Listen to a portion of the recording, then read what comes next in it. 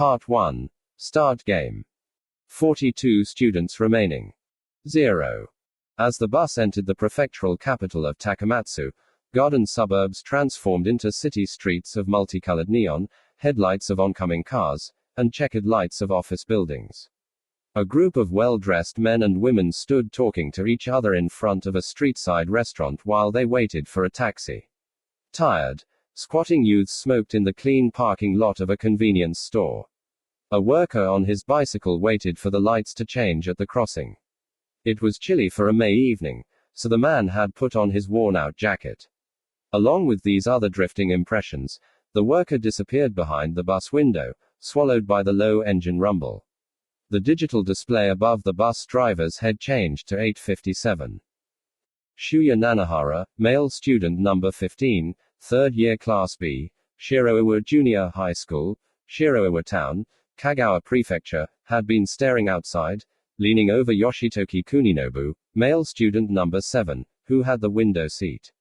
As Yoshitoki dug through his bag, Shuya stared at his own right foot, which was sticking out in the aisle, and stretched out his Keds sneakers with his toes. It used to be that Keds weren't hard to find, but now they were extremely rare. The canvas of Shuya's shoes were torn on the right heel, and the stray threads stuck out like cat's whiskers. The shoe company was American, but the shoes themselves were made in Colombia. At present, 1997, the Republic of Greater East Asia hardly suffered from a shortage of goods. In fact, it was rich with commodities, but imports were hard to come by lately. Well, it was only to be expected in a country with an official policy of isolationism. Besides, America, both the government and the textbooks called them, the American imperialists, was an enemy state. From the back of the bus, Shuya watched his 41 classmates, who were illuminated by dull fluorescent lights fixed in dingy ceiling panels. They were all in the same class from last year. They were all still excited and chatting away, since hardly an hour had passed since the departure from their hometown of Shiroiwa. Spending the first night of a study trip on a bus seemed a little cheap. Worse yet, it felt like they were going on a forced march. But everyone would calm down once the bus crossed the Setu Bridge and got on the Sanyo Highway and headed towards their destination, the island of Kyushu. The loud students at the front who were sitting around their teacher Mr. Hershida were girls. Yuki Utsumi, female student number 2, the class representative who looked good with braided hair. Haruka Tanazawa, female student number 12, her volleyball teammate who was exceptionally tall.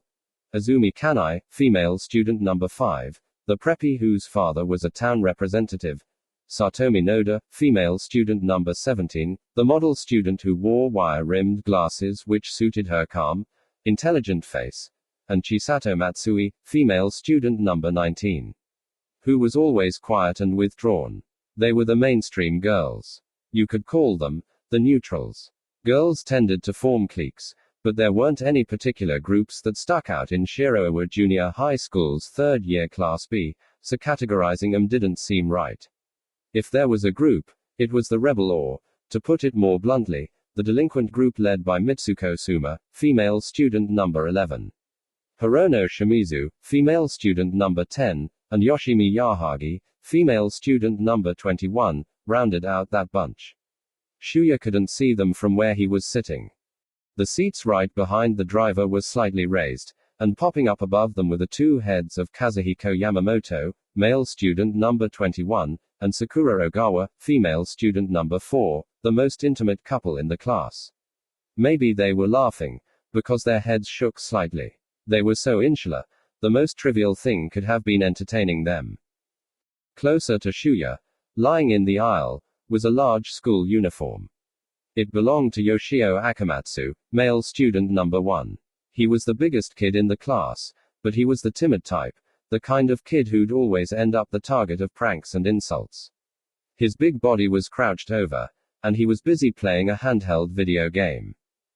Also in the aisle were the jocks Tatsumaki Oki, male student number 3, handball team, Kazushi Nida, male student number 16, soccer team, and Tadakatsu Hatagami, male student number 18. They were all sitting together. Shuya himself had played Little League Baseball in elementary school and was known as a star shortstop. Actually, he'd been friends with Tadakatsu, but they'd stopped hanging out. Partly this was because Shuya had stopped playing baseball, but it also had to do with the fact that Shuya had started playing electric guitar, which was considered an unpatriotic activity. Tadakatsu's mother was uptight about that sort of thing. Yes, rock was outlawed in this country. Of course, there were loopholes. Shuya's electric guitar came with a government-approved sticker which read, "Decadent music is strictly prohibited." Decadent music was rock. Come to think of it, Shuya thought, I've changed my friends too. He heard someone laugh quietly behind Big Yoshio Akamatsu. It was one of Shuya's new friends, Shinji Mimura. Shinji had short hair and wore an intricately designed ring on his left ear. By the time Shuya and Shinji became classmates in their second year, Shuya had already heard of him. Shinji was known as the third man, the team's first-string shooting guard. His athletic skill was equal to Shuya's, though Shinji would have said, "I'm better, bro." Together on the basketball court for the first time in their second-year class competition, they made for a deadly combo, so it was only natural they'd hit it off. There was a lot more to Shinji than sports, though. His grades in subjects other than math and English weren't great, but his breadth of real-world knowledge was incredible, and his views were mature, way beyond his peers.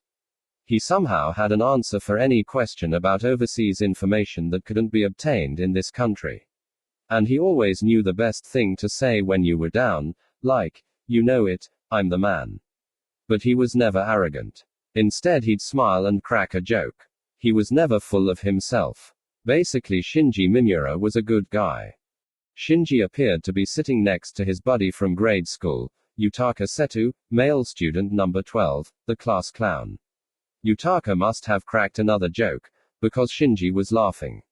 Hiroki Sugimura, male student number 11, sat behind them. His tall, lanky body barely fit into the narrow seat. He was reading a paperback book. Hiroki was reserved and studied martial arts, so he projected toughness. He didn't hang out with the other guys much, but once you got to know him a little, he turned out to be nice. He was just shy. Shuya got along with him. Was he reading the book of Chinese poetry he liked so much? Chinese books in translation were fairly easy to obtain, not surprising considering the Republic claimed China as part of our homeland. Shuya once came across a line in an American paperback novel he dug out from a used bookstore. He managed to get through it with a dictionary. Friends come and then they go. Maybe that's how things were. Just as he and Tadakatsu were no longer friends, there might come a time when he wasn't friends with Shinji and Hiroki anymore. Well, maybe not. Shuya glanced at Yoshitoki Kuninobu, who was still digging through his bag. Shuya had made it this far with Yoshitoki Kuninobu. And that would never change. After all, they were friends ever since they wet their beds at that Catholic institution with the bombastic name, the Charity House, where orphans or other children who, due to circumstances, were no longer able to be with their parents. You could say they were almost cursed to be friends. Maybe we should cover religion while we're at it. In fact, this country, under a unique system of National Socialism ruled over by an executive authority called the dictator, Shinji Mimura once said with a grimace, "This is what they call successful fascism." Where else in the world could you find something so sinister? Had no national religion. The closest thing to religion was faith in the political system, but this wasn't paired up with any established religion.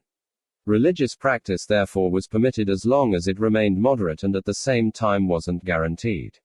So it was only practiced in private by dedicated followers. Shuya himself never really had any religious inclinations, but it was thanks to this particular religion's institution that he managed to grow up relatively unscathed and normal. He thought he should appreciate that much. There were state orphanages, but apparently their accommodations and programs were poorly run, and from what he heard they served as training schools for Special Defense Forces soldiers. Shuya turned around and looked back. The group of delinquents that included Ryuhei Sasagawa, male student number 10, and Mitsuru Numai, male student number 17, was sitting on the wide seat at the back of the bus. There was. Shuya couldn't see his face, but he could see between the seats the head with the oddly styled, slicked back, long hair poking out by the right window. Though on its left side, well, it seemed Ryuhei Sasagawa had left 2 seats open in between, the others were talking and laughing over something dirty, the head remained absolutely still. Perhaps he'd fallen asleep. Or maybe like Shuya he was watching the city lights. Shuya was completely baffled by the fact that this boy, Kazuo Kiriyama, male student number 6, would actually participate in a childish activity like a study trip. Kiriyama was the leader of the thugs in the district, a group that included Ryuhei and Mitsuru. Kiriyama was by no means big. At best he was the same height as Shuya, but he could easily pin down high school students and even take on local yakuza. His reputation was legendary throughout the entire prefecture. And his father being the president of a leading corporation didn't hurt. There were rumors though that he was an illegitimate child. Shuya wasn't interested, so he never bothered to find out more. Of course that wouldn't have been enough. He had a handsome, intelligent face, and his voice wasn't particularly low, but there was something intimidating about it. He was the top student in Class B, and the only one who barely kept up with him was Kyoichi Motobuki, male student number 20, who studied so hard he didn't get much sleep. In sports Kazuo was better and more graceful than almost anyone else in the class. The only ones at Shiroiwa Junior High who could compete with him seriously were, yes, the former star shortstop, Shuya, and the current star shooting guard, Shinji Mimura. So in every respect Kazuo Kiriyama was perfect. But then how could someone this perfect end up a leader of thugs? That was really none of Shuya's business. But if there was one thing Shuya could tell, it was a sense, almost tactile, that Kazuo was different. Shuya couldn't say exactly how. Kazuo never did anything bad in school. He'd never bully around someone like Yoshio Akamatsu the way Ryuhei Sasagawa did. But there was something so remote about him. Was that it? At least that's how it felt. He was absent a lot. The idea of Kazuo studying was completely absurd. In every class Kiriyama remained quietly seated at his desk, as if he were thinking of something that had nothing to do with class. Shuya thought, if the government didn't have the power to enforce compulsory education on us, he probably wouldn't come to school at all. On the other hand, he might just show up on a whim. I don't know. In any case, Shuya thought, I expected Kazuo to skip something as trivial as a study trip, but then he promptly shows up. Was this on a whim too?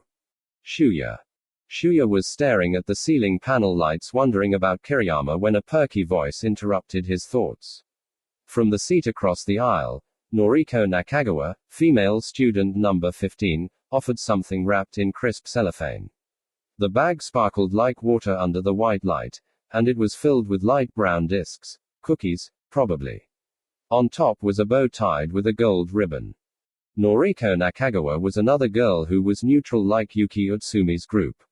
Other than her kind eyes, which were noticeably dark, she had a round, girlish face and shoulder-length hair.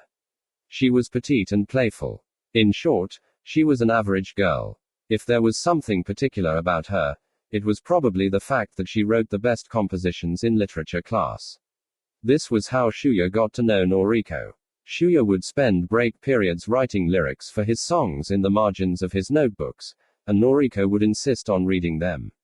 She usually hung with Yuki's group, but because she'd showed up late today, she had no other choice but to take an open seat.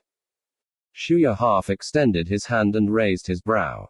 For some reason Noriko became flustered and said, "They're leftovers from the ones my brother begged me to bake. They're best fresh, so I brought them for you and Mr. Nobu." Mr. Nobu was Yoshitoki Kuninobu's nickname. Although he had bulging, friendly eyes, the nickname seemed appropriate for someone who could be, oddly enough, mature and wise. None of the girls called him by that name, but Noriko had no problem calling the boys by their nicknames, and the fact that this hardly offended any of them indicated how uniquely disarming she was. Shuya had a sports-related nickname, the same name as a famous cigarette brand, but in the same way that Shinji was referred to as the third man, no one called him by this to his face. He'd already noticed this before, Shuya observed, but she's the only girl who calls me by my first name. Yoshitoki, who'd been listening in on him, interrupted. Really? For us? Thanks so much. If you made 'em, I bet they're delicious. Yoshitoki snatched the bag from Shuya's hand, quickly untied the ribbon, and took out a cookie. Wow, these are awesome. As Yoshitoki praised Noriko, Shuya grinned. Could he be more obvious? The moment Noriko sat next to Shuya, he'd been repeatedly glancing over at her, sitting upright, completely nervous. It was a month and a half ago during spring vacation.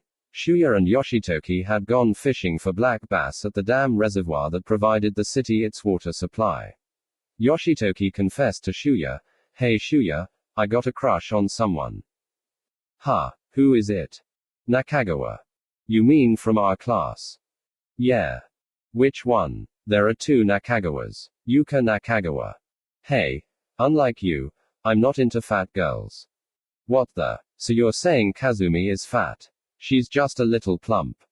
"Sorry. Anyway, well, yeah, it's Noriko." "Huh, well, she's nice. Isn't she though? Isn't she?" All right. Yes. Yoshitoki was totally obvious. But in spite of his behavior, Noriko seemed oblivious to Yoshitoki's feelings for her. Maybe she was slow with stuff like this or something. It wasn't surprising, given her personality. Shuya took a cookie from the bag still in Yoshitoki's hand and examined it. Then he looked over at Noriko. "So they lose their flavor?" "Aha," she nodded. Her eyes strained, oddly. "That's right. Which means you're sure they taste pretty good." He might have learned this form of sarcasm from Shinji Mimura. Shuya often used it lately, to the dismay of other classmates, but Noriko just emitted a happy laugh and said, "I guess so." "Come on," Yoshitoki interrupted again. "I told you they were good, didn't I, Noriko?" Noriko smiled. "Thanks. You're so nice." Yoshitoki all of a sudden froze up as if he'd jammed his finger into an electric outlet and turned mute. Staring silently into his lap, he proceeded to devour his cookie. Shuya grinned and ate the rest of his cookie. The warm, sweet taste and smell spread through his mouth. "These are good," Shuya said. Noriko, who'd been observing him all this time, exclaimed, "Thank you." He could be wrong, but somehow the tone of her voice was different than when she thanked Yoshitoki. Well, wait. True, she was staring at him while he was eating the cookie. Were they really leftovers from the batch she'd baked for her brother? Maybe she'd baked them for someone else. Or maybe he was just plain wrong. Then for some reason Shuya thought of Kazumi. She was a year ahead, and a fellow music club member until last year.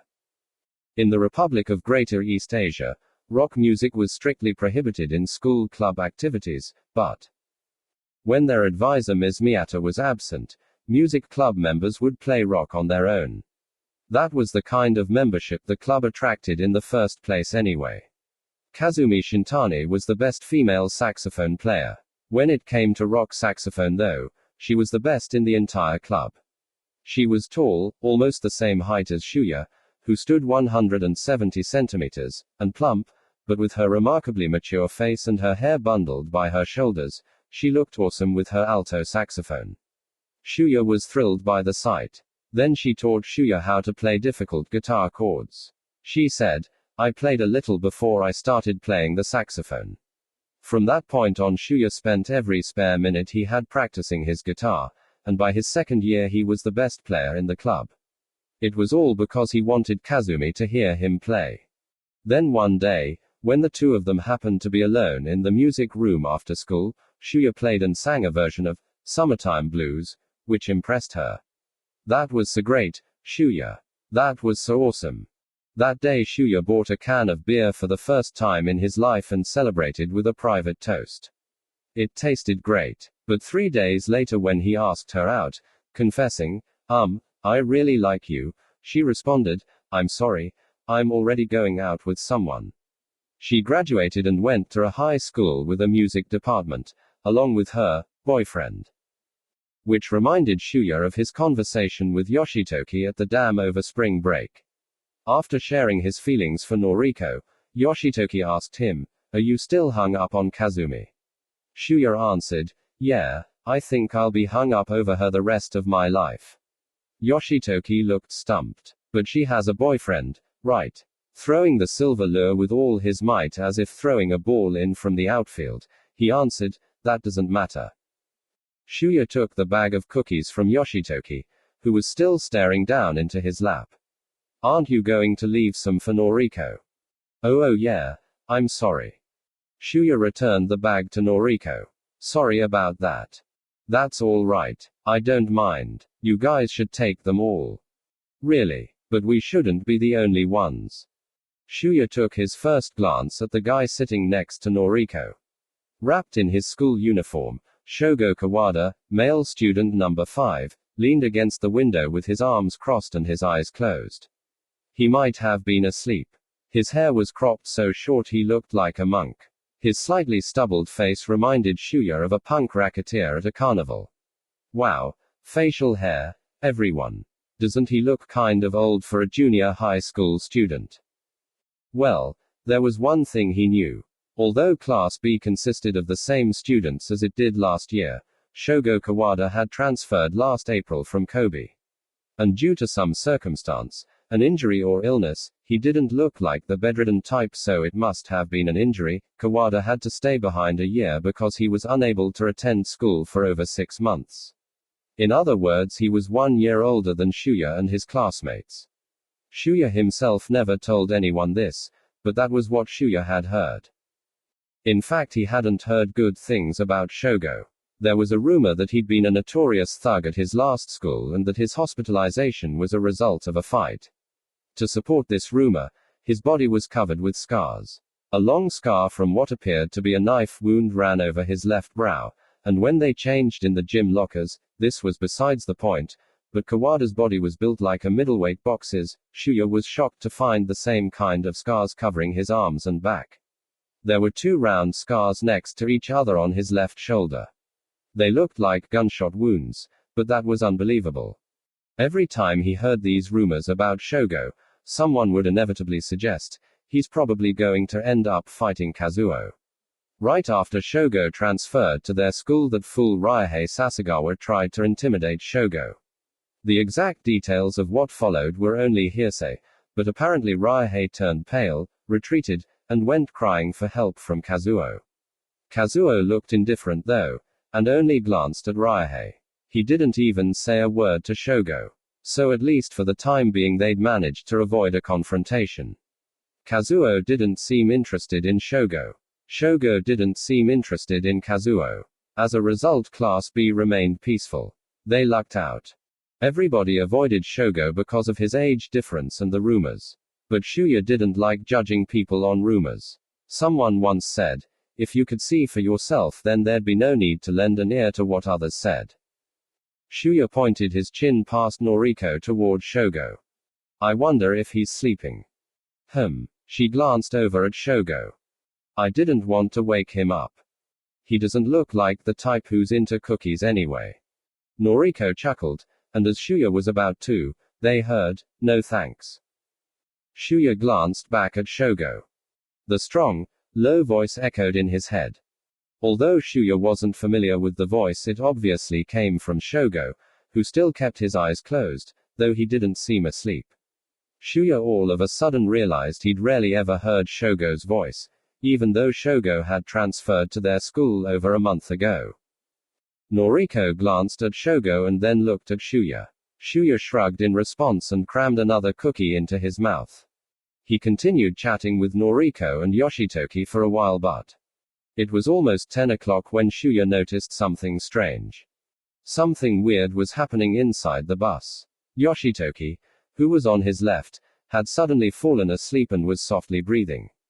Shinji Mimura's body was slouching into the aisle. Noriko Nakagawa was also asleep. No one seemed to be talking. Everyone seemed to be asleep. Well, yeah, anyone excessively health conscious might be going to bed now, but still, this was their long-awaited trip. Wasn't it a bit early to fall asleep right after leaving? Why doesn't everyone sing or something? Doesn't this bus have one of those atrocious machines Shuya hated? Karaoke. Worst of all, Shuya himself was overcome with drowsiness. He looked around in a daze. Then he couldn't even move his head, which felt heavy. He slouched against the seat. His eyes drifted through the narrow space to the rearview mirror at the center of the large windshield, fading in the dark. He managed to make out the tiny image of the driver's upper body. The driver's face was covered with what appeared to be a mask. A hose-like tube extended downward from the mask. Thin straps were wrapped around his head, strapped above and below his ears. What was that? Except for the hose extending downward, it resembled an airline emergency oxygen mask. So we can't breathe inside this bus. Ladies and gentlemen, this bus will be making an emergency landing due to engine trouble. Please fasten your seat belts, wear your oxygen masks, and follow crew members' instructions. Yeah, right. He heard a scratching sound on the right. Shuya had to struggle to catch a glimpse over there. His body felt so heavy. It was as if he were immersed in transparent jelly. Shogo Kawada was standing up and struggling to pry open a window. But whether it was jammed shut from rust or a broken lock, the window refused to budge. Shogo slammed his left fist against the glass. He's trying to break the glass. Why all the fuss? But the glass didn't break. The fist ready to strike the glass all of a sudden went limp and clumsily dropped. His body collapsed into the seat. Shuya thought he heard that low voice he'd only recently familiarized himself with, faintly gasp, "Damn." Almost immediately Shuya fell asleep too. At approximately the same time, students' families in Shirowa were visited by men in black sedans. Alarmed by the late-night visit, the parents must have been shocked when the visitors presented them with documents stamped with the government's official peach insignia. In most cases the parents would silently nod as they thought of their children whom they most likely would never see again, but there were those who frantically protested, in which case they would be knocked out by an electroshock baton, or in the worst case, be pummeled by fresh bullets spat out from a submachine gun, one step ahead of their children in departing from this world. By then the bus assigned to Shirowa Junior High School's third-year Class B's study trip had long since branched off from the rows of other buses and taken a U-turn towards the city of Takamatsu. After returning to the city it wove its way through various roads before it finally stopped and quietly turned off its engine. The man in his 40s whose hair was peppered gray looked like a typical nice bus driver. Still wearing the oxygen mask that was digging into his slightly sagging chin, he turned towards the Class B students with a faint look of pity. But as soon as another man appeared under the window, his face stiffened. He gave the Republic's idiosyncratic salute. Then he pressed the switch to open the door. Shuya glanced outside as the masked men in battle gear came rushing in. Under the moonlight, the bluish-white concrete pier gleamed like bone, and beyond the pier the ship that would transport the players was swaying sluggishly in the wide-open Black Sea. 42 students remaining. 1. For a moment Shuya thought he was in a familiar classroom. It wasn't the usual third-year Class B classroom of course, but there was a lectern, a worn-out blackboard, and on the left, a tall stand with a large television. There were rows of desks and chairs made of plywood glued onto steel tubes. On Shuya's desk someone had carved anti-government graffiti into the corner with a pen. "The dictator loves women in uniform." Then he noticed everyone at the desks, the boys clad in buttoned-up school uniforms and the girls in their sailor suit school uniforms, all 41 classmates who'd only moments ago, at least that's what it felt like, been riding the bus together. The only thing was, either sprawled over the desks or slouched back in their seats, they were all completely asleep. From beside the frosted window on the side of the hall, assuming this building had the same layout as his school, Shuya surveyed the rest of the room. He seemed to be the only one awake. In front of him to his left and towards the middle of the room was Yoshitoki Kuninobu. Behind him was Noriko Nakagawa, and beyond Yoshitoki was Shinji Mimura. They were all sprawled on the desks, sleeping deeply. Hiroki Sugimura surrendered his large body to his desk. That was when it finally dawned on Shuya that the seating assignment was identical to the one they had at Shirowa Junior High School, by the windows on the left side. That was also when he began to realize why the place felt odd. The windows beyond Hiroki's body appeared to be covered with some kind of blackboard. Steel sheets. They provided an icy reflection of the dull light from the rows of fluorescent lights hanging from the ceiling. The frosted glass windows on the side of the hall seemed to be draped in black. Maybe they were boarded up too. It was impossible to determine the time of day.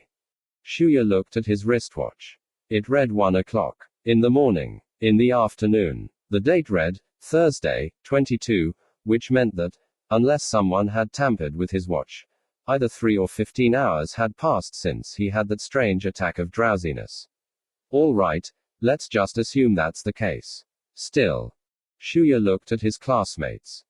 Something felt off. Of course, the whole situation was strange. But there was something in particular that disturbed him.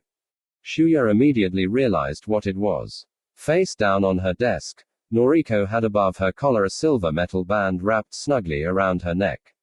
Because of his buttoned-up collar, Yoshitoki Kuninobu's band was barely visible, but Shuya managed to see it. Shinji Mimura, Hiroki Sugimura, everyone had one on their necks. Then the thought occurred to Shuya. He reached for his own neck with his right hand. He felt something hard and cold. The same thing must have been wrapped around his neck. Shuya tugged at it a little, but the fit was so tight it refused to budge. The moment he became conscious of it, he felt like he was suffocating. Steel collars. Steel collars as if were dogs. Damn. He fidgeted with it for a while with his fingers, but then gave up. He wondered instead what happened to the study trip. Shuya noticed his sports bag sitting by his feet on the floor. Last night he'd casually tossed his clothes, towel, school field trip notebook, and a bourbon flask into it. Everyone else also had their bags by their feet. Suddenly a loud noise erupted from the front entrance, and the door slid open. Shuya looked up. A man came in. He was stocky but well built. His legs were extremely short, as if they served as a mere appendage to his torso. He wore light beige slacks, a gray jacket, a red necktie, and black loafers. They all looked worn out. A peach-colored badge was pinned to the collar of his jacket, indicating his affiliation with the government. His cheeks were rosy. What stuck out most though was the man's hairstyle. He wore it down to his shoulders like a woman in her prime. It reminded Shuya of the grainy Xerox tape cover of a Joan Baez tape he'd bought on the black market. The man stood at the lectern and surveyed the classroom. His eyes stopped at Shuya, who was the only one awake, assuming this wasn't a dream. The two stared at each other for at least a full minute. But perhaps because the other students were waking up, with the nervous breathing gradually spreading through the entire classroom, the man looked away from Shuya. Their voices woke up other classmates from the deep slumber. Shuya looked at the rest of the classroom. As they woke up, their eyes remained out of focus. Everyone was clueless. His eyes met Yoshitoki Kuninobu's as his friend turned back. Shuya pointed at his collar, tilting his neck slightly. Yoshitoki immediately touched his neck. He looked shocked. He shook his head left and right and turned to the lectern. Noriko Nakagawa also looked at Shuya with a dazed look. Shuya could only shrug in response. As soon as everyone seemed awake, the man spoke up in a cheerful voice. All right, everyone awake. I hope you all slept well. No one replied. Even the class clowns, Yutaka Seto and Yuka Nakagawa, female student number 16, were speechless. 42 students remaining. 2. Wearing a broad grin, the man with long hair continued behind the lectern. All right, all right. Then I shall proceed with the introduction. First of all, I am your new instructor, Kinpatsu Sakamoki. The man who introduced himself as Sakamoki turned towards the blackboard and wrote his name in large vertical letters with the chalk. Kinpatsu Sakamoki. Was this some kind of joke? Given the situation, maybe it was a pseudonym. Suddenly the female class representative, Yuki Utsumi, stood up and said, I don't understand what's going on here. Everyone looked over at Yuki. With her long hair neatly braided into a pair of ponytails, she looked pretty wound up, but her voice remained assertive.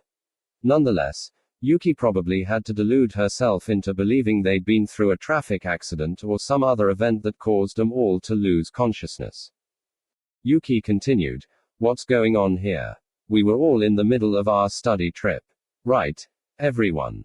She turned around and looked at everyone, setting off an avalanche of cries. Where are we? Did you fall asleep too? What time is it anyway? Was everyone asleep? Damn, I don't have a watch. Do you remember getting off the bus, coming here? Who the hell is he? I don't remember a thing. This is terrible. What's going on? I'm scared. After observing Sakamoki quietly listening to them, Shuya slowly surveyed the room. There were several others who remained silent. The first one he noticed was sitting at an angle behind him in the back row in the middle. It was Kazuo Kiriyama. Beneath his slicked back hair, his calm eyes were staring at the man at the lectern. His look was so calm, it didn't even resemble a glare. He paid no attention to his circle of followers addressing him.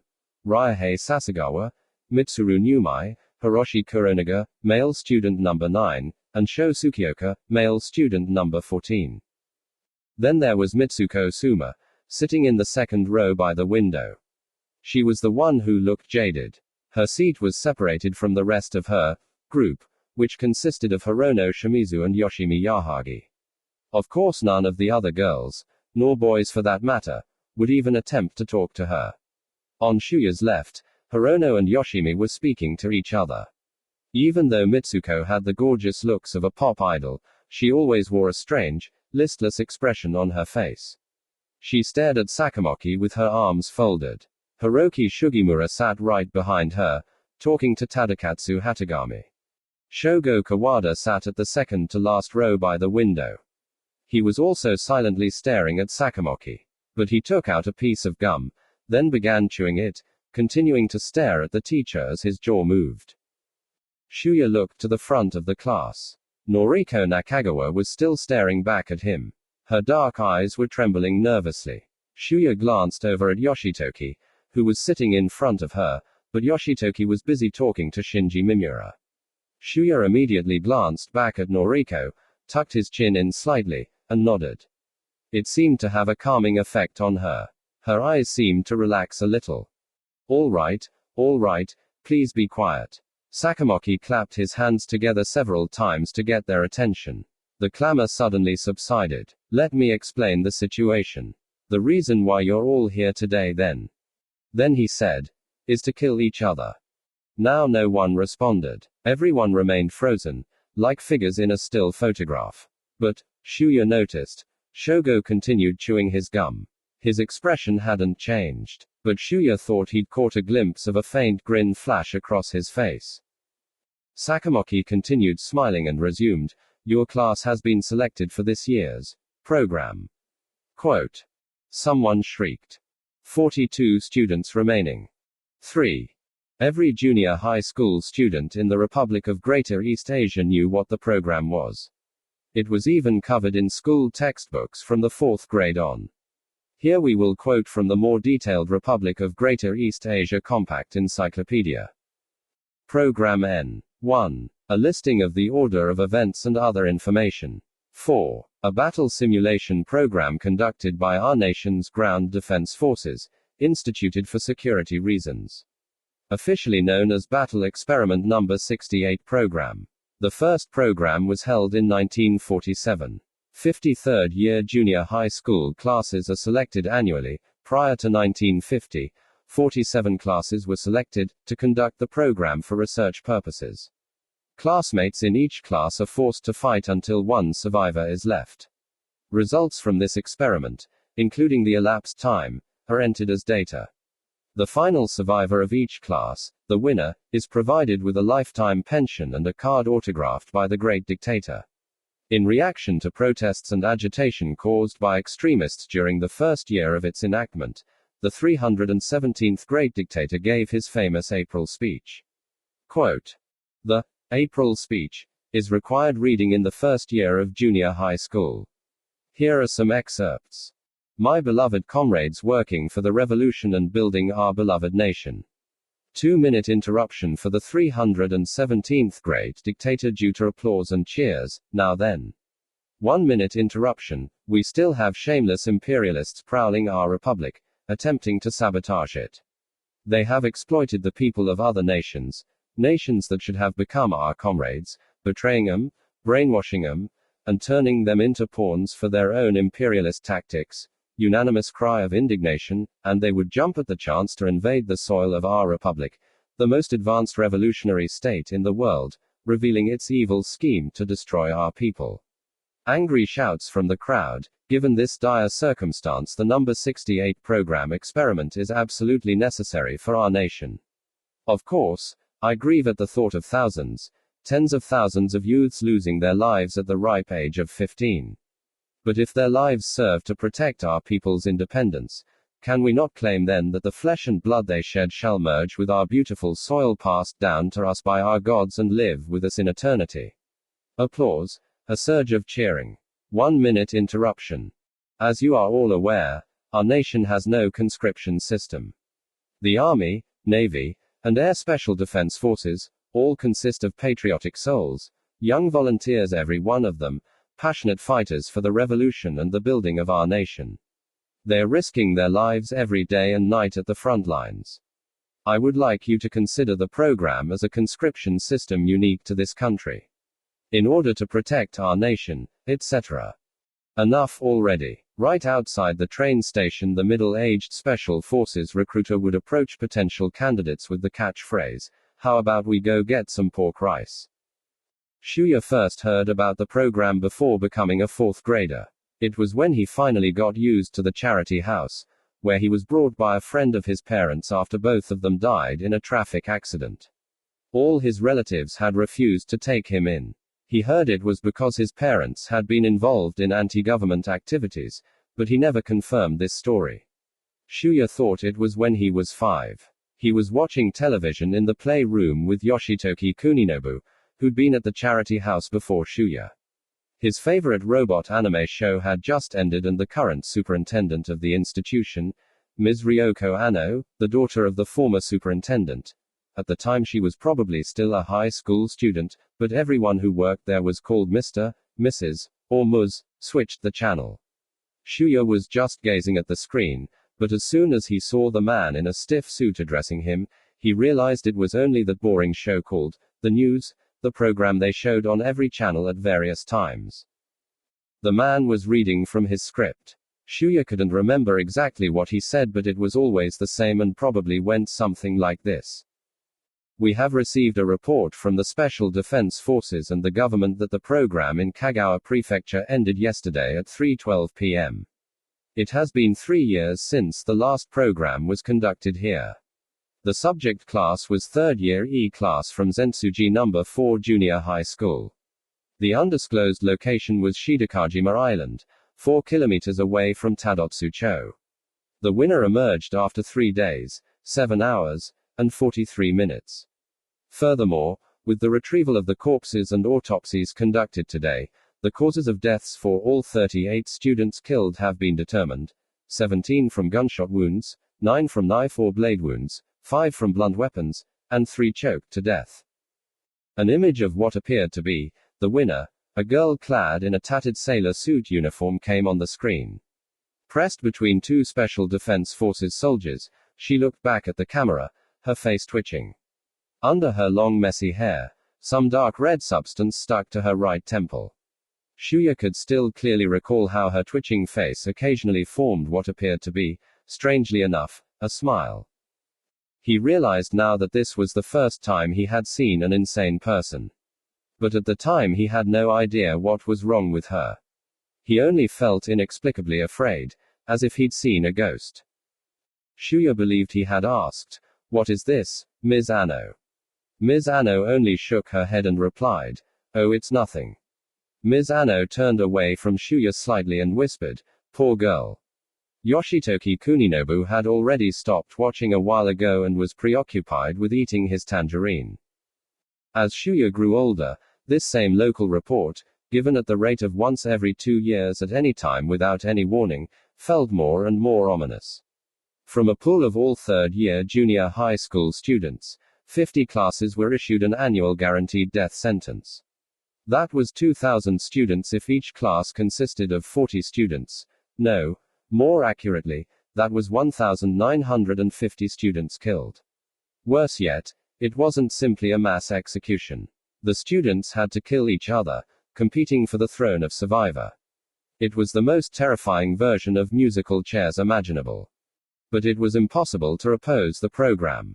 It was impossible to protest anything the Republic of Greater East Asia did. So Shuya decided to give in. That was how most of the third year reserves from junior high school dealt with it, right? Okay. Our special conscription system. The beautiful homeland of vigorous rice plants. How many junior highs were there in the Republic? The birth rate might be declining, but your chances were still less than 1 in 800. In Kagawa Prefecture, that meant only one class every other year would be chosen. Put bluntly, you were just as likely to die in a traffic accident. Given how Shuya never had the luck of the draw, he figured he wouldn't be chosen. Even in the local raffle, he'd never win more than a box of tissues.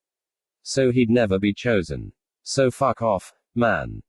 But then sometimes when he heard someone in class, particularly a girl in tears, saying something like, "My cousin was in the program," and that dark fear choked him up again.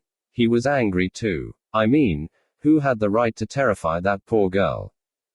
But within a matter of days, the same girl who'd been so gloomy would begin smiling.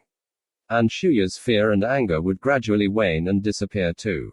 But the vague distrust and powerlessness he felt towards the government nonetheless remained. That's the way things went. And when Shuya entered his third year in junior high school this year, he along with his other classmates assumed they would be safe. Actually, they really had no choice but to assume this. Until now. That can't be. A chair fell as someone stood up. The voice was shrill enough to make Shuya glance over at the desk behind Hiroki Sugimura. It was Kyoichi Motobuki, who was the male class representative. His face was beyond pale. It had turned gray, providing a surreal contrast to his silver-framed glasses, resembling one of those silkscreen prints by Andy Warhol illustrated in their art textbooks as the decadent art of American imperialists. Some of his classmates might have been hoping that Kyoichi would provide some adequate rational form of protest. Kill the friends you were hanging out with yesterday. It was impossible. Someone's making a mistake here. Hey rep, can you take care of this one for us? But Kyoichi completely let him down. My father is a director of environmental affairs in the prefectural government. How could the class I'm in be selected for the program? Due to his shaking, his tense voice sounded even more wound up than usual. The man who called himself Sakamoki grinned and shook his head, his long hair swinging in the air. Let's see. You're Kyoichi Motobuki, right? You must know what equality means. Listen up. All people are born equal. Your father's job in the prefectural government doesn't entitle you to special privileges. You are no different. Listen up, everybody. You all have your own distinct personal backgrounds. Of course, some of you come from rich families, some from poor families. But circumstances beyond your control like that shouldn't determine who you are. You must all realize what you're worth on your own. So Kyoichi, let's not delude ourselves that you're somehow special, because you're not. Sakamoki bawled this out so suddenly, Kyoichi fell back into this seat. Sakamoki glared at Kyoichi for a while, but then his smile returned. Your class will be mentioned in today's morning news. Of course, because the program must be conducted in secret, the details will remain undisclosed until the game ends. Now let's see. Oh right, your parents have already been notified. Everyone still seemed lost in a daze. Classmates slaughtering each other. Impossible. You still don't believe this is happening, do you? Sakamoki scratched his head with a troubled look. Then he turned to the entrance and called out, I need you guys to come in. In response, the door slid open and 3 men came rushing in. They were all wearing camouflage fatigues and combat boots and tucked under their arms steel helmets bearing the peach insignia. It was immediately obvious they were Special Defense Forces soldiers. They had assault rifles strapped over their shoulders, and Shuya could see automatic pistols holstered onto their belts. One of the soldiers was tall with strangely kinked hair, giving the impression of someone frivolous. The other was medium height, with a handsome, boyish-looking face, and the last one wore a slight grin, but was eclipsed by the charisma of the other 2.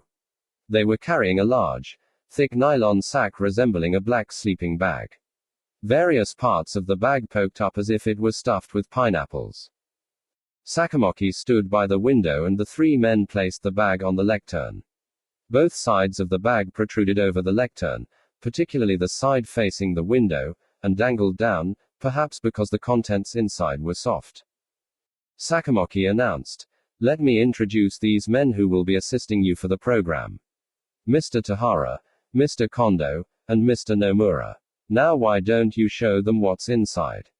The frivolous one, Tahara, approached the lectern from the side of the hall, placed his hand on the zipper, and pulled the bag open. Something drenched in red liquid. Aieeeeee. Before it was fully open, one of the girls in the front row screamed and was immediately followed by the others. As the desks and chairs made a clattering sound, other voices asked, "Fart?" And a soprano chorus swelled up. Shuya held his breath. He could see the body of the teacher in charge of Class B, Masao Hayashida, inside the half-open bag. No, he was now their former teacher. Or in fact he was now the former Mr. Hayashida.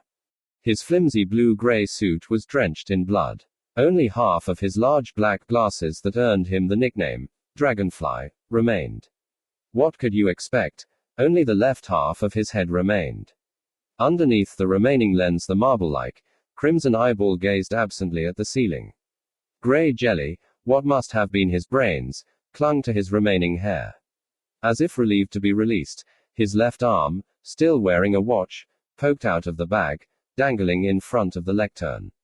The one sitting in front might have actually seen the second hand ticking away. All right, all right, all right, quiet now. Be quiet. Silence. Sakamoki clapped his hands, but the girl's shrieking wouldn't subside. Suddenly, the boyish-looking soldier named Kondo pulled out his pistol. Shuya expected a warning shot into the ceiling, but the soldier instead grabbed the bag containing Hayashida with one of his hands, and dragged the bag down from the lectern. He snapped Hayashida's head up to his face. He looked like a hero in a sci-fi flick fighting a giant bagworm. The soldier pumped 2 bullets into Mr. Hayashida's head. The rest of Hayashida's head flew apart. The high-powered bullets tore apart his brains and bones, which formed a bloody mist and splattered all over the faces and chests of the students in the front row. The echoes from the gunfire subsided. There was hardly any trace of Hayashida's head. The soldier tossed Hayashida's body to the side of the lectern. No one was screaming. 42 students remaining. 4. Most of the standing students timidly returned to their seats. The uncharismatic soldier on the far side dragged the bag containing Hayashida's body to the corner of the classroom, then joined the other 2 standing by the lectern. Sakamoki returned to his position behind the lectern. Once again the room turned silent, but that silence was soon broken by the sound of someone groaning in the back, followed by the damp splash of vomit splattering against the floor. Shuya could smell it.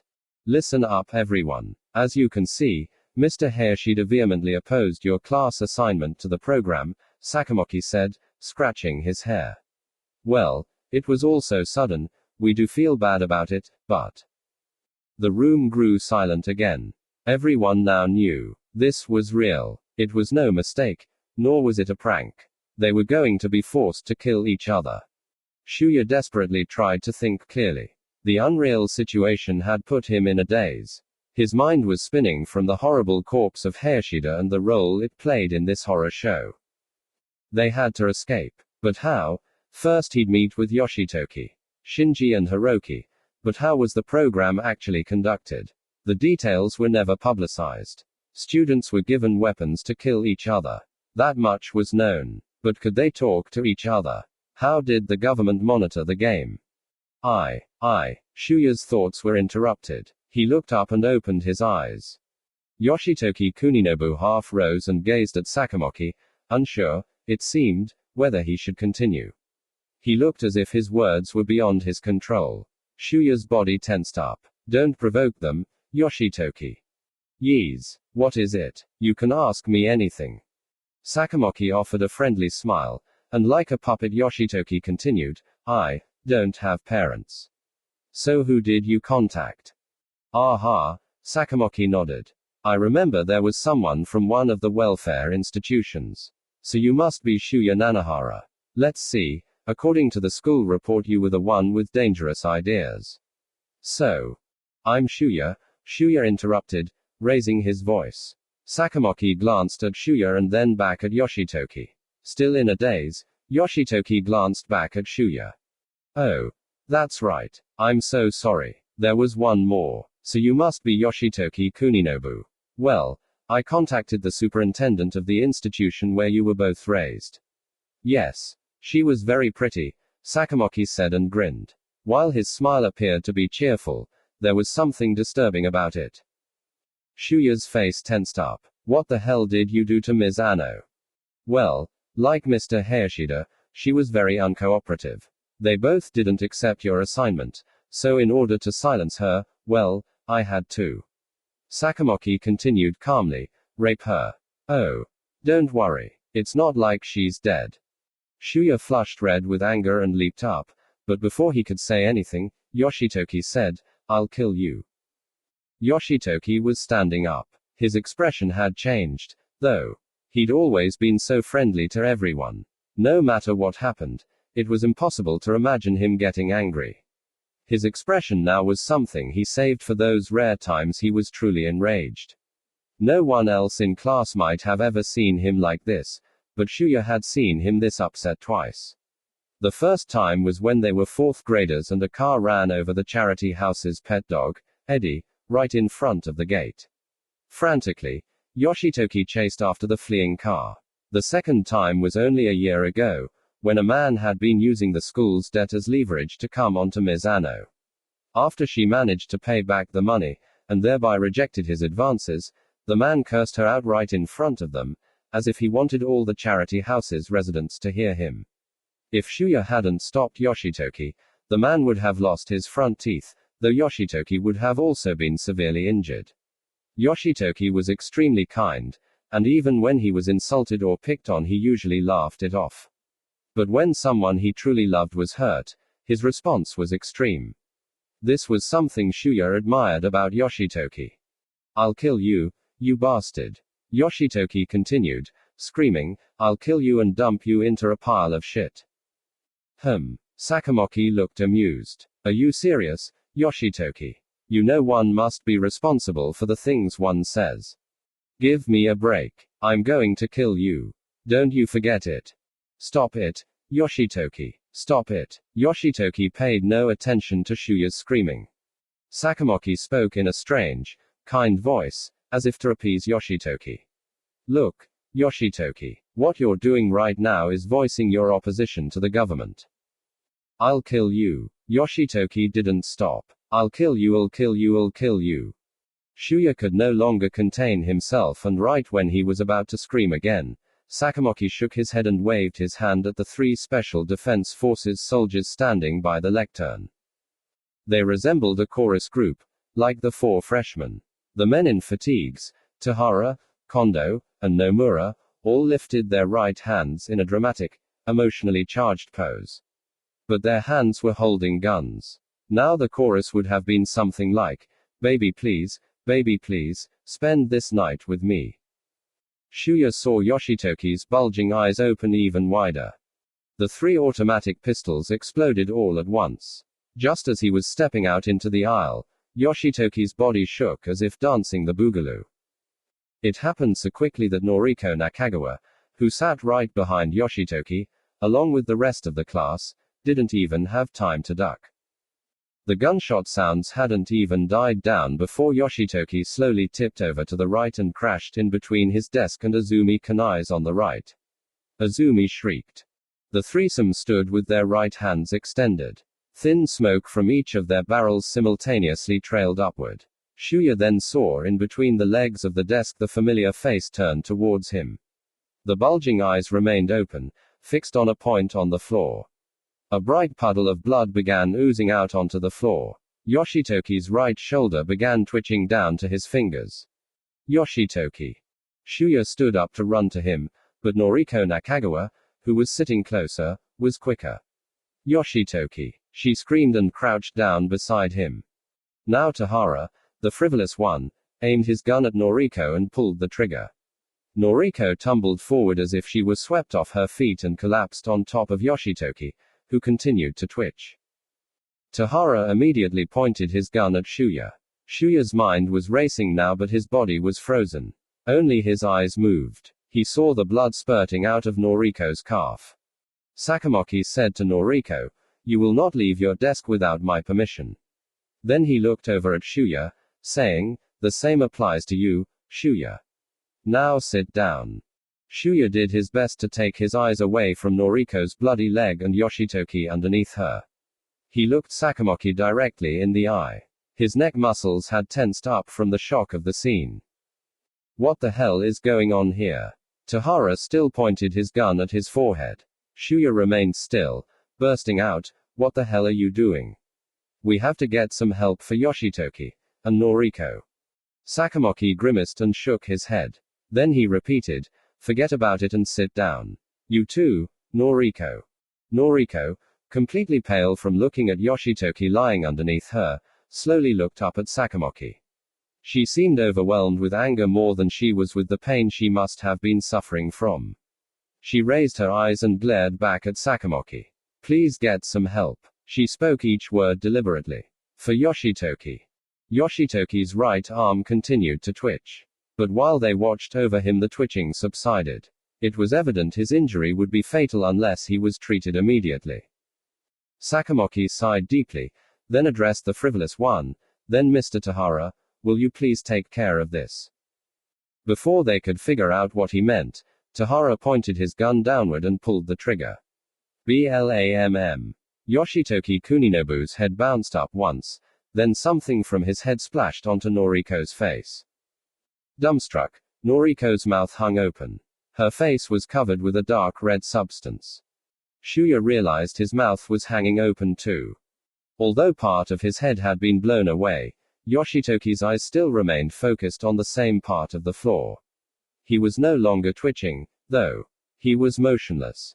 "See," Sakamoki said. "He was already dying. Now then, please return to your seats." "Oh." Noriko looked down at Yoshitoki's deformed head. "My." Shuya was also stunned. His eyes were glued to Yoshitoki's face, lying between the legs of the desk. His thoughts were completely paralyzed, as if his own brains had been blown to bits. Memories of Yoshitoki flashed through his dazed mind. The little adventures they took, camping or walking down the river, a rainy day spent playing an old board game, mimicking Jake and Elwood, the heroes who, like themselves, were orphans in the American movie The Blues Brothers. Amazingly, it was a dubbed version, although the voice actors were horrible, which had become a black market hit. And then just recently, Yoshitoki's face when he said, "Hey Shuya, I got a crush on someone." And then, "Are you too deaf?" Sakamoki repeated. Yes. Shuya was deaf to his words. He just stared at Yoshitoki. Noriko was no different. If they hadn't moved, they would have followed in Yoshitoki Kuninobu's footsteps. Right beside Sakamoki, Tahara pointed his gun at Noriko, while the other two pointed theirs at Shuya. But it was thanks to a calm, in fact light-hearted voice calling out, Mr. Sakamoki, that Shuya was brought back to his senses, at least enough to gaze numbly at the caller. Beyond Yoshitoki's empty seat, Shinji Mimura had his hand raised. Noriko slowly looked at him too. Let's see. You must be Shinji Mimura. What is it? Shinji put his hand down and spoke. Noriko looks injured. I was wondering if I could help her get back to her seat. Despite the extremity of their situation, Shinji spoke in the usual voice of the third man. Sakamoki raised his brows slightly, but then nodded. All right, go ahead. I really want to get things moving. Shinji nodded, stood up, and walked towards Noriko. As he approached her, he took out a neatly folded handkerchief out of his pocket and leaned between Yoshitoki's corpse and Noriko. He first wiped Noriko's face, which was covered with Yoshitoki's blood. Noriko hardly reacted. Then he said, "Stand up, Noriko," and put his hand under Noriko's right arm to help her get up. Then, with his back facing Sakamoki, Shinji looked at Shuya, who remained half standing. Under his sharp, well-defined brows, His eyes, which always had a mildly amused look, were now dead serious. He raised his right brow and moved his chin, shaking his head slightly. His left hand pushed down, as if he were making a pressing motion. Shuya didn't understand this signal. Shinji made the same move again. Although he was still dazed, Shuya finally understood that Shinji was telling him to calm down. He looked back at Shinji, and slowly eased his way back into his seat. Shinji nodded. After returning Noriko to her seat, he turned around and returned to his seat. Noriko sat down. Blood poured out of the wound in her right leg dangling from her seat. Her white socks and sneakers were soaked in red, as if she were wearing Santa Claus boots, but only on her right foot. Noriko was coming to her senses a little too. She seemed to be making a gesture to thank Shinji. But as if he could see out the back of his head, Shinji shrugged his shoulders to stop her. Noriko withdrew and saw once again Yoshitoki's body lying below her right hand. She stared at him without a word, but her eyes seemed to be brimming with tears. Shuya also looked again at the corpse, his view partly obscured by the desks. Yes, it was a corpse. There was no doubt about it. It was hard to comprehend, but Yoshitoki had become a corpse, the corpse of someone with whom he had shared 10 years of his life. As he looked at Yoshitoki's gaping eyes, Shuya's anger became more pronounced and clear, like a throbbing pulse. The anger rushed through his entire body so powerfully that it almost made him shake. His feelings, which had been muted by the initial shock, were beginning to surface. Shuya turned and bared his teeth towards Sakamoki. Sakamoki looked amused by Shuya. Shuya would never forgive him for this. He was going to kill the bastard. Shuya had been on the verge of blowing up the way Yoshitoki did. But then, Shinji Mimura had intervened at the crucial moment, telling him to calm down. Shuya immediately recalled how he got the signal from him only moments ago. Of course, if he blew up now, he would end up like Yoshitoki. And more importantly, now the girl whom Yoshitoki adored so much was severely injured. If he were to die now, what would happen to Noriko Nakagawa?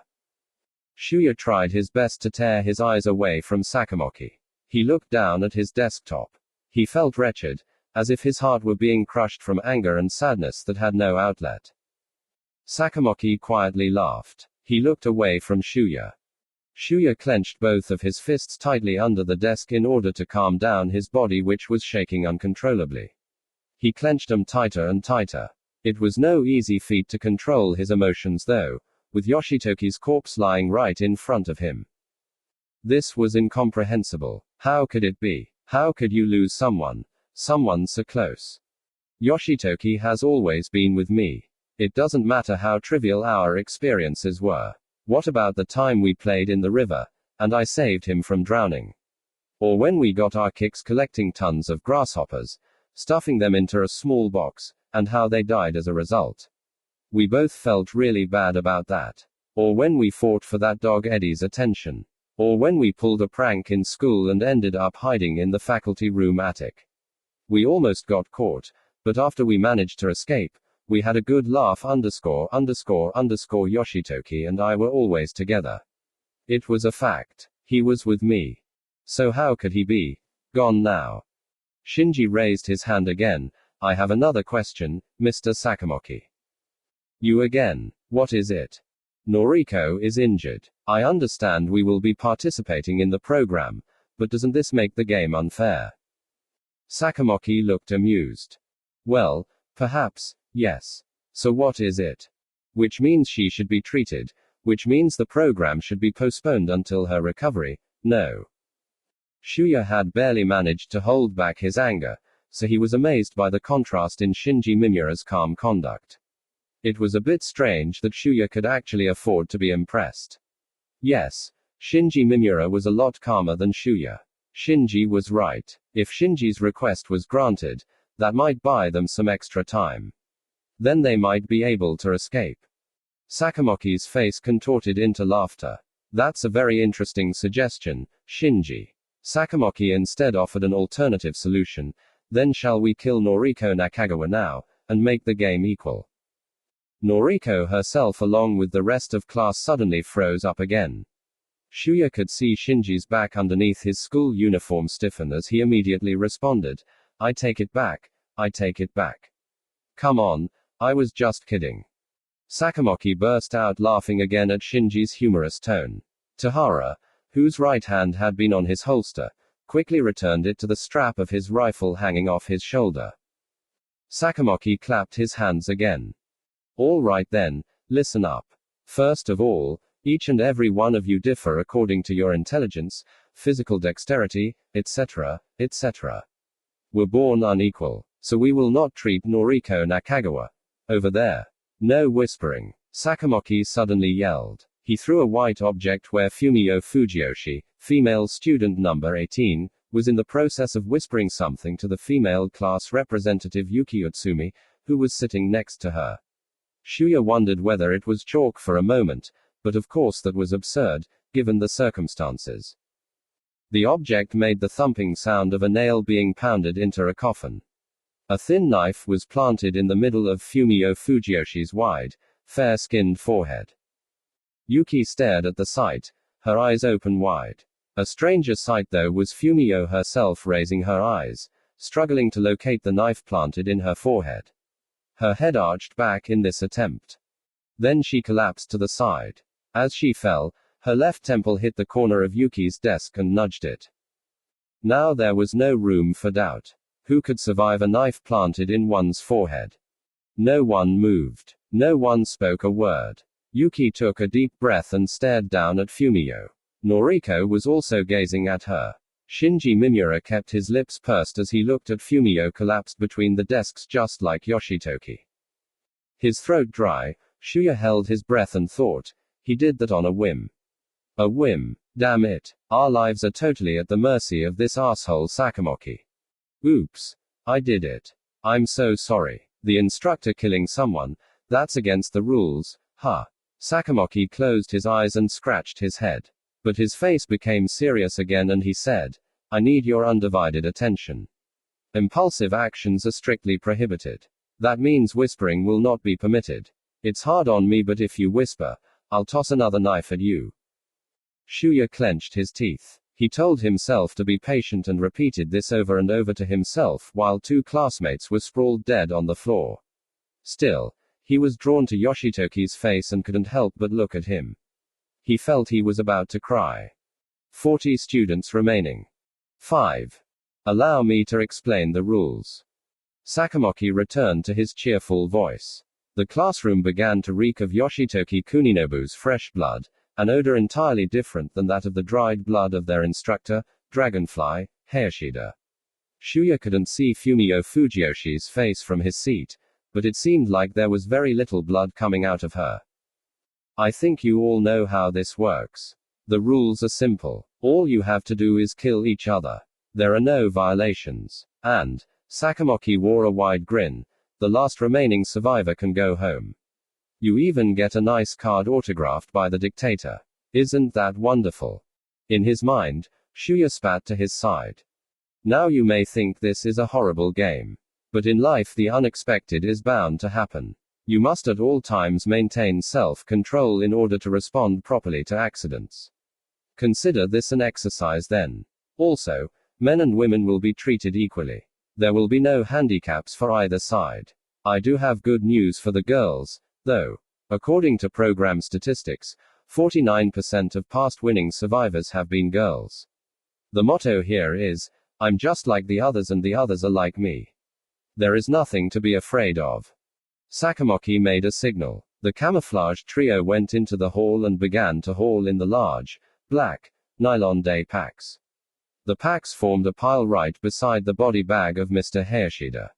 Some of them were lopsided, as if they might contain a pole-shaped object inside trying to poke out. We will have you leave one by one. Each one of you will take one of these bags prior to departure. Each pack contains food, water, and a weapon. Let's see, as I said, every one of you differs according to ability. So these weapons will add another random element. Well, that sounds complicated. In other words, it will make the game all the more unpredictable.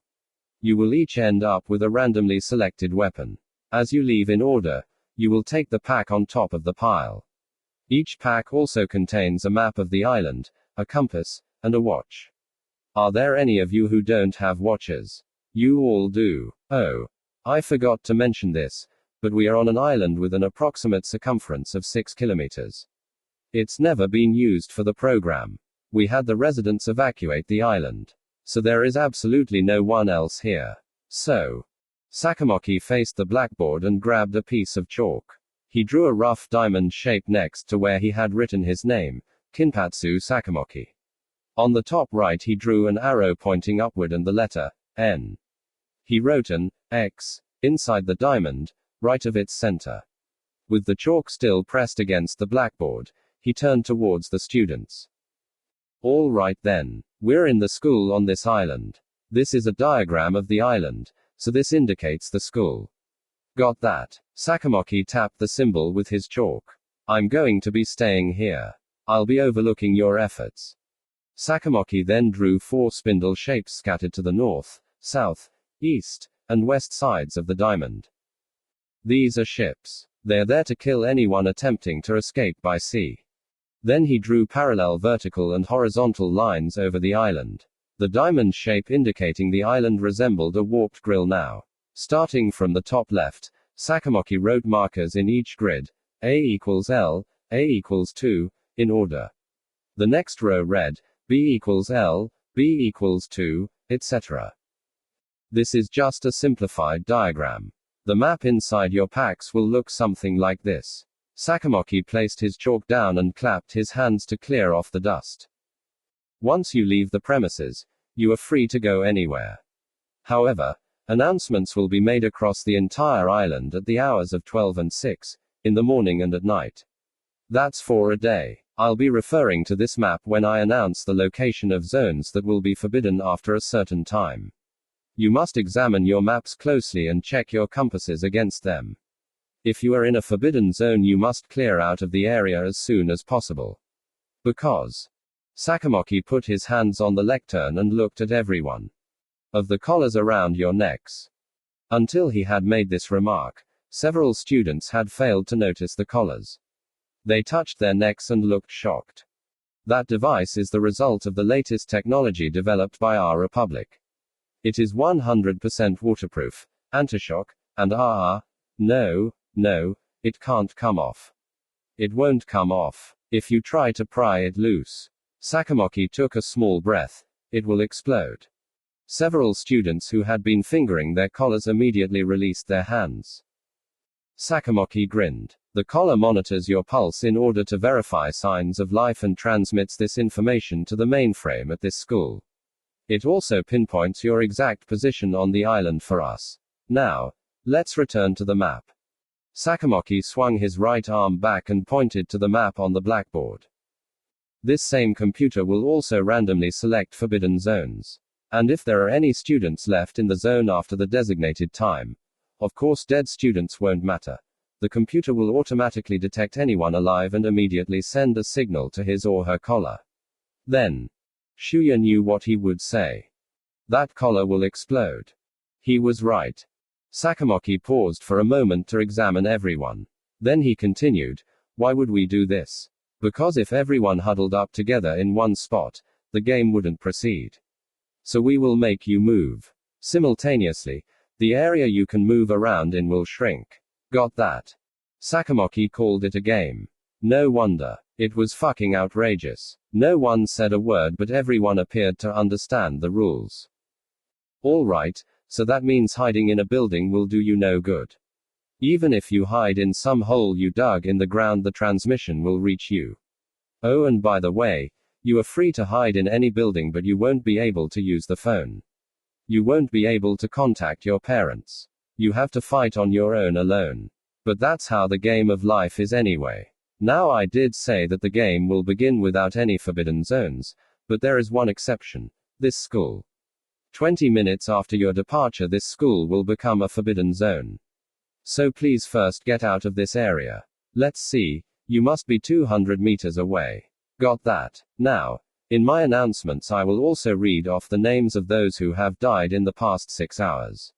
Each announcement will be made regularly at 6-hour intervals, But I'll also be contacting the last remaining survivor by announcement as well. Oh. And one more thing. There is a time limit. Listen up. A time limit. A lot of people die in the program, but if no one dies within 24 hours, then your time's expired, and it won't matter how many students are left. Shuya knew what he would say. The computer will detonate the collars of the remaining students. There will be no winner. Again, he was right. Sakamoki stopped speaking. The entire classroom had become silent. The room was still reeking with the heavy stench of Yoshitoki Kuninobu's blood. Everyone remained in their collective daze. They were scared, but this situation, where they were about to be thrown into a killing game, seemed beyond their comprehension. As if responding to their general state of mind, Sakamoki clapped his hands. Well, I've covered all the tedious details. Now I have something more important to tell you. A piece of advice. Some of you might be thinking that murdering your classmates is impossible. But don't forget there are others willing to do it. Shuya wanted to scream, "You're full of it." But with the Fumio Fujiyoshi executed for whispering incident only moments in the past, he could only stay put. Everybody remained silent, but something had suddenly changed and Shuya knew it. Everyone was looking around, glancing at the others' pale faces. Whenever anyone's gaze met, their eyes would nervously turn towards Sakamoki. It only happened within a matter of seconds, but their expressions were exactly the same. They were tense and suspicious, wondering who was already ready to take part. Only a few, like Shinji Mimura, remained calm. Shuya clenched his teeth again. You're falling into their trap. Think about it. We're a group. There's no way we can kill each other. All right then, I need to make sure you get my point. You'll find some paper and pencils in your desks. Everyone timidly took out the paper and pencils. Shuya had no choice but to follow his instructions. Now then, I want you to write this down. To memorize something, it's best to write it down. Write this. We will kill each other. Write it 3 times. Shuya heard the pencils scribbling against the paper. Noriko too held her pencil, looking morose. While Shuya wrote out this insane motto, he glanced at Yoshitoki's body, which remained lying between the desks.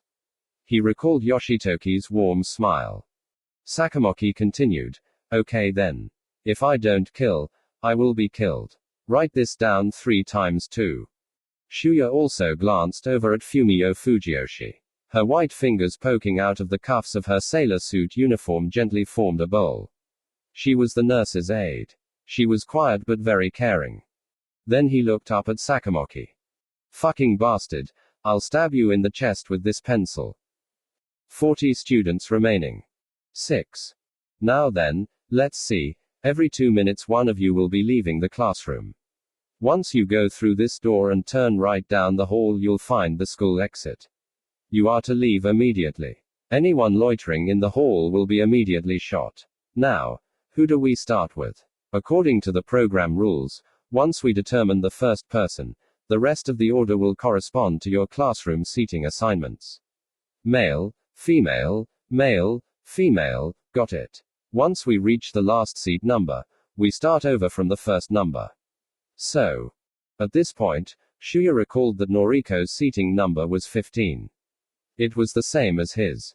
Which meant that he and Noriko could leave almost simultaneously, unless she was chosen first, which meant he would be the last one to leave.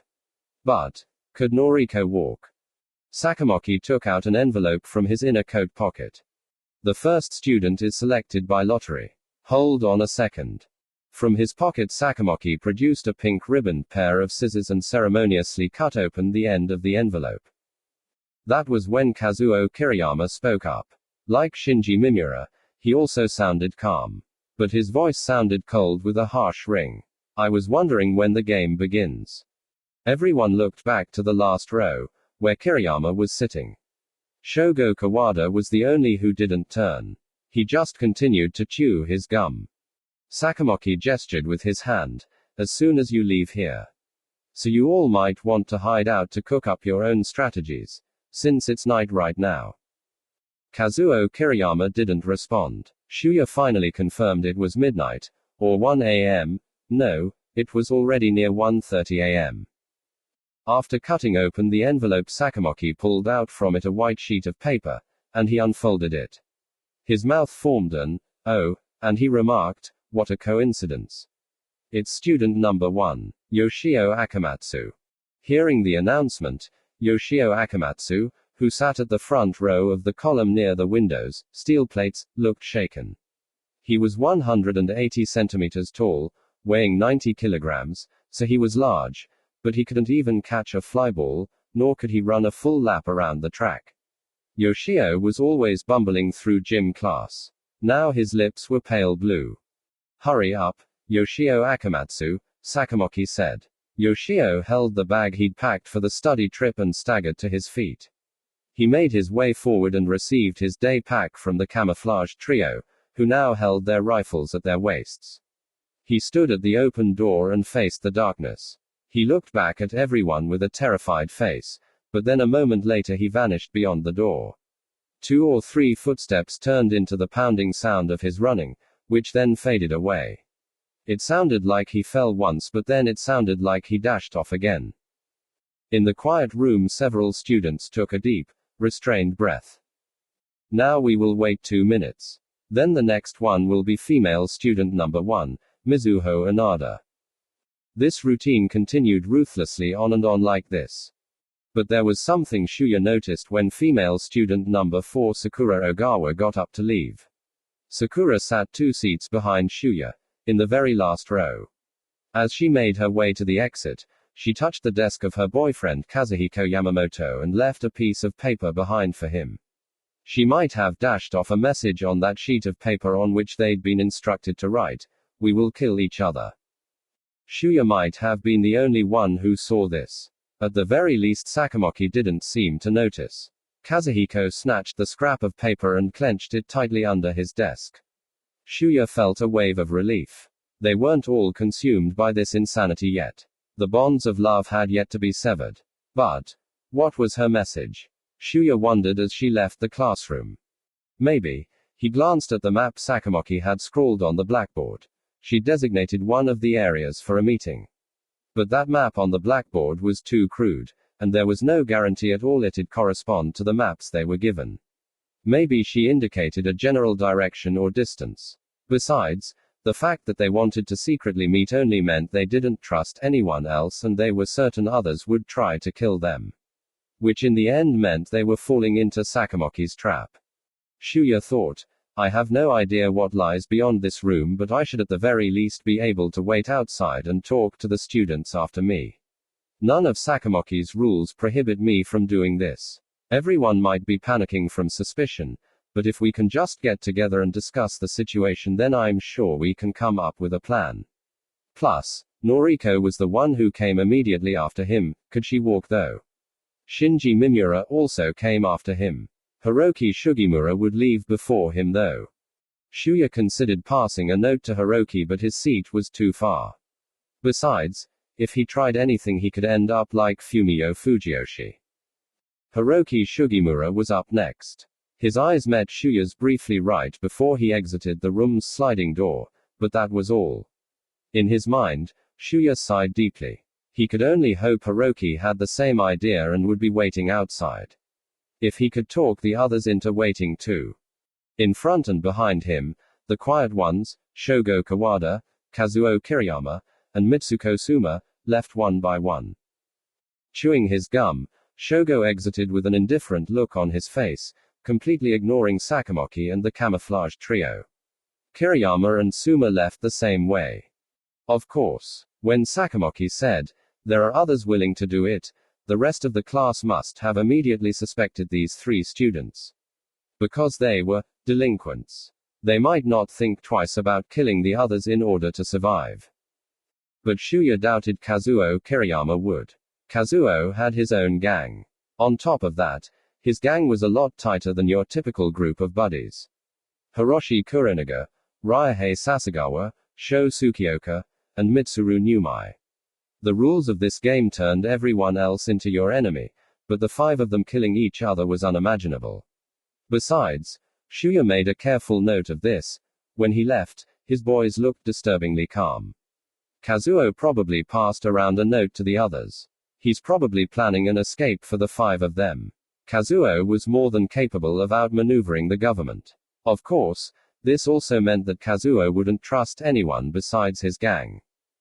Mitsuko Suma had a similar kind of group.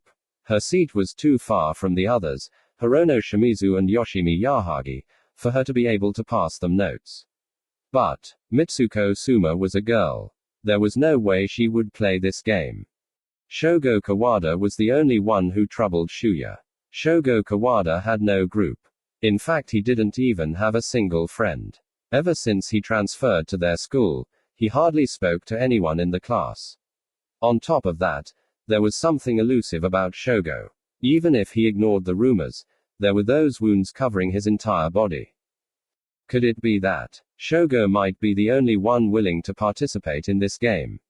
It was certainly possible. But Shuya knew the moment he turned suspicious he was giving in to the government, so he immediately dismissed the thought, though he had trouble dismissing the thought entirely. Time passed. Many of the girls were crying as they left. Although it felt incredibly short, an hour must have passed according to his calculations. Of course, with Yoshitoki Kuninobu the elapsed time was reduced by 2 minutes. Female student number 14 Mayumi Tendo vanished into the hall, and Sakamoki called out, "Male student number 15, Shuya Nanahara." Shuya grabbed his bag and stood up. He thought, I did all I could before leaving the classroom. Instead of heading directly to the exit, he took the aisle on his left. Noriko turned around and watched Shuya approaching her. Sakamoki raised his voice, "Shuya," and his knife. Wrong direction. Shuya stopped. The 3 soldiers had their rifles cocked. His throat stiffened. Then he said nervously, "Yoshitoki Kuninobu was my friend. The least I could do is close his eyes. According to the great dictator's education policy, we're supposed to respect the dead." Sakamoki hesitated for a moment, but then he grinned and put his knife down. "You're so caring, Shuya. All right then." Shuya took a small breath, then stepped forward. He stopped in front of Noriko's desk, where Yoshitoki's corpse was lying. Although he'd demanded the right to close his friend's eyes, he couldn't help but freeze up. Now that he was up close, he saw, courtesy of the frivolous one, thin, red flesh and something white in Yoshitoki's blood-stained short hair. He realized it was bone. Thanks to the bullets wedged inside his head, Yoshitoki's big eyes bulged out even further. He looked stupefied with the upturned eyes of a starving refugee waiting to be fed. Pink, slimy liquid consisting of blood and saliva dripped out of his mouth, which opened slightly. Dark blood poured out of his nostrils. It flowed down his chin and into the pool of blood pouring out of his chest. It was horrible. Shuya placed his bag near him and leaned over. He lifted Yoshitoki's body, which was lying down face first. As Shuya lifted him, blood came pouring out of the chest of his blackened school uniform, which was torn in 3 places, and splashed onto the floor. His lanky body felt incredibly light. Was it because all that blood had been drained out of him? Holding Yoshitoki's light body, Shuya's head cooled down. More than sadness or fear, it was anger that overwhelmed him. "Yoshitoki, I'm going to revenge your death. I swear to you that I will." There wasn't much time. He wiped the blood off Yoshitoki's face with the palm of his hand, then gently closed his eyes. He laid his body down and clasped his hands on his chest. Then, as he pretended to fumble over picking up his bag, he leaned over to Noriko as close as he could and quickly whispered, "Can you walk?" That was enough to provoke the camouflaged trio to reach for their rifles, but Shuya managed to get a nod from Noriko. Shuya turned to Sakamoki and the trio, clenched his fist for Noriko to see, and pointed his thumb to the exit to indicate, "I'll be waiting. I'll be waiting outside." Shuya didn't look back at Noriko, but out of the corner of his eye he looked beyond Yoshitoki's desk, where Shinji Mimura stared ahead, faintly smiling with his arms folded. He might have seen Shuya's signal. Shuya felt all the more relieved. It was Shinji. If Shinji's on our side, we can escape, no prob. But Shinji Mimura may have been more aware of their situation than Shuya was. He might have been saying with that grin, "Well, this may be adios amigos, Shuya." The thought didn't occur to Shuya at the time though.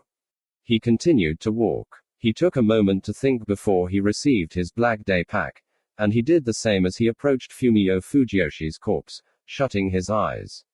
He wanted to remove the knife from her forehead, but decided against it. When he stepped out of the classroom, he felt a pang of regret, wishing he had removed it for her. 40 students remaining. 7. The hall was unlit. Only the light from the classroom shone on the floor planks. The windows on the side of the hall were also sealed with sheets of black steel. They provided protection against attacks from rebellious students like Shuya who might decide to escape the game. Of course, as soon as they were off, this area would already be forbidden. He looked to his right. There was another room, then another, both identical to the room he'd just exited. And then at the end of the dark hall there was what looked like a double-door exit. At the end of the hall there was another room on the left. Was it the school's faculty room? The door was open and the lights were on. Shuya looked beyond the door, where a legion of Special Defense Forces soldiers were sitting on steel folding chairs behind a wide desk. 20 or 30. No, there were as many soldiers as there were students. In fact, Shuya was hoping that if his day pack came equipped with a gun, it was possible, along with knife wound and choking, gunshot wound, was listed as a cause of death in the program reports, or if some of the others waiting for him were equipped with guns, then they could use them against Sakamoki and his men before everyone departed. In other words, before the school became a forbidden zone. But this hope was immediately extinguished. The 3 men with Sakamoki weren't the only soldiers accompanying him. Of course, that wasn't at all surprising. One of the soldiers tilted his head and glanced up from the mug in his hand at Shuya. Like the faces of the trio in the classroom, his also lacked any expression. Shuya took to his heels and hurried to the exit. He rushed impatiently. So now the only thing they could do was unite. But maybe there were soldiers stationed outside to prevent them from waiting for each other. Still, Shuya quickly ran through the dark corridor and went through the double doors. He descended several porch stairs. Under the moon, an empty athletic field the size of 3 tennis courts spread out beyond the building. There were woods beyond the field. To his left was a small mountain. His field of vision expanded on the right. A pitch-black darkness spread out. The sea. Small points of light twinkled beyond the ocean. It must be the mainland. The program officially took place within the prefecture of the selected junior high school.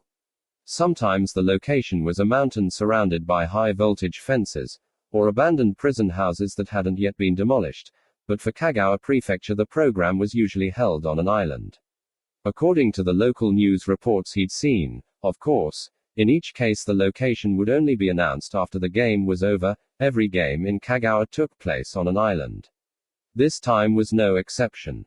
Sakamoki didn't mention the name of the island, but once Shuya checked its shape on the map he might be able to tell. Or maybe a building would reveal the name of the island. The soft breeze blew in. He could smell the sea. It was cold for a May evening but it wasn't unbearable. He'd have to be careful when he slept not to tire himself from exposure.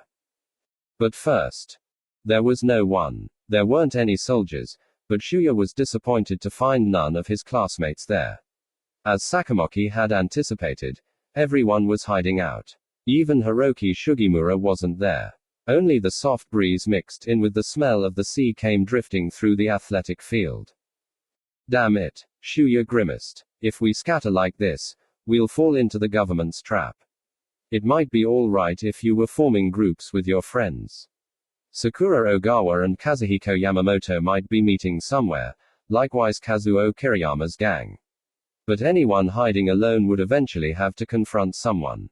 Who knew what would result from that kind of chaos? Wasn't chaos essential to the progress of the game? Well, at least I'm going to wait here for the others. First I have to wait for Noriko. Shuya glanced back at the dark interior of the school building. They were told anyone loitering in the hall would be immediately shot, but the soldiers in the room at the end of the corridor didn't pay any particular attention to Shuya. They weren't exactly chatting up a storm. They just sat around, unarmed. Shuya licked his lips and decided it was best for him to move away from the door. He looked outside again. That's when he noticed it. He didn't see it last time because he was too preoccupied with the overall view, but this time he saw something that looked like a garbage bag lying at his feet. Shuya wondered whether it was someone's day pack, dropped by accident, but then his eyes widened. It wasn't a garbage bag, nor was it someone's day pack. There was hair growing out of one end. Human hair. It was a human being, wearing a sailor suit school uniform. The body was in a V shape, lying on its side, face down.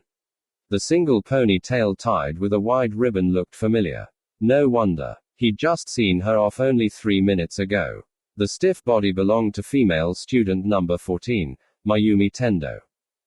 Right beside her lobster-shaped braided hair, a dull, silver, 20-centimeter stick poked out of the back of her uniform, diagonally, like a transistor radio antenna. There were 4 tiny flaps resembling a fighter plane's tail at the end of the stick. What the hell was this? What he should have done was immediately seek cover. Instead, Shuya stood there, stunned. He recalled Sakamoki's reply to Kiriyama, who asked when the game began, as soon as you leave here. It was unbelievable. Who could have done this? Did someone return to kill Mayumi Tendo just as she left the school? Shuya stopped speculating and cautiously crouched down and checked the premises. For some reason, there was no sign of the attacker. No arrows had flown at him when he'd been standing in a daze. Why, satisfied with killing only Mayumi Tendo, did the assailant leave the premises? Or was this some engineered provocation? Did the soldiers at the end of the hall kill her to convince everyone that some of their classmates were already willing to play the game? But if that were the case, all of a sudden Shuya realized Mayumi Tendo might still be alive. She might be unconscious from the shock of her wound. In any case, he should look at her. If he hadn't realized something odd and restrained himself from taking a step forward a split second later, Shuya would have dropped out of the game early. In other words, a silver object whizzed right by Shuya's eyes. Yes, it came directly down, from above. Another antenna was planted in the ground. Shuya shuddered. If he hadn't been standing at the exit, waiting for Noriko, he would have been immediately shot down. The assailant was on top of the building. Shuya clenched his teeth, snatched up the arrow, and ran to his left. He moved impulsively but in an erratic way that eluded the assailant. He turned around and looked up. Under the dim moonlit sky, a large, dark shadow loomed above the gabled roof of the single-story school building. Could that be not Shogo? He had no time to think. The shadow pointed its weapon at him. Just to surprise him, Shuya threw the arrow at the shadow. But thanks to Shuya's gifts as a star shortstop, the arrow flew at incredible speed and traced a fine arc right at the shadow. The shadow groaned, held its face, hunched over, and then began to sway. Then it fell. Shuya stepped back and watched the shadow fall from a height of at least 3 meters and land with a thud on the ground. The object in the assailant's hand fell with a metallic crash. Light leaked through the building exit. The large shadow was lying face down, wearing a school uniform. It was Yoshio Akamatsu. He was motionless now, perhaps because he was unconscious. A hybrid between a bow and rifle, were they called bow guns, was lying by his hand. The day pack that had fallen by Yoshio's feet was half open. Shuya saw a stack of silver arrows inside. Shuya felt a sudden chill. It was true. He was participating. Yoshio Akamatsu was in on this game. Yoshio had taken his weapon, returned here, and killed Mayumi Tendo. Someone was coming from behind. Shuya turned around. It was Noriko, who'd taken the situation in as she held her breath in surprise. Shuya's eyes went from Noriko's face to Mayumi Tendo. He ran over to Mayumi and touched her neck to check her pulse. She was dead. There was no doubt. His brain felt like a fuse fizzling out. Others might be in the same state of mind as Yoshio. And one of them might just suddenly return this time, perhaps with a gun. Shuya had no choice but to change his attitude toward the game now. So this was it. When Sakamoki said, "As soon as you leave here," this was what he'd meant. Shuya stood up and ran to Noriko. He took her by the hand. We're running. Do your best. You have to run. Shuya began running, half dragging Noriko, whose leg was injured. Which way though? He couldn't afford to deliberate over his decisions. He headed towards the grove. First they'd hide in the grove, then they could. No, he dismissed the thought. Given Noriko's condition, they were defenseless against any attack. Staying near the area was too dangerous. Waiting in front of the building for the others was completely out of the question. He rushed Noriko, and they entered the grove. Tall trees mixed in with short trees, and the ground was covered with fern. Shuya turned to yell some warning to the remaining 11 students coming out. In their class of 21 pairs of boys and girls, there should have been 12 students following Shuya's and Noriko's seat numbers, but Fumio Fujiyoshi had to be counted out, but he gave up on the idea. Shuya reached the somewhat forced conclusion that they probably weren't as foolish as he was, so they'd flee the moment they emerged from the building anyway, especially once they saw Mayumi Tendo's corpse. For a moment he thought of Shinji Mimura, but he gave up on this idea too. Once again he forced himself into believing that there had to be some other strategy, another way for them to meet up. In any case, they had to leave. Holding Noriko Nakagawa tightly, he haphazardly led their way into the grove. A bird cried out, caw caw, and ruffled its wings as it flew away. He couldn't see it, but it didn't matter. He had no time to observe it anyway. 39 students remaining. 8. Yoshio Akamatsu regained consciousness almost immediately, but because he'd been knocked out cold by the blow to his head, he felt as if he were coming out of a deep slumber. He first noticed how his head was throbbing. He felt out of it. What was it? Was it from playing video games yesterday way past midnight? Which meant that yesterday was Saturday? Or was it Sunday? Then today must be Monday, which means I have to be in school. But what time could it be? It's still dark. Maybe I can sleep a little more. As he sat up, the sky and earth rotating 90 degrees, an empty field unexpectedly spread out in front of him. There was a mountain beyond the field, shaped like a bow, darker than the night sky. All of a sudden, everything came back. Sakamoki, Mr. Hayashida's corpse, Yoshio's departure, discovering the bow gun in his day pack once he found some shelter in a small shack, his returning here, observing Takako Chigusa, female student number 13, whose face was a little severe but beautiful, looking tense now as the track team's best runner dashed away at full speed, him struggling up the thin steel ladder by the side of the building in order to reach the roof.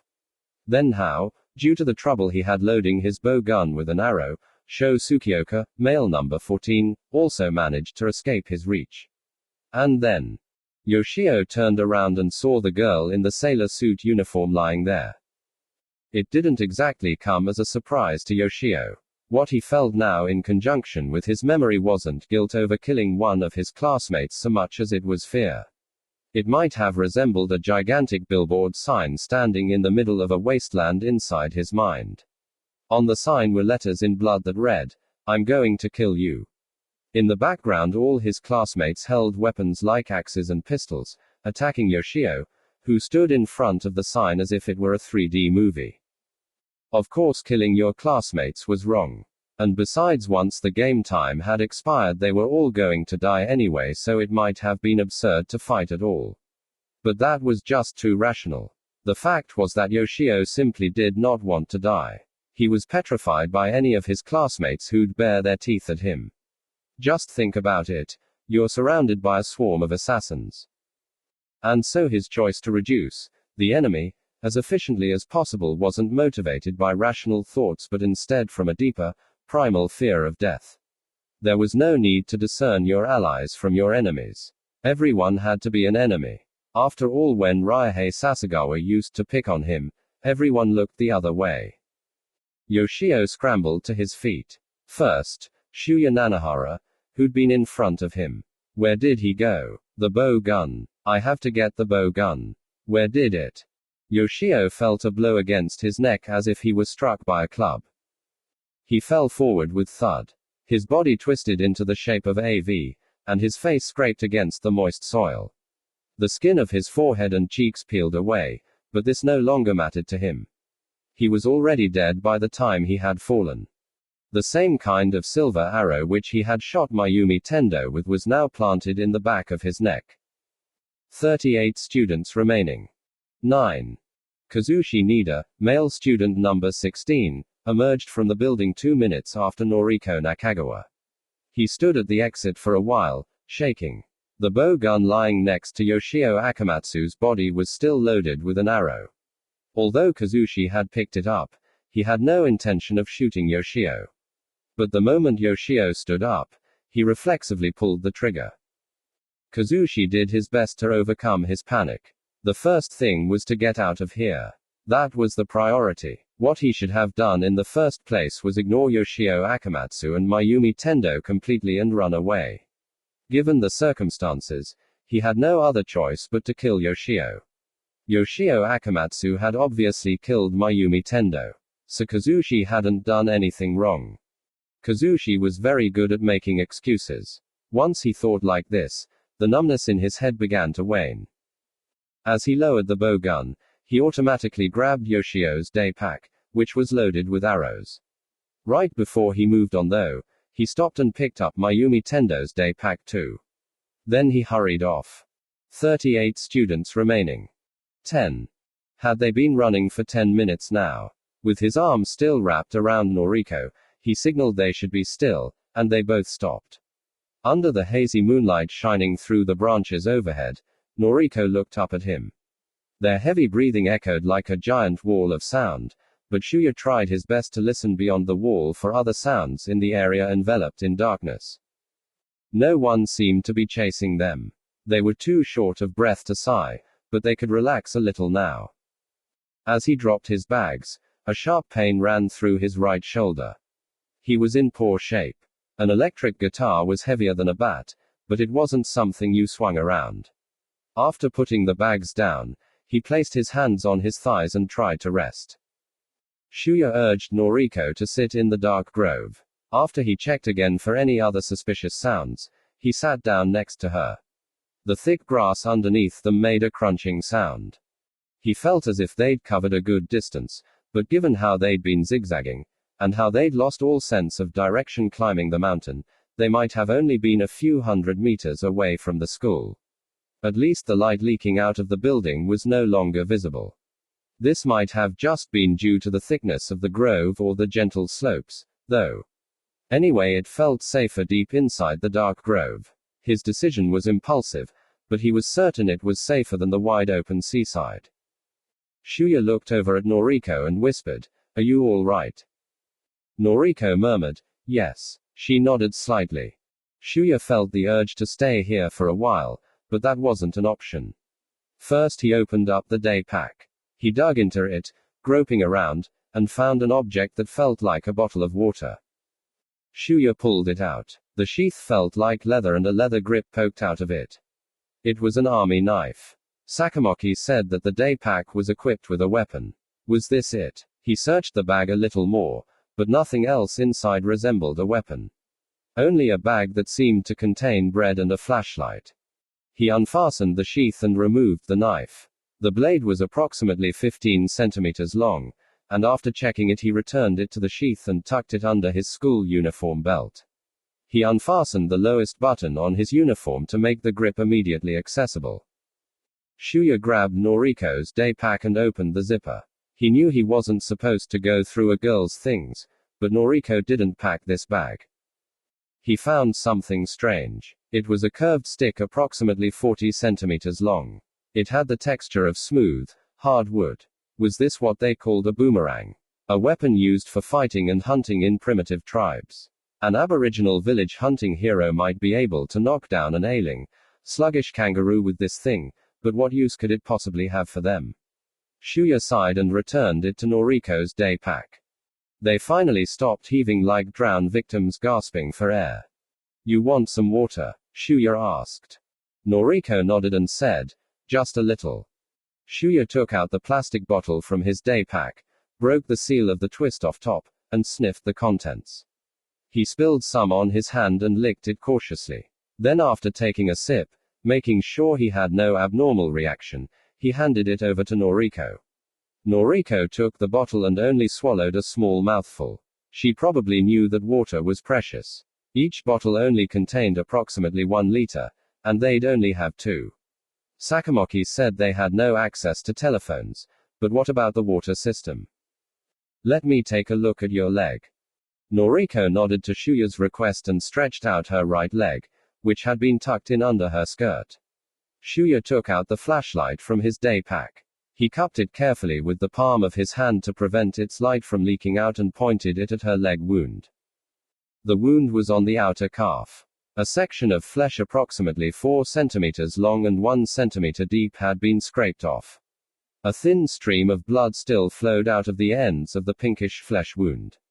It looked like she needed stitches. Shuya quickly turned off his flashlight and grabbed his sports bag instead of his day pack. He grabbed the bourbon flask and 2 clean bandanas he'd packed for the trip. He uncapped the flask. This is going to hurt. I'll be okay, Noriko said, but once Shuya tilted the flask and poured the bourbon to disinfect her wound, she let out a small hiss. Shuya pressed one folded bandana onto her wound. He opened up the other one, folded it, then began wrapping it around her leg tightly like a bandage. This would stop the bleeding for now. After wrapping her leg, he pulled at both ends of the bandage tightly, tied them together, and mumbled, "Damn." Noriko whispered, "You mean Nobu? Yoshitoki? Yoshio? Everyone and everything. I'm not into this. I am so not into this." As he moved his hands, Shuya glanced at Noriko. Then he looked down and finished tying his knot. Noriko thanked him and tucked her leg in. So Yoshio was the one who killed. Her voice was trembling. Mayumi. Yes. He was above the exit door. I threw the arrow at him and he fell. Now that he thought about it, Shuya suddenly realized he hadn't taken care of Yoshio. He'd instinctively assumed Yoshio would remain unconscious for a while, but for all he knew Yoshio might have woken up immediately afterwards. Which meant he might have taken his bow gun, climbed up on the roof, and continued his slaughter. Was I being too naive again? Should I have just killed him over there? With this thought, Shuya checked his watch under the moonlight. The old, domestically manufactured Hattori Hanzo limited edition diver's watch, along with most of his belongings. It had been donated to Shuya through the orphanage, read 240. Everyone might have left by now. At most there were only 2 or 3 students left, regardless of Yoshio Akamatsu's state. Shinji Mimura had already. Shuya was nearly certain Shinji could easily escape Yoshio. By now he'd already left too. Shuya shook his head. Now he felt foolish believing they could unite against their situation. I never thought someone like him would actually try to kill everyone else to survive. I understand the rules, but I didn't think anyone would actually participate. You might be wrong about that though, Noriko said. Ha! Shuya looked into Noriko's face, too dark to discern under the moonlight. Noriko continued. You know how Yoshio was always timid. I think he was scared. That must have been it. I mean, you have no idea who might turn against you. He might have been convinced everyone was coming after him. I think he was really scared. And that if he didn't do anything he would end up being killed. Shuya sat down against the nearest tree trunk and stretched his legs out.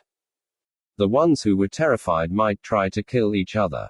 The same idea had occurred to Shuya, but he had also thought the ones who were scared would basically hide out. But if they were terrified out of their wits, they might actually take their own initiative. I get it. Yes. Noriko nodded. It's still horrible that he started killing indiscriminately. They remained silent for a while. Then Shuya came up with an idea. Hey, you think if he'd seen the 2 of us together he wouldn't have attacked us? Wouldn't it prove we're not playing the game? Well, yes, maybe. Shuya started thinking. If, as Noriko said, Yoshio had just been overwhelmed by paranoia. That moment back there was when he first realized someone was willing to play. That was why he fled.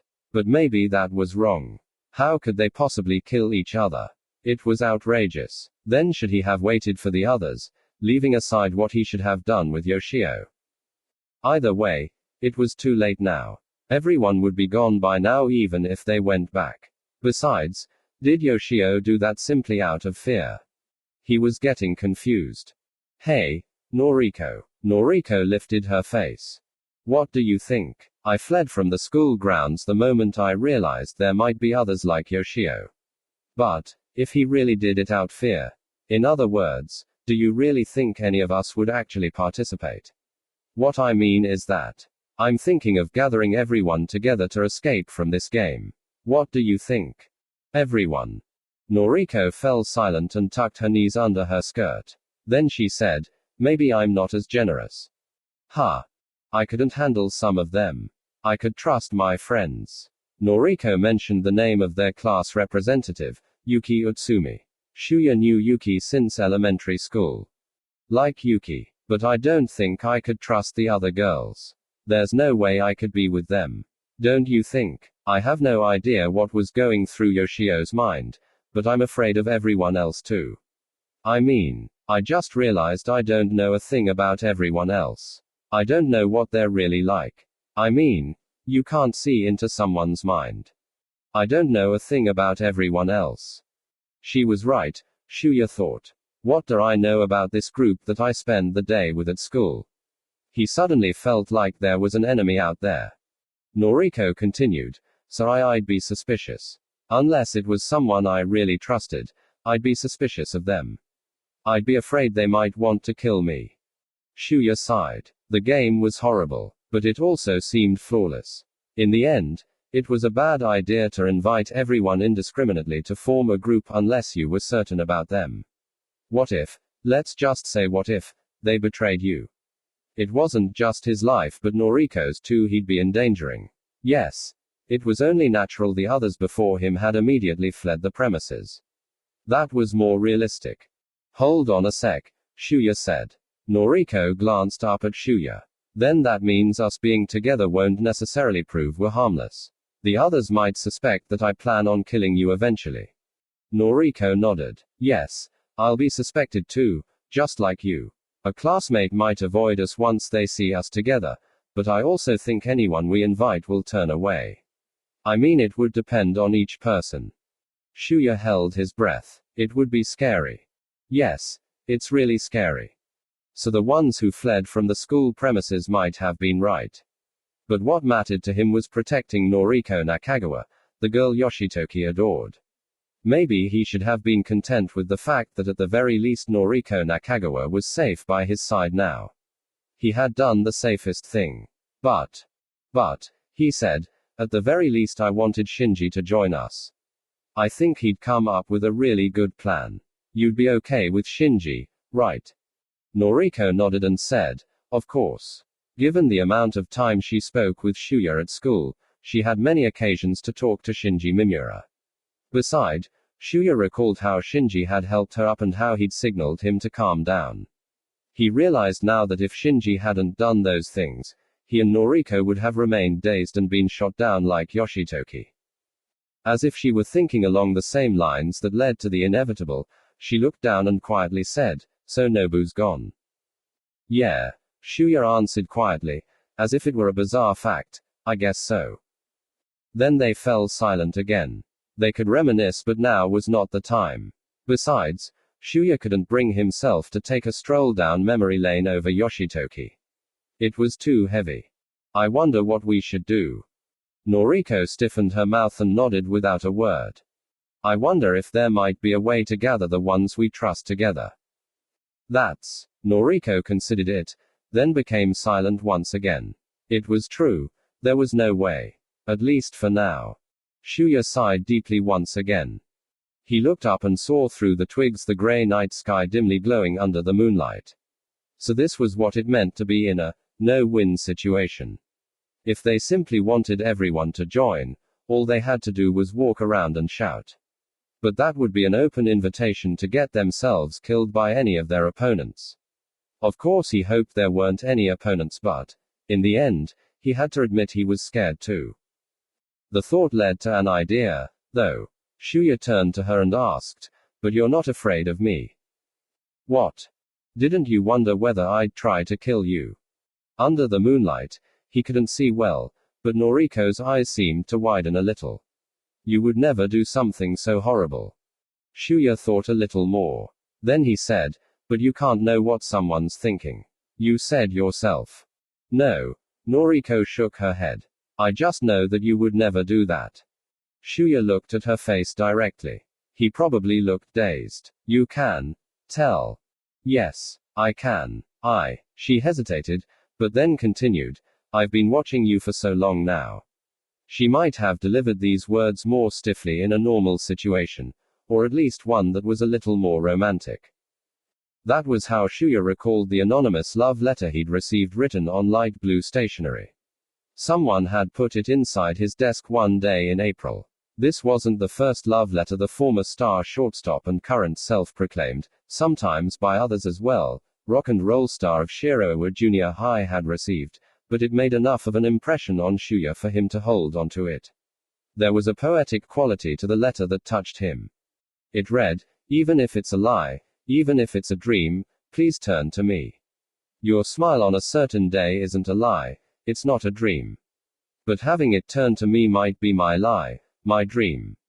But the day you call my name, it won't be a lie, it won't be a dream.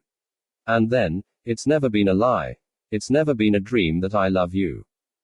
Was Noriko the one who sent that letter? He remembered observing how the writing resembled hers, and how the poetic style seemed similar too. So then, Shuya thought of asking her about the letter, but decided not to. This wasn't the right time. Besides, he had no right to bring it up.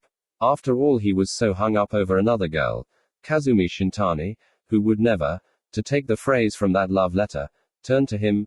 Other girls and that love letter were of little concern to him in comparison. The most important thing now for him was to protect the girl Yoshitoki Kuninobu adored, not to find out who had a crush on him. Then he recalled the bashful look Yoshitoki gave him when they had that talk.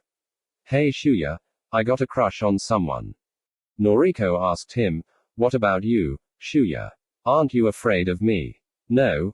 Wait, why then did you help me? Well, Shuya thought of telling her about Yoshitoki. Come on, my best friend had a crush on you.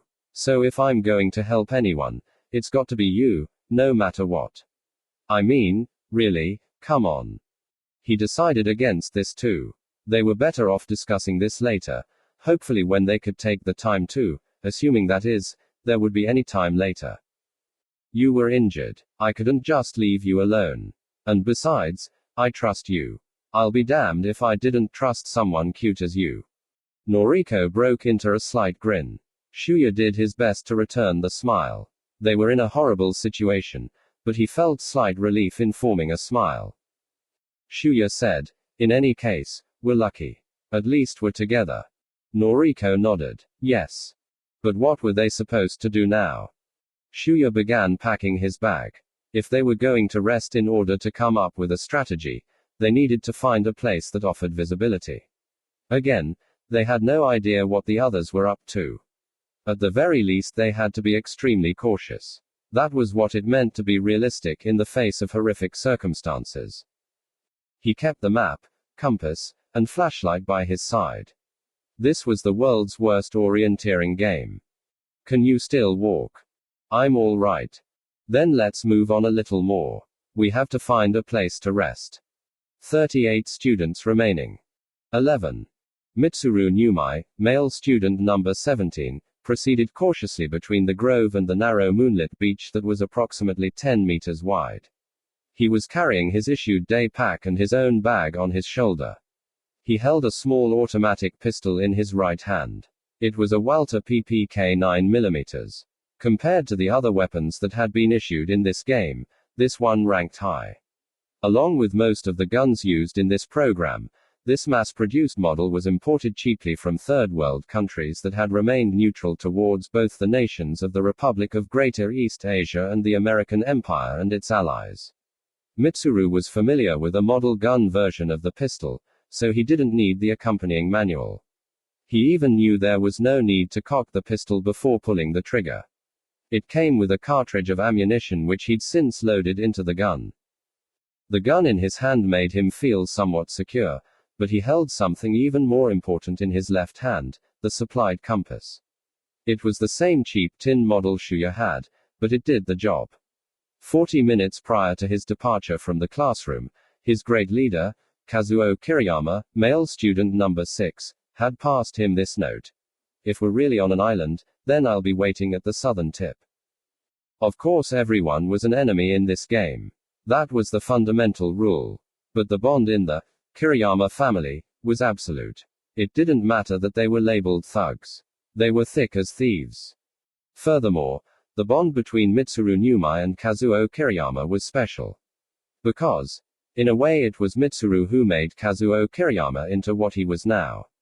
If there was one thing he knew, that the other more square students like Shuya Nanahara didn't, it was the fact that as far as Mitsuru knew, Kazuo Kiriyama, at least until junior high, was no delinquent. Mitsuru's memory of his first encounter with Kazuo Kiriyama was so vivid it remained unforgettable. Mitsuru had been a bully ever since elementary school. But he was never needlessly cruel. Brought up in a generic family, he wasn't particularly bright, nor did he display any other gifts. Fighting was the best way he could prove himself. Strength was the only standard he had, and he never fell short of it. So it was only inevitable, on his first day in junior high, he'd do his best to discourage any competitors coming from other elementary schools in his district. Of course, judging from the strength of kids he'd encountered in the local hangouts, he knew the kids from the other elementary schools hardly presented a threat. Not everyone might have heard of him, though. There should be only one king. That was the best way to maintain order. Of course, he wouldn't have thought to put it this way, but he knew this was what was going on. As expected, there were 2 or 3 competitors. It all happened after the entrance ceremony and class introduction, after school, when he was in the process of taking care of the last one. In the deserted hall by the art classroom, Mitsuru grabbed the kid by the lapels and shoved him against the wall. The kid was already bruised above the eye.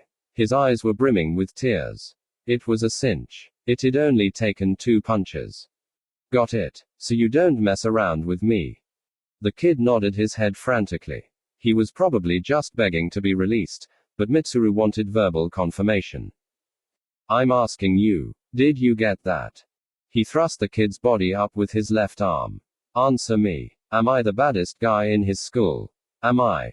Mitsuru became irritated because his opponent wasn't responding. He lifted him up higher, when he suddenly felt those eyes on him. He let go of the kid and turned around. The kid fell to the floor and scrambled away, but there was no way Mitsuru could go after him now anyway. He was surrounded by 4 guys much taller than him. The badges on their worn-out collars indicated they were third-year students. You could immediately tell what they were. They were just like him. Hey, kid, the pimply-faced one who had a creepy grin said. You shouldn't pick on the weak. Another one with orange-tinted hair down to his shoulders pursed his abnormally thick lips and continued, You've been naughty. His faggoty voice made the 4 of them crack up, laughing, as if they were all insane. We'll have to teach you a lesson. Yes, we must. Then they screeched again, hee hee. Mitsuru tried a surprise kick at the pimply-faced one in front of him, but he was immediately tripped by the one on his left. As soon as he fell back, the pimply one kicked him in the face, knocking out his front teeth. The back of his head pounded against the wall that he'd been busy using on his classmate. He felt dizzy. Something hot oozed down the back of his head. Mitsuru tried to get up on all 4s, but then the one on his right kicked him in the stomach. Mitsuru groaned and puked. One of them said, What a fucking mess. Damn, he thought. Bastards. Fucking cowards. I could take on any of them if it was just 1-on-1. But there was nothing he could do now. After all, he'd been the one who deliberately chose a deserted place to intimidate his classmate. There wasn't a chance a teacher would appear. They pressed his right wrist against the floor. One of them carefully pried Mitsuru's index finger back and tucked it under his leather shoe. For the first time in his life, Mitsuru experienced real fear. No. This can't be. It was. The sole of the shoe came down as Mitsuru's finger made a horrible cracking sound. Mitsuru shrieked. He'd never been in such pain. They kept laughing, hee hee hee. Mitsuru thought, these bastards, they're insane, They're not at all like me, they're crazy. They were preparing his middle finger. Stop. Without an ounce of pride left, Mitsuru begged for mercy, but they ignored his pleas. The same cracking noise came. Mitsuru's middle finger was ruined now. Mitsuru screamed again. Let's have one more then. That's when it happened. The door to the art classroom suddenly slid open. Can you guys keep it down? The voice was quiet, though. For a moment Mitsuru wondered if it was a teacher. But a teacher would have intervened a lot sooner, and besides, a request to keep it down would have been strange. With his back still pressed to the floor, Mitsuru glanced over at the door. He wasn't too big, but he was incredibly good looking. He was holding a paintbrush. He'd seen him at the class introduction. He was one of Mitsuru's classmates. His family seemed to have recently moved here. No one knew who he was, but since he was quiet and appeared obedient, Mitsuru didn't pay much attention to him. Given how his looks were so refined, he probably came from a nice family. Someone like him would do his best to avoid fights, so he was nothing to worry about. But what was he doing in the art classroom? Probably painting, but wasn't that a little strange on the first day of school?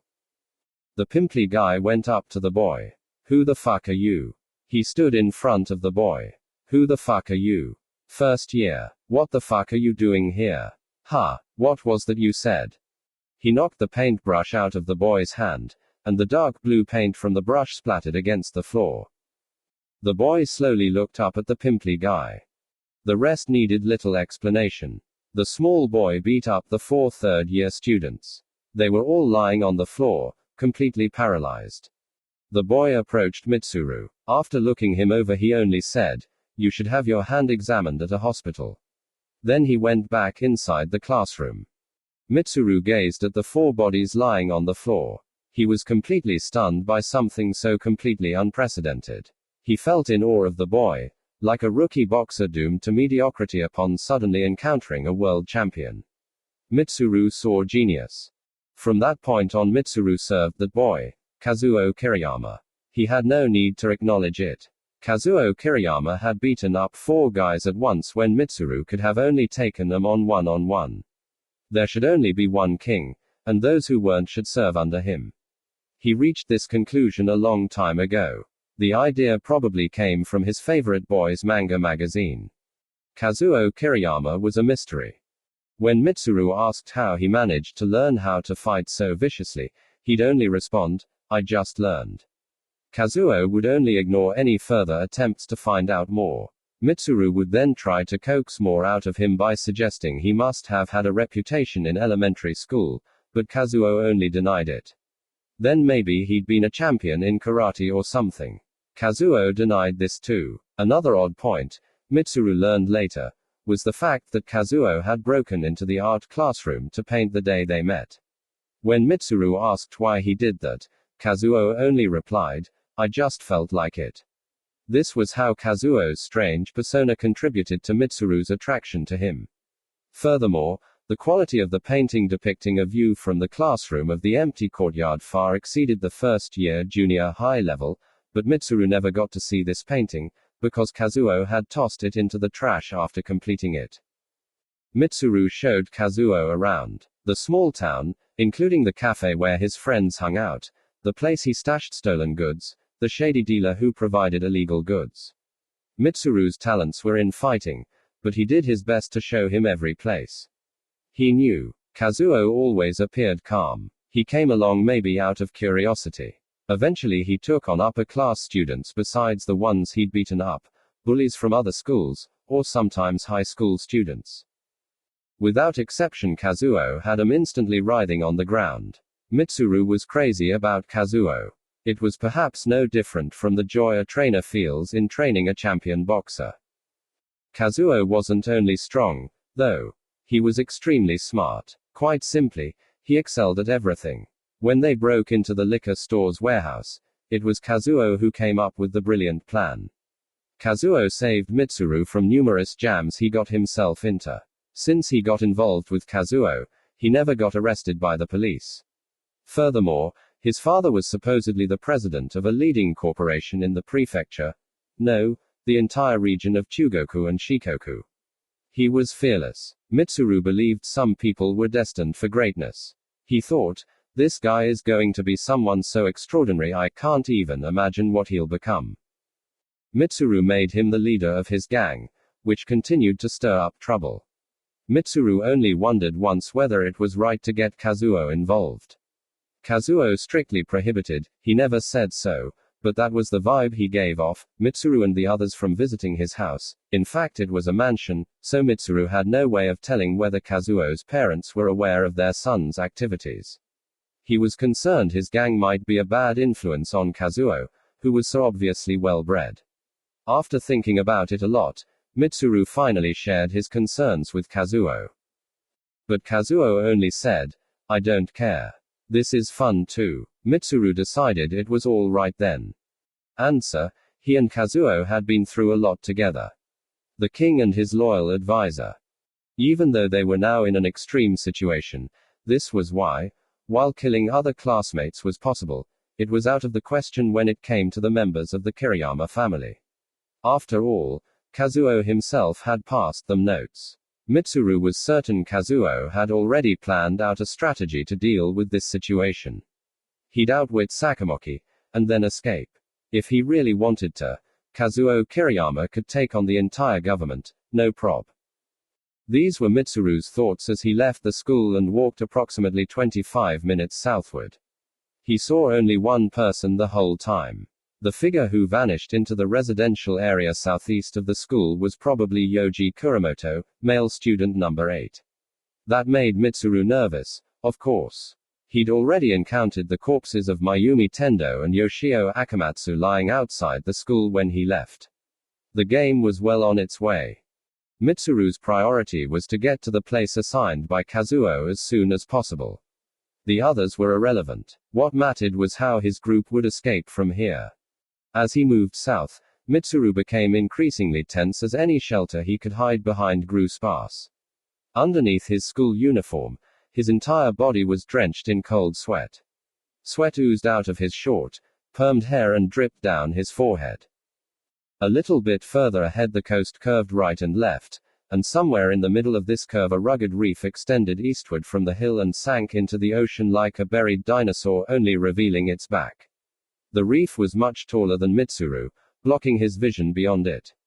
Glancing at the sea, he saw islands and other small lights that indicated a larger piece of land beyond the dark, vast, horizontal expanse of water. This had to be an island in the Setu Inland Sea. That much was certain. Once he surveyed the area, Mitsuru crossed the border between beach and woods. Exposing himself under moonlight, he walked toward the reef. He clung to the steep rock and began climbing. The rock was cold and smooth, and with his right hand holding a gun and his bags strapped around his shoulders, it wasn't an easy climb.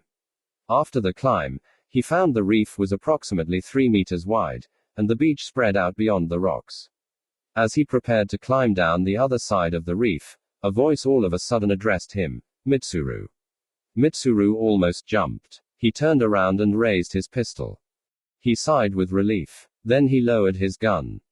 Kazuo Kiriyama was in the shadow of a bulging boulder. He was sitting on a protruding rock. Boss, Mitsuru said with relief. But Mitsuru noticed 3 lumps lying at Kazuo's feet. His eyes squinted in the dark. But then they immediately widened. The lumps were humans. The one facing up, glaring at the sky, was Ryuhei Sasagawa, male student number 10.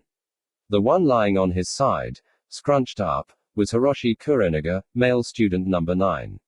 It was undoubtedly them, the other members of the Kiriyama family. The third one was wearing a sailor suit uniform, and because she was face down it was hard to tell, but she looked like Azumi Kanai, female student number 5. And there was a puddle under their bodies. It looked black, but Mitsuru knew of course what it was. If the sun were shining on them now, the color of this puddle would have been identical to the color of the national flag of the Republic of Greater East Asia, crimson red. Completely confused, Mitsuru began to shiver. What was this? This is the southern tip. Under his slicked back hair, the perpetually calm eyes of Kazuo looked up at Mitsuru. He wore his coat over his shoulders like a boxer draped in his robe after a fight. What? Mitsuru's trembling jaw made his voice shake. What's going on here? You mean this? Kazuo nudged Ryuhei Sasagawa's body with the tip of his plain, but nice, straight-tipped leather shoe. Ryuhei's right elbow, which had been resting on his chest, traced an arc and splashed into the puddle. His pinky and ring finger disappeared into the puddle. They all tried to kill me. Kuronaga and Sasagawa. Both. Sarai. Killed them. That can't be. Mitsuru couldn't believe it. Hiroshi Kuronaga was a nobody who tagged along with the group, so he was all the more loyal to Kazuo. Ryuhei Sasagawa was more arrogant, always putting up a front. Sometimes it got to be a hassle to stop him from picking on Yoshio Akamatsu, but Ryuhei had been extremely grateful ever since Kazuo pulled some strings to stop the cops from arresting his younger brother for stealing. These two would have never betrayed Kazuo. Mitsuru caught a whiff in the air. It was blood. The smell of blood. The odor was far more intense than the smell of Yoshitoki Kuninobu's blood back in the classroom. The difference was in the quantity. There was enough blood splashed around here to fill a bathtub. Crushed by the smell, Mitsuru's trembling chin dropped. Come to think of it, it was impossible to know what someone's true thoughts were. Maybe Hiroshi and Ryuhei were so afraid of being killed that they went nuts. In other words, they just couldn't deal with the pressure. They showed up here at the assigned location, but they tried to ambush Kazuo. But Mitsuru's eyes were glued to the other corpse. Azumi Kanai, who was lying face down, was a cute, petite girl. She was the daughter of a town official. Of course, in this kind of ultra-centralized, bureaucratized society, being a town official or council person was just an honorary post without any influence, and although she wasn't in the same league as Kazuo, she probably came from one of the 5 richest families in town. She wasn't stuck up at all, though, and Mitsuru thought she was kind of cute. Of course, given how different their backgrounds were, he wasn't stupid enough to get hung up over her. And now she was. Mitsuru somehow managed to say something. So boss, Azumi. How about? Kazuo's calm, cold eyes stared at him. Intimidated by the look he gave him, Mitsuru searched for an answer on his own. Sarai Azumi tried to kill you, too. Kazuo nodded. She just happened to be here. Mitsuru hesitated, but then forced himself to believe what he said. Well, maybe it was possible. I mean, that's what the boss said. He spat out, I'm all right. I would never think of killing my boss. This game is bullshit. We're going to take on Sakamoki and those bastards from the Special Defense Forces, right? I'm totally up for it.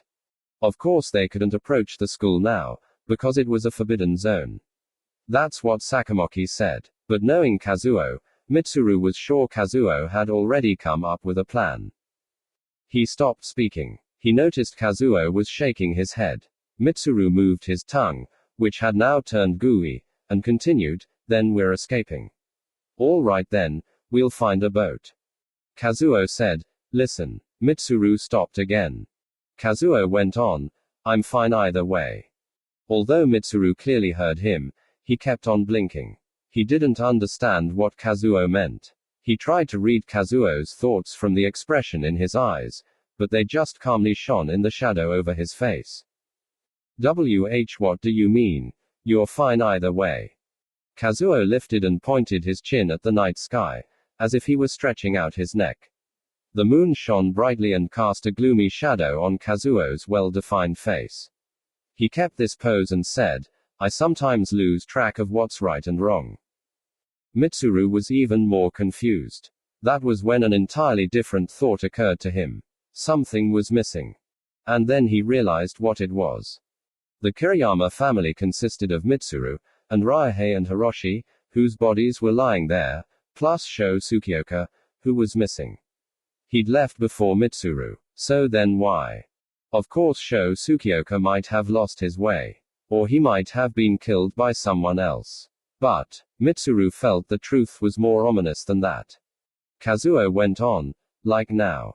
I just don't know. The sight of Kazuo going on like this seemed, strangely enough, sad. Anyway, Kazuo looked back at Mitsuru. Then, as if he were following a musical score that had suddenly switched to allegro, he began speaking rapidly, as if it were beyond his control. I came here. Azumi was here. Azumi tried to escape. I held her back. Mitsuru held his breath. That's when I tossed a coin. If it came up heads, I'd take on Sakamoki and... Mitsuru finally understood, before Kazuo finished talking. No, it can't be. He didn't want to believe it. It was unbelievable. Kazuo was the king and he was his loyal advisor. It was supposed to be about absolute, eternal loyalty and service. Even Kazuo's hairstyle. Right around the time Mitsuru's broken fingers healed up, he'd been the one who insisted on it to Kazuo. It looks good. You look so bad, boss. Kazuo kept the hairstyle after that. It was a silly little detail, but for Mitsuru it symbolized how close they were. But, Mitsuru finally realized, maybe it was too much of a hassle for Kazuo to change his hairstyle. He might have been too preoccupied with other stuff to fuss over his hair. Then there were other things he realized. Mitsuru had firmly believed his relationship with Kazuo centered around a sacred team spirit, when in fact Kazuo might have just been in it for kicks or just an experience to be had. No feelings attached to it whatsoever. Kazuo himself had once said, "This is fun too." All of a sudden the one thing that had disturbed Mitsuru from early on returned with full force. Mitsuru thought it wasn't such a big deal, so he'd done his best to ignore it all this time. Kazuo Kiriyama never smiled. Mitsuru's next thought might have been touching on the truth, and it always seemed like a lot was going on in his head. Which was probably the case. But maybe there's something incredibly dark going on in Kazuo's mind, something so dark it's beyond my imagination. Maybe it isn't even something dark, maybe it's just an absence, a kind of black hole. And maybe Sho Tsukioka had already sensed this about Kazuo. Mitsuru had no more time to think. He was completely focused on his index finger, one of the fingers broken that fateful day, on the trigger of the Walter PPK in his right hand. A sea breeze blew in, mixed in with the odor rising from the puddle of blood. The waves kept crashing in. The Walter PPK in Mitsuru's hand quivered slightly, but the school coat draped over Kazuo's back was already moving by then. There was a mildly pleasant rattling sound. Sure, it was different, but something about the pulse of 950 bullets ignited every minute resembled the tapping of an old manual typewriter you'd find in an antique store. Azumi Kanai, Ryuhei Sasagawa, and Hiroshi Kuronaga were all stabbed, so these were the first gunshots to echo through the island since the game began. Mitsuru was still standing. He couldn't see under his school uniform very clearly, but there were 4 finger-sized holes running from his chest down to his stomach. His back for some reason had 2 large can-sized holes. His right hand holding the Walter PPK was trembling by his waist. His eyes were staring up towards the North Star.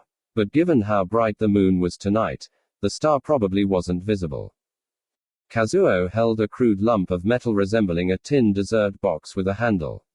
It was an Ingram M10 submachine gun. He said, "If the coin came up tails, I decided I'd take part in the game." As if he'd been anticipating these words, Mitsuru crashed forward. As he fell, his head hit the rock and bounced back up 5 centimeters only once. Kazuo Kiriyama sat still for a while. Then he got up and approached Mitsuru Numai's corpse. He gently touched the bullet-ridden body with his left hand, as if checking for something. This was no emotional response. He didn't feel anything. No guilt, no grief, no pity, not a single emotion. He simply wanted to know how a human body reacted after it was shot. No, he merely thought, it might not be such a bad idea to know. He removed his hand and touched his left temple. To be more accurate, a little further behind his temple. Any stranger would have thought he was merely straightening out his hair. But that wasn't it. He did it because of a strange feeling he had. Not pain, not an itch, but something elusive and infrequent, occurring only several times a year, when he'd reflexively touch the spot which, along with the feeling, became quite familiar to Kazuo. Kazuo's parents had provided him with a special education. But in spite of learning what there was to know about the world at such a young age, Kazuo himself had no idea what caused this feeling. It was inevitable. Any trace of the damage had almost completely disappeared by the time he was old enough to recognize himself in the mirror. In other words, he knew nothing. The fact that he'd almost died from a freak accident which caused the damage when he was still inside his mother's womb, of course, the fact that his mother was killed by the accident, the conversation his father and a highly reputed doctor had concerning the splinter digging into his skull right before his birth, the fact that neither his father nor the doctor who boasted the operation was a success knew that the splinter had gouged out a cluster of very fine nerve cells. Every one of these facts were from another time. The doctor died from liver failure. The father, or more accurately, his real father, also died from complications. So there was no one left to share these facts with Kazuo.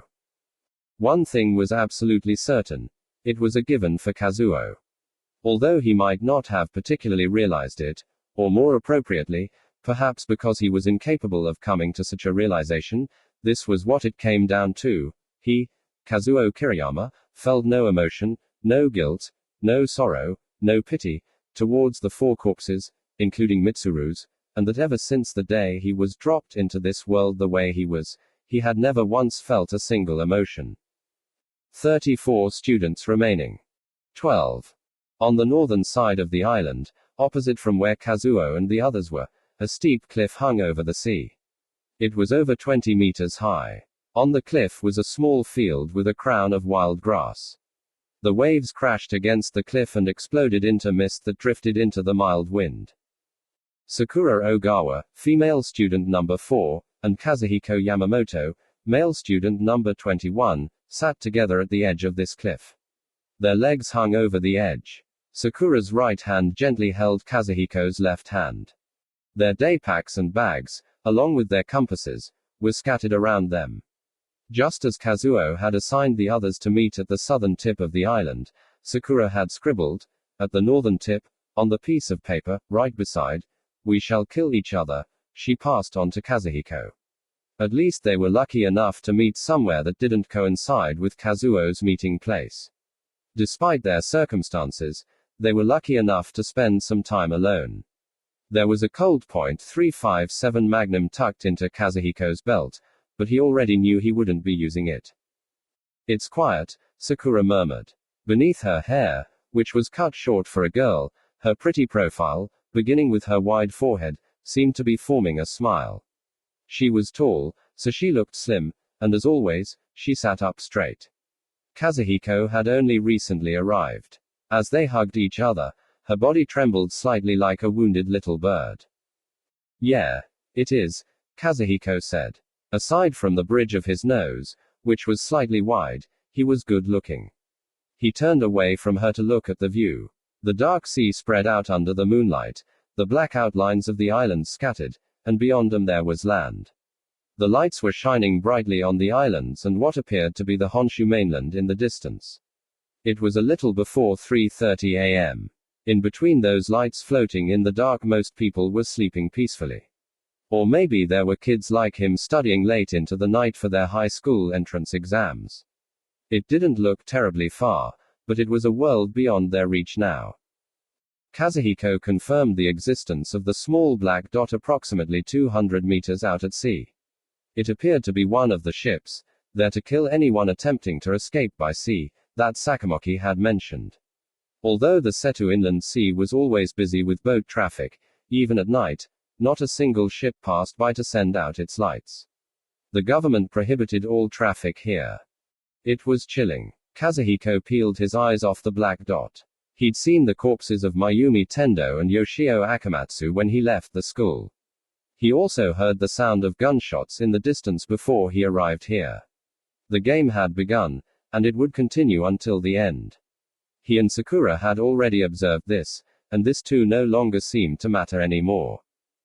"Thank you so much for this." Sakura was looking at the tiny bouquet of flowers in her left hand. On his way over here, Kazuhiko had found several clover-like flowers which he then bundled together. At the top of the long, thin stems, The small petals were bunched together like a cheerleader's pom-poms. They weren't the most impressive set of flowers, but this was all he could find. Kazuhiko did his best to smile. Oh. You're very welcome.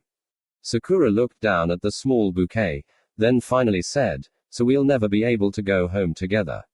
We won't be able to spend time together walking around town, eating ice cream, and doing anything else anymore.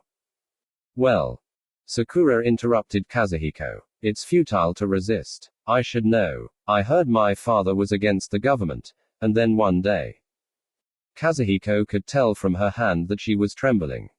The police came and killed my father. No warrant, nothing. They just came in without a word and shot him dead. I can still remember it clearly. We were in the kitchen. I was still small. I was sitting at the table. My mother held me tight. Then I grew up and ate my meals at the same table. Sakura turned to Kazuhiko. It's no use resisting. It was the first time she had ever told him about the incident, even though they'd been going out for 2 years.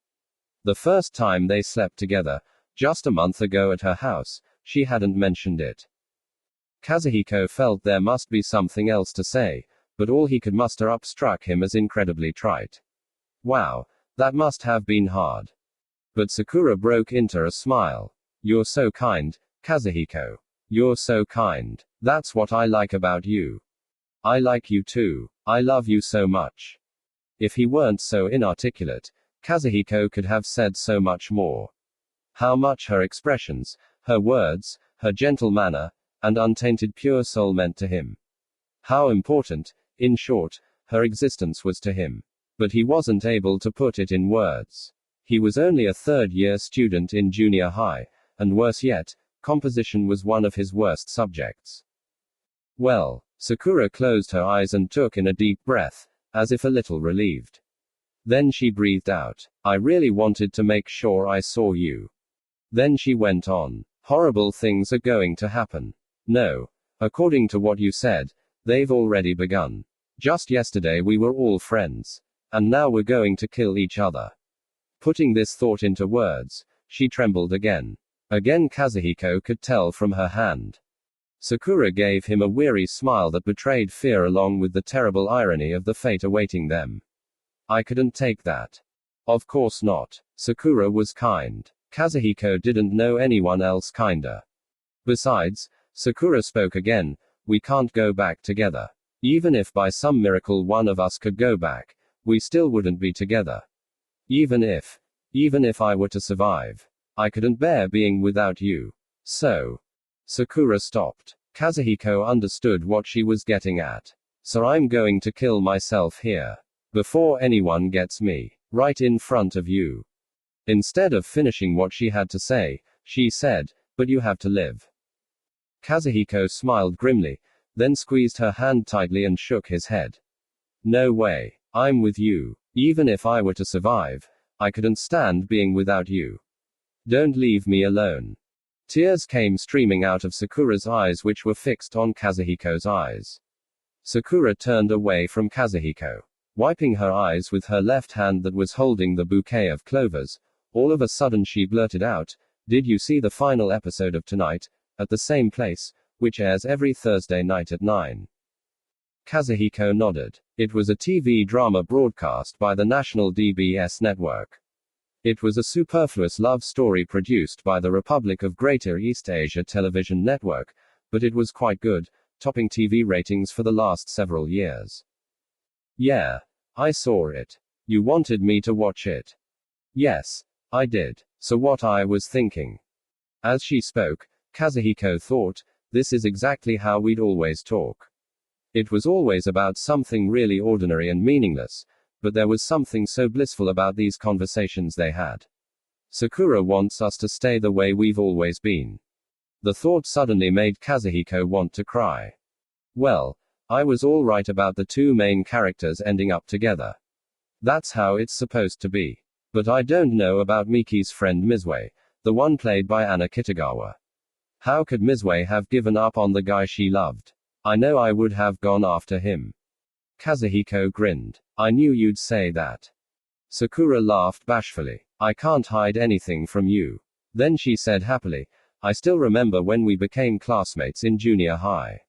You were tall and good looking, sure, but the thing that really got me was how I thought, this guy would understand me, he would understand me down to the core of my heart." Quote. I don't know how to say this very well, but Kazuhiko twisted his tongue a little and thought for a moment, then continued, "I think I felt the same way." He said it well. Then he leaned over a little, towards Sakura. With his left hand still clutching her right hand, he wrapped his other hand around her shoulder. They hugged in this position and exchanged kisses. Was it just a few seconds? Was it a minute? Or was it eternity? In any case, the kiss ended. They heard a rustling sound. They sensed someone in the bushes behind them. That was their signal, "All aboard. The train is departing, so you better get on board." They had nothing left to say. They could have fought against the intruder. He could have taken his gun and aimed it at the person behind them. But she wouldn't want that. What she wanted was to leave this world quietly before they got sucked into this horrible massacre. Nothing was more important to him than her. There was no room for compromise. If this was what her trembling soul wanted, then he would follow her. Had he been more eloquent, he might have described his feelings as something like, "I'm going to die for her honor." Their two bodies danced in the air beyond the cliff, the Black Sea in the background, their hands still clasped together. Yuki Utsumi, female student number 2, poked her head out from the bushes a little. She held her breath and watched them. She had no intention whatsoever of harming anyone, so she had no idea that the noise she made signaled the departure. She was simply stunned by the sight of the number 1 couple in class vanishing beyond the grassy cliff. The sound of waves quietly brushing up against the sheer rock face continued, and the small clovers Sakura dropped remained lying on the grass. Even when Haruka Tanazawa, female student number 12, approached her from behind and asked her, "What's wrong, Yuki?" Yuki just stood there trembling. 32 students remaining. 13. Megumi Eto, female student number 3, sat in the dark, hugging her knees while her small body shook violently. She was inside a house slightly removed from the island's most populated area on the eastern shore. The lights might have worked, but Megumi didn't dare try them. The moonlight coming through the window didn't reach under the worn-out kitchen table she was hiding under. It was almost pitch black, so she couldn't check her watch, but 2 hours had probably passed since she sat down here. It was probably almost 4 a.m. Was it 1 hour since she heard that distant, faint sound that sounded like firecrackers? No, Megumi didn't even want to think about what that really was. She raised her face and saw, silhouetted against the moonlight, the cupboard and kettle right above the sink. She was aware the government probably relocated the island's residents to some temporary housing units, but the remaining traces of someone's life in this house was unnatural and creepy. It reminded her of the ghost story she'd heard as a child, about the ship Marie Celeste whose entire crew suddenly vanished into thin air, leaving behind their meals and possessions in mid-use. She became even more terrified. Immediately after her departure, she had no idea where she was headed. Next thing she knew, she was in the middle of this residential area. The first thought that occurred to her was that there weren't too many students out yet. She was the 6th to leave the school. 5 were already out, but only 5. There were 50 or 60 houses in this area, so the chances of encountering one of them were close to nil. And as long as she locked the door and kept the place to herself, then she would be safe, at least until she had to move. The collar that would explode if she remained in one of the forbidden zones was oppressive, but there was nothing she could do about it. Sakamoki had warned that, if you try to pry it loose, it will explode. In any case, the important thing was to make sure she could hear Sakamoki's announcement of the time and location of each forbidden zone. So Megumi had tried to enter a house, but the first one was locked. So was the second one. She went to the backyard of the third one and broke the sash window with a rock she found on the ground. It made such a huge sound, she ducked under the veranda. No one seemed to be in the area, though. She entered. There was no use locking the sash now. She had to laboriously close the storm door. Once it was shut, the inside turned pitch black, and she felt as if she'd wandered into a haunted house. She managed to pull out her flashlight though and searched the house. She took 2 fishing poles and used them to jam the storm door shut. And now she was under the kitchen table. Killing each other was out of the question. But what if? Just what if this area? Checking the map, she found the whole area was almost completely inside Sector H=8, never turned into a forbidden zone, then she might end up surviving. But Megumi continued shaking as she continued to think. That was terrible. Of course, according to the rules of the game, everyone was your enemy, so you couldn't trust anyone. That's why she was shaking right now. But even if the game ended and she turned out to be the sole survivor, then that would also mean everyone else had died. Her friends, like Mizuho Inada and Kaori Minami, as well as Shuya Nanahara, who made her heart flutter every time she thought of him. Megumi pulled her knees in and thought of Shuya in the dark. What she really loved about him was his voice. That slight rasp that was neither too high nor too low. He apparently loved censored music called rock, so he always looked really unhappy in music class when they had to sing songs praising the government and the dictator, but he sang incredibly. The sound from his guitar when he played improvised passages was superb. Its unfamiliar rhythm made you want to dance. And yet there was also something graceful about the sound, not unlike the sound of bells chiming in a beautiful church. And then there was his longish permed hair. Shuya once said, "I'm imitating Bruce Springsteen," but Megumi had no idea what he was talking about, not to mention his slightly drowsy-looking, kind eyes with double eyelids. Also, he moved so gracefully since he'd been a star Little League player ever since elementary school. Her shaking subsided a little when she thought of Shuya's face and voice. Oh, if only Shuya Nanahara were with me right now, it would be so wonderful. So then, why didn't she ever tell Shuya how she felt about him? By love letter, or by sending someone to bring him, so she could confess to him directly. Or by phone. Now she'd never get the chance. That's when it occurred to her. The phone. That's right. Sakamoki said we wouldn't be able to use phones in the houses. But Megumi grabbed her nylon bag, which was lying next to her supplied day pack. She pulled open the zipper and shoved aside her clothes and personal effects. She touched a hard square object and grabbed it. It was a cell phone. Her mother bought it for her for this trip in case something, well, this wasn't just something, happened during her trip. It was true she'd been envious of the other 1 or 2 classmates who owned one, and there was something thrilling about the feeling of having your own private link, but Megumi also thought her parents were being overprotective, and that her mother was neurotic. She wondered, why would a junior high school kid need this? When she put the shiny phone into her bag, she'd completely forgotten about it until this very moment. Megumi flipped open the phone with her trembling hands.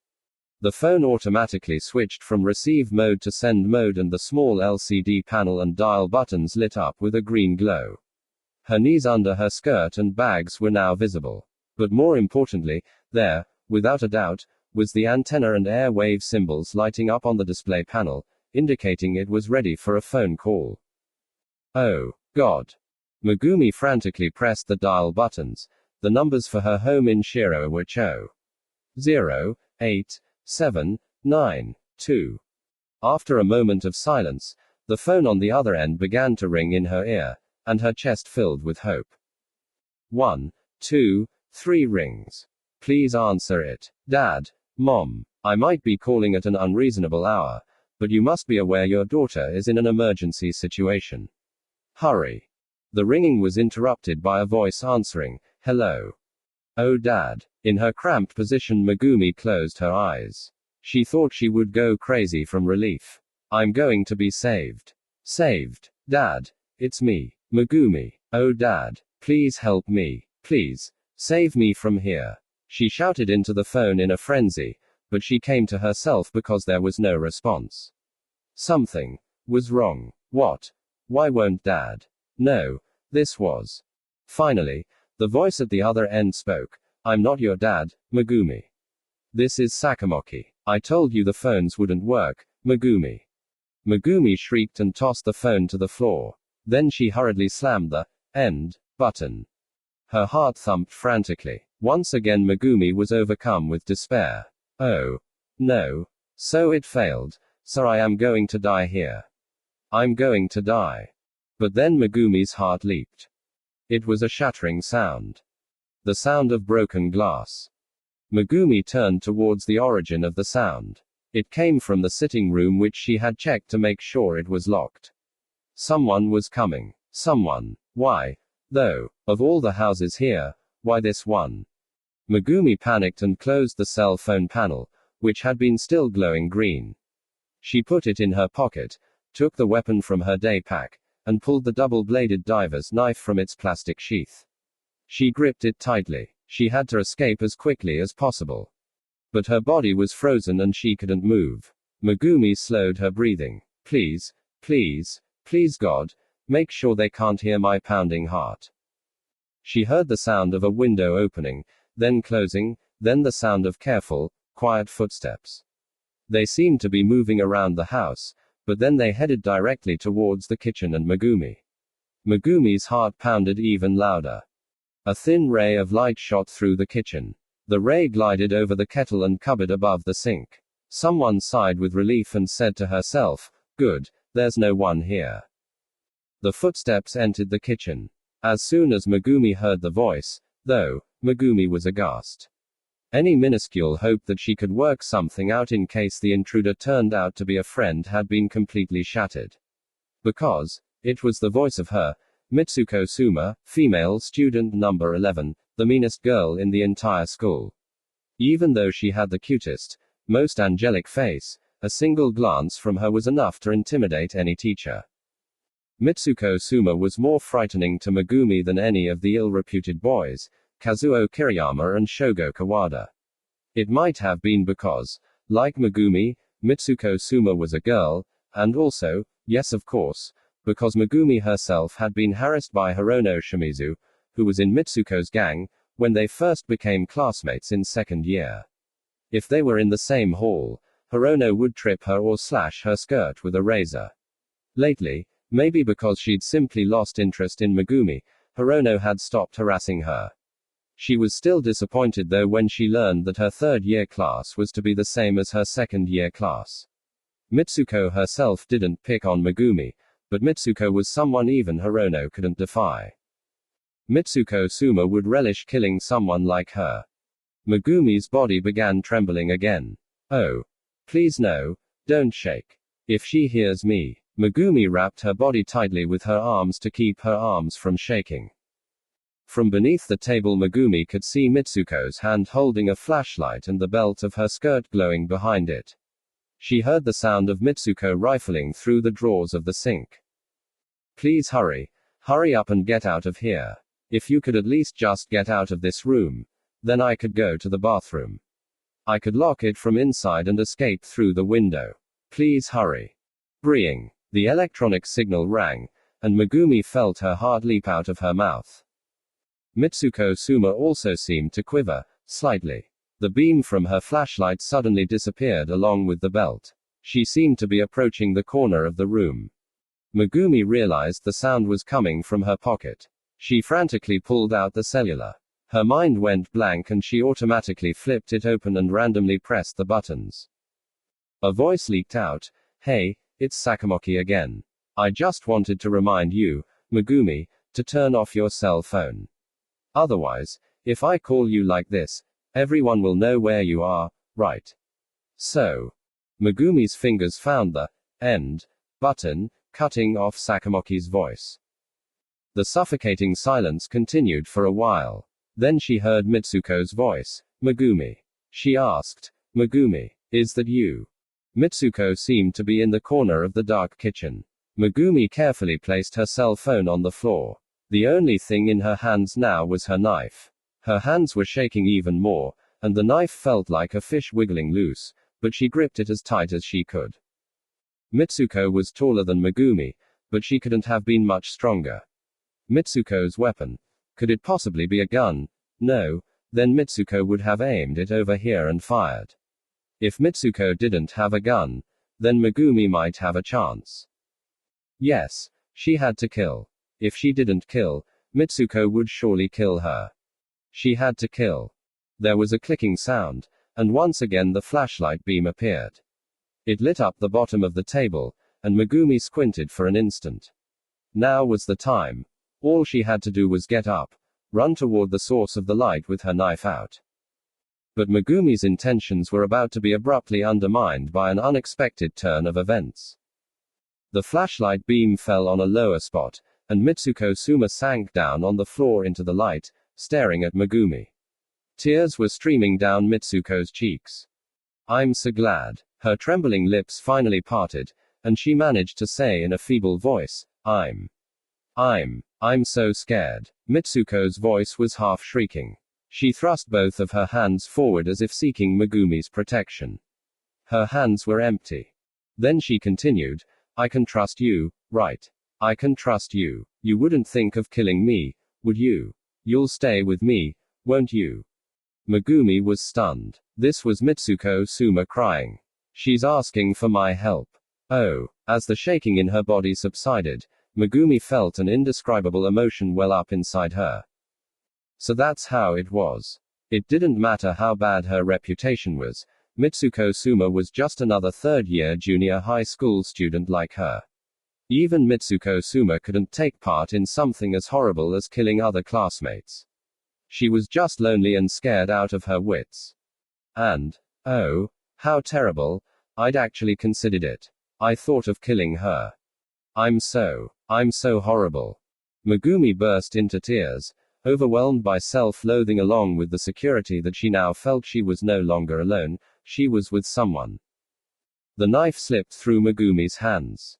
She crawled on the floor, emerged from under the table, and held Mitsuko's offered hands. As if a dam inside her were bursting, she blurted out, "Mitsuko. Mitsuko." She knew she was shaking this time from a different kind of emotion. It didn't matter. "It's all right. I'll stay with you. We'll stay together." "Aha." Mitsuko scrunched up her tear-stained face and squeezed Megumi's hands in return, nodding and repeating, "Aha, aha." Megumi held Mitsuko like this on the kitchen floor. She felt the warmth of Mitsuko's body and she felt all the more guilty as her arms felt Mitsuko's body trembling helplessly. I was really thinking of doing something horrible. So horrible. I was actually trying to kill this girl. Hey. Megumi began to blurt out. Mitsuko lifted her teary eyes up to Megumi. Megumi pursed her lips tightly to stifle a shriek and shook her head. I'm so ashamed of myself. For a moment, I was trying to kill you. I thought of killing you. Because one was so scared. Mitsuko's eyes widened when she heard this, but she didn't get upset. All she did was slightly nod her face, which had been scrunched up from crying hysterically. Then she offered a warm smile. "That's okay. Really. Don't get too upset. It's only to be expected. In this awful situation. Really, don't get upset. Okay. Just stay with me, please." After Mitsuko said this, she gently held Megumi's face with her left hand and pressed her left cheek against Megumi's cheek. Megumi could feel Mitsuko's tears. Oh. Megumi thought, I was so wrong about her. It turned out Mitsuko Suma was an incredibly kind girl. She managed to forgive someone who tried to kill her with such a kind response. "It's okay. Didn't our teacher, Mr. Hayashida, who's already been killed, warn us how wrong it is to judge people just by their reputations?" With these thoughts, Megumi felt something well up inside her again. She held Mitsuko's body even more tightly. That was all she could do for now.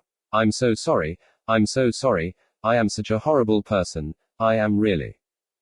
The slashing sound Megumi heard sounded like a lemon being cut. It was a nice sound. The knife must have been really sharp and the lemon fresh, the way they are on television cooking shows, as in, today, we'll be cooking lemon salmon. It took her a few seconds to realize what had occurred. Megumi saw Mitsuko's right hand. On the left side under her chin. Her hand held a gently curved, banana-shaped blade that reflected dully against the flashlight beam. It was a sickle, the kind used to harvest rice. And now its tip was stuck in Megumi's throat. Her left hand clutching the back of Megumi's head, Mitsuko dug the sickle in further. It made another crunching noise.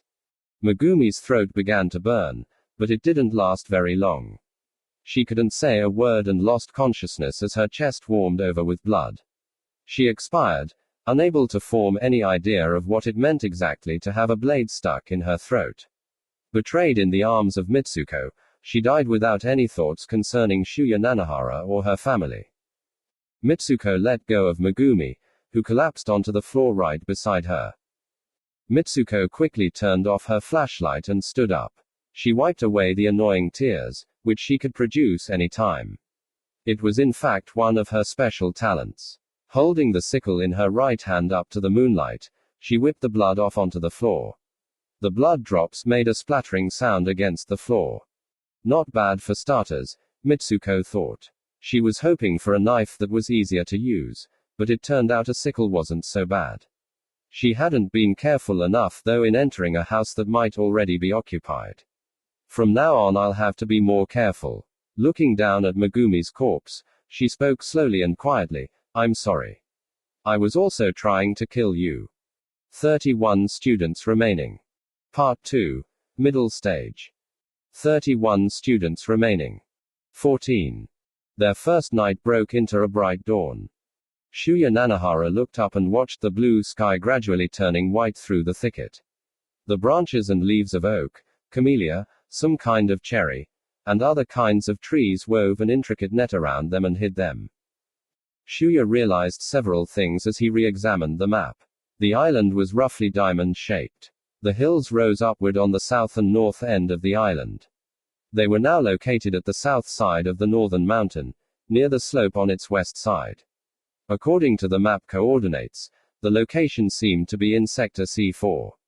Along with contour lines, the map was detailed, including the residential area and other houses, indicated by light blue dots, various buildings. There wasn't much besides symbols indicating a medical clinic, a fire station, and a lighthouse, and then a town hall, a fisherman's co-op, that was about it, and roads small and large, allowing him to check where each area was according to the positions of land formations, roads, and scattered houses.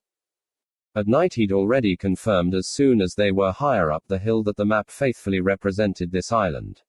Silhouettes of islands, large and small, were scattered across the Black Sea, and as Sakamoki had said, there was, almost exactly west of the island, the silhouette of what appeared to be a guard ship with its lights turned off. Immediately west of where Shuya and Noriko were, the grove ended abruptly and was replaced by a steep slope. There was a small field below, and beyond it the slope continued on toward the ocean. There was a small shack with a raised floor in the middle of the field that they had passed through last night. Seeing the worn-out wooden Shinto archway 10 meters away from the shack, Shuya assumed it was a shrine, which was also marked on the map. The front door was open, and there was no one inside. Just as he had with the other houses, Shuya decided against hiding in this shrine. There might be others doing the same thing, and given how there was only one entrance, they'd be trapped the moment they were found. Shuya settled on a place surrounded by shrubbery relatively near the sea, where they could lie down and rest.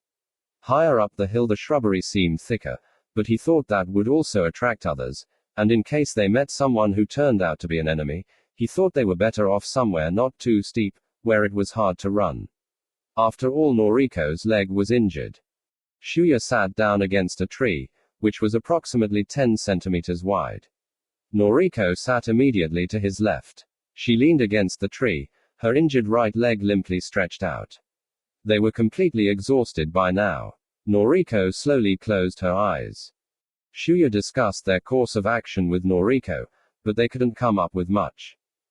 He first thought of finding a boat to escape from the island. But he immediately realized how futile that'd be. There was a guard ship out at sea, and furthermore, Shuya slowly reached for his neck and touched the cold surface of that thing. He'd gotten used to the sensation, but it felt heavy, as if it were their inescapable fate itself, choking out their existence. Yes, that collar. Once a special signal is transmitted from the school, the bomb inside the collar explodes. According to rules, this would happen to anyone caught in a forbidden zone, but of course the same would apply to anyone attempting to escape by sea.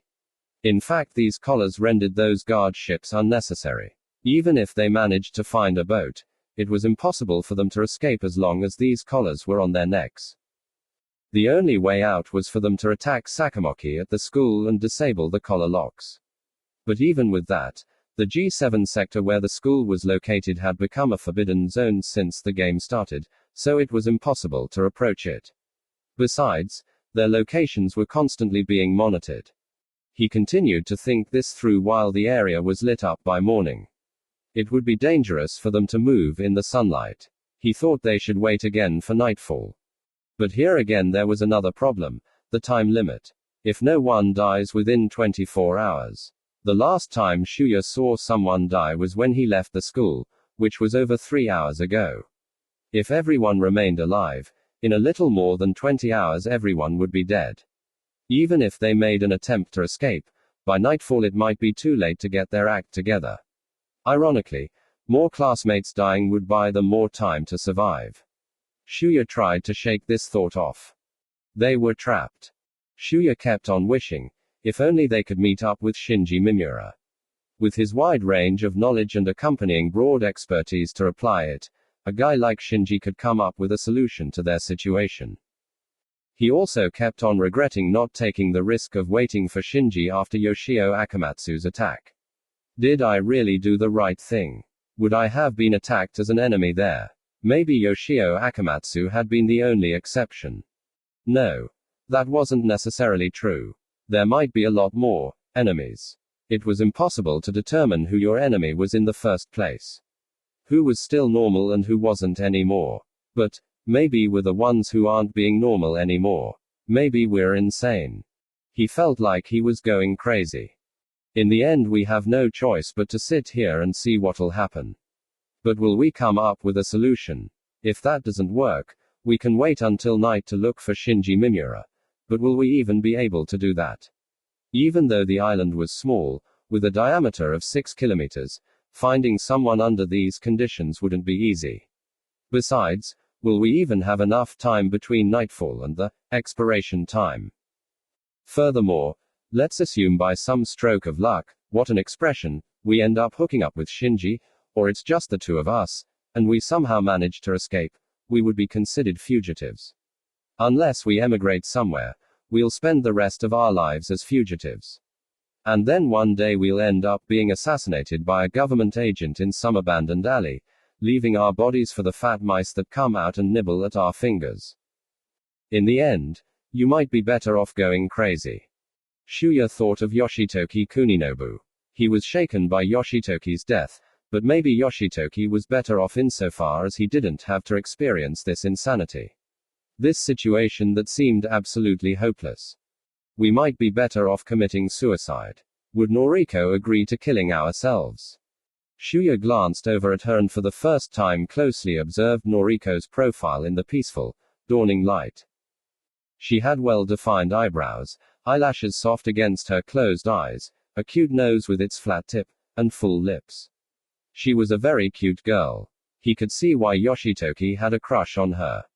Now there was sand stuck to her face, and her hair hanging slightly past her shoulders was frayed. And, of course, the collar. The gaudy silver collar wrapped around her neck as if she were a slave from ancient times. This damn game was taking away all her attractive qualities. Shuya then suddenly felt a surge of incredible anger. And with it, he came to his senses. We won't lose. We'll survive. Not only that, we'll fight back. It won't be some lame-ass counter-punch. They come with a straight right punch, and I'll wail back at them with a baseball bat. Noriko opened her eyes. Their eyes met and they stared at each other. Then Noriko quietly said, "What's wrong?" "Nothing. Well, I was thinking." Shuya was embarrassed, because he'd been staring at Noriko, and she'd caught him doing this, so he just blurted out, "I know this sounds weird, but I just hope you're not thinking of committing suicide." Noriko looked down, her face ambiguous, forming what might have been a smile.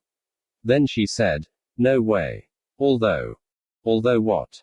Noriko thought for a moment. Then she continued, "I might want to commit suicide if we were the only ones left. Then at least you would be." Astonished, Shuya shook his head. He shook it frantically. He had mentioned the idea randomly. He didn't expect her to respond like this. Don't be absurd. Don't you even think of it. Look, you and me, we're together to the very end. No matter what. All right. Noriko smiled a little, offered her right hand, and touched Shuya's left hand. Thanks, she said. Look, we're going to make it. Don't even think of dying.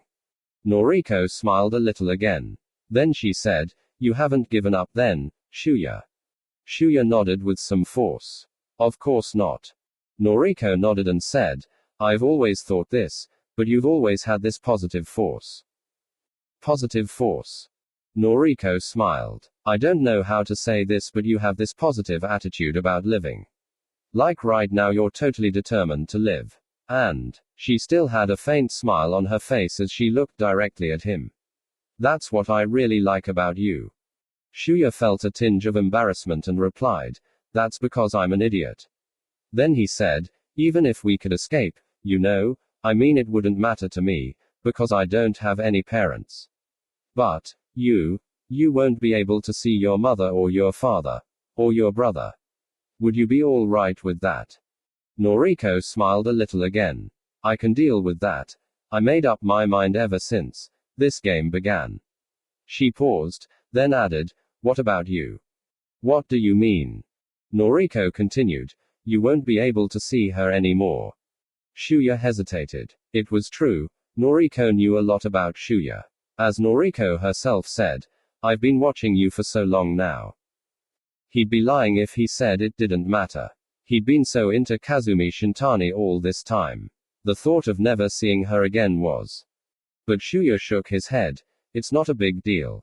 He thought of adding, it was just a one-way crush anyway, but he was interrupted by the sudden blare of Sakamoki's voice ringing through the air.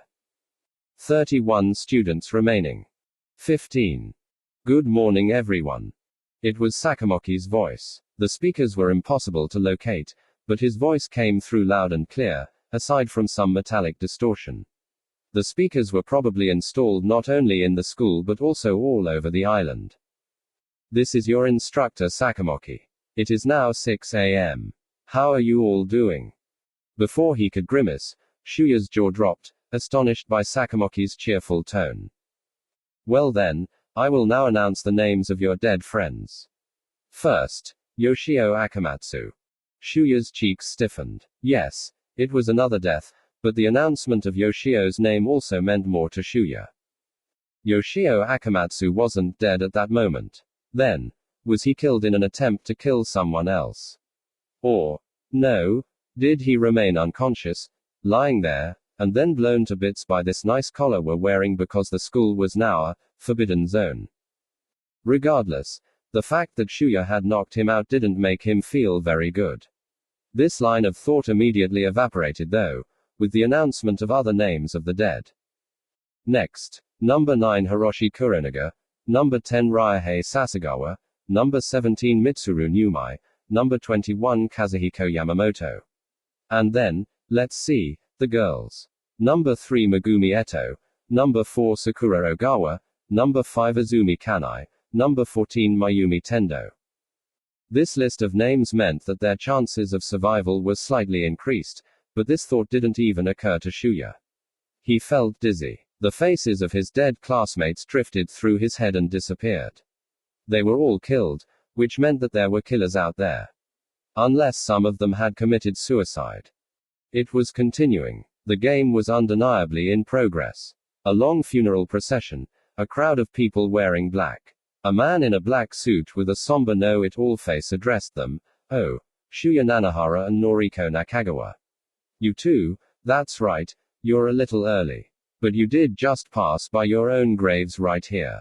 We carved in the number you two share, number 15. Don't worry, we're offering a special bonus.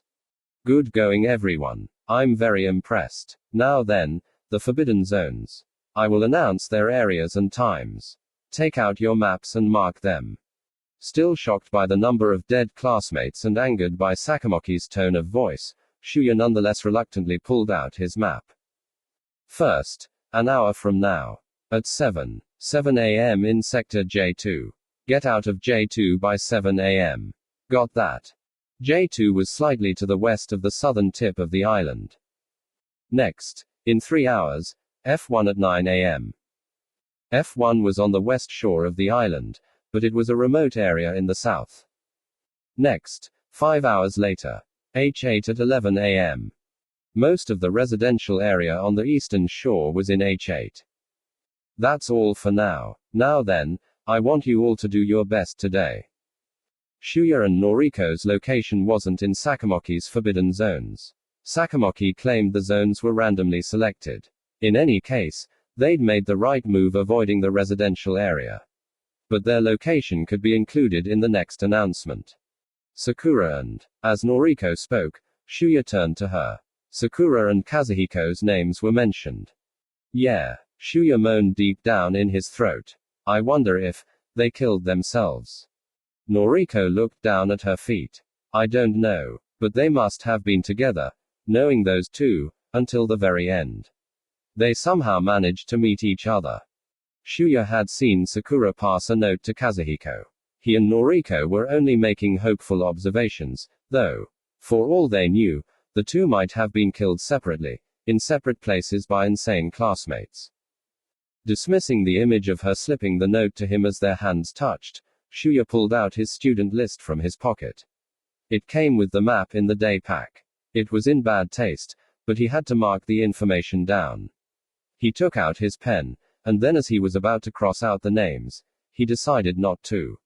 It was just too awful. Instead he entered a small check mark by the names. He also included Yoshitoki Kuninobu and Fumio Fujiyoshi. Shuya felt like he was turning into the man in the black suit from the vision he just had. Let's see, you, and also you.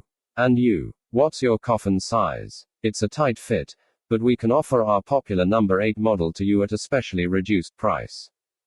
Enough. In any case, 3 out of 4 of Kazuo Kiriyama's gang are dead.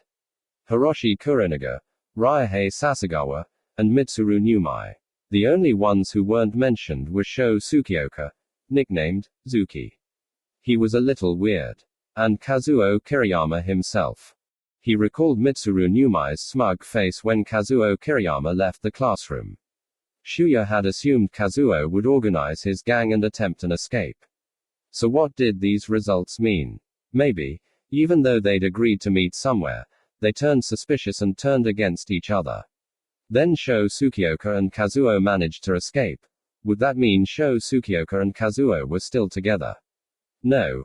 Something completely different might have happened. Shuya had no idea.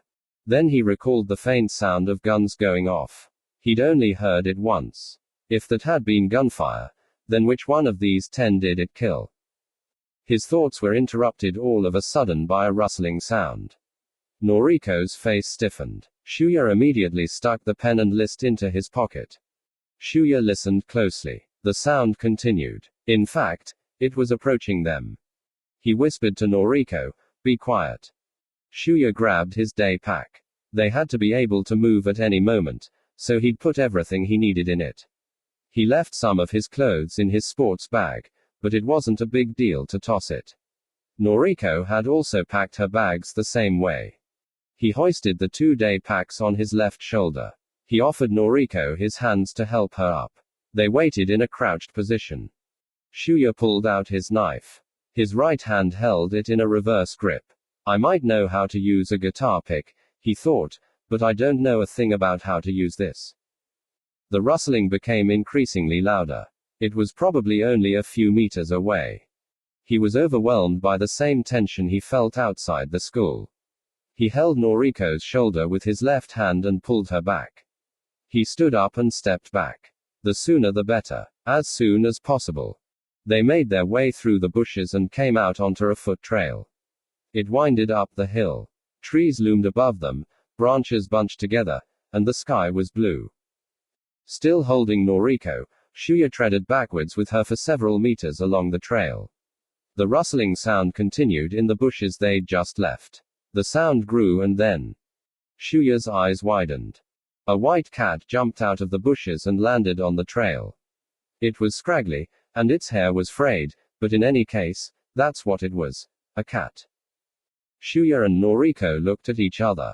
It's a cat, she said and broke into a smile. Shuya also grinned. Then the cat turned to them as if it had finally noticed them. It stared at them for a while and then ran up to them. Shuya returned his knife into the sheath while Noriko crouched, cautiously bent her injured leg, and offered her hands to the cat. The cat jumped into her hands and nuzzled her feet.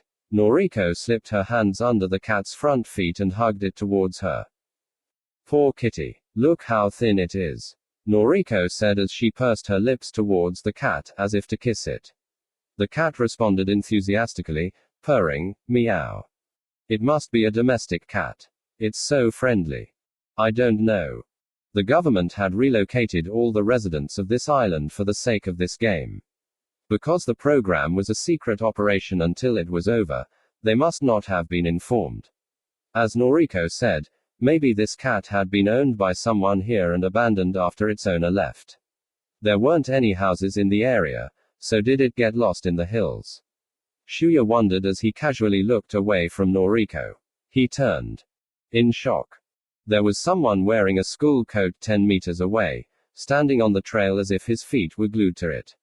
Although he was of medium height, like Shuya, he had a solid build from his training on the handball team.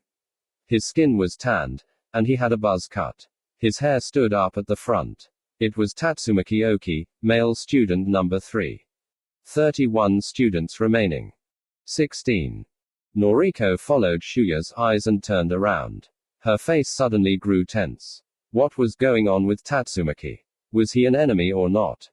Tatsumaki Oki stood there, staring at them.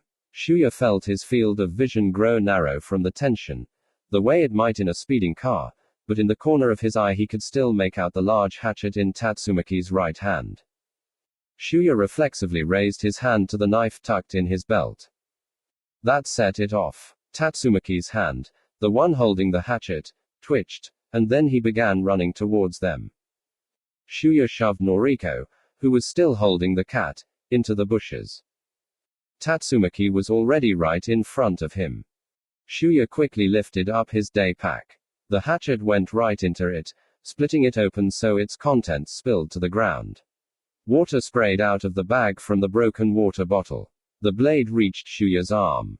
A searing pain ran under his skin. He tossed down the torn day pack and leaped back to gain some distance. Tatsumaki's face was so wound up the whites of his eyes formed circles around his pupils. Shuya couldn't believe it. Yes, they were in a dire situation, and Shuya had been for a moment suspicious too, but how could he? How could that cheerful, nice guy, Tatsumaki, do such a thing? Tatsumaki quickly glanced over to where Noriko was, in the bushes. Following his gaze, Shuya looked over at Noriko too. Noriko's face and lips froze at Tatsumaki's glance. The cat had already gone off elsewhere. Suddenly Tatsumaki turned to Shuya and swung his hatchet sideways. Shuya met the blow with the knife he'd pulled out from his belt. Unfortunately it was still inside its leather sheath, but in any case, there was a locking sound. He managed to stop the blow about 5 centimeters away from his cheek. Shuya could see the blue ripple on the hatchet blade, probably formed when it had been forged.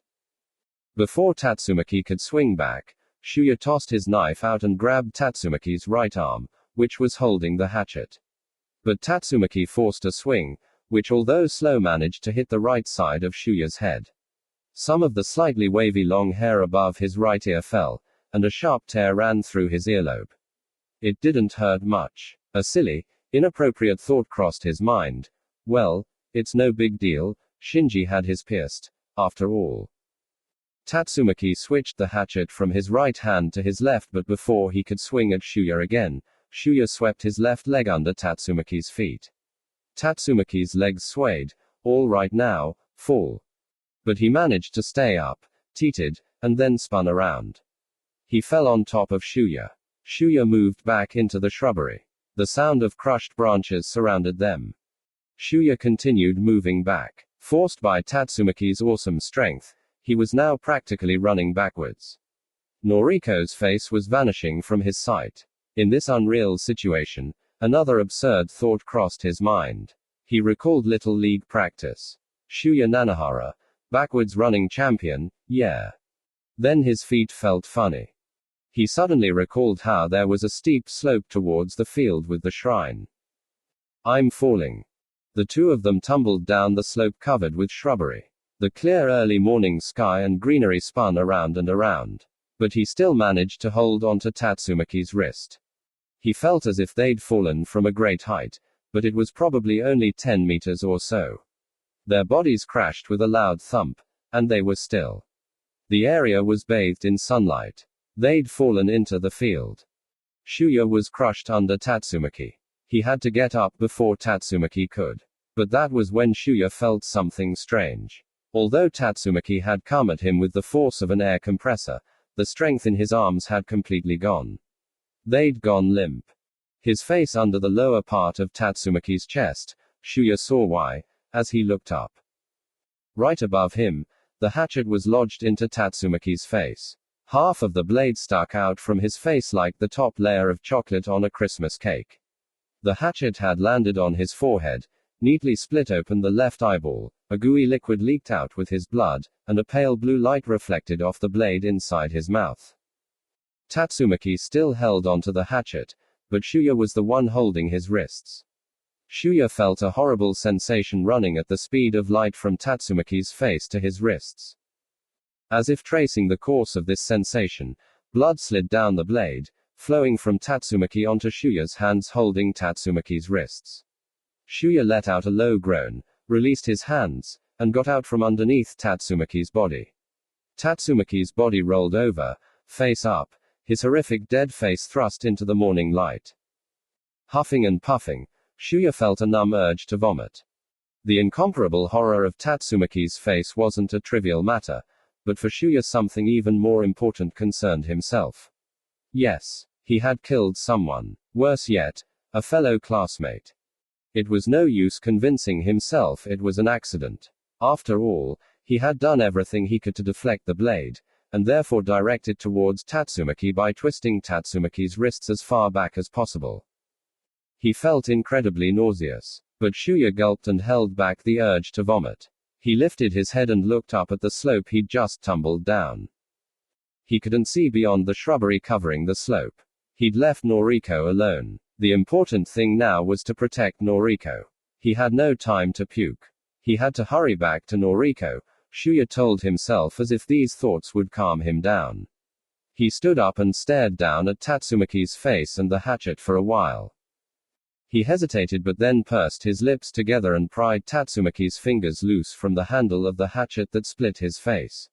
He couldn't just leave Tatsumaki like this. Of course he couldn't bury him, but Tatsumaki's hatchet face was just too much. He couldn't bear it. He grabbed the handle and tried to pull the hatchet out of Tatsumaki's face. Tatsumaki's face was stuck to it though as it came up with the hatchet. The hatchet was lodged in so deeply, it was stuck. Shuya took a deep breath. Oh God. Then he thought about it. No, what's this about God? Ms. Anno was a devoted Christian but no thanks to her faith in God she ended up getting raped by Sakamoki. Ah. Praise the Lord. Shuya felt another surge of anger. He clenched his teeth and knelt beside Tatsumaki's head and put his trembling left hand on his classmate's forehead. With his right hand he pulled on the hatchet, which made a horrible spurting sound as blood sprayed out of Tatsumaki's face, and the hatchet came loose. He felt as if he were in a nightmare.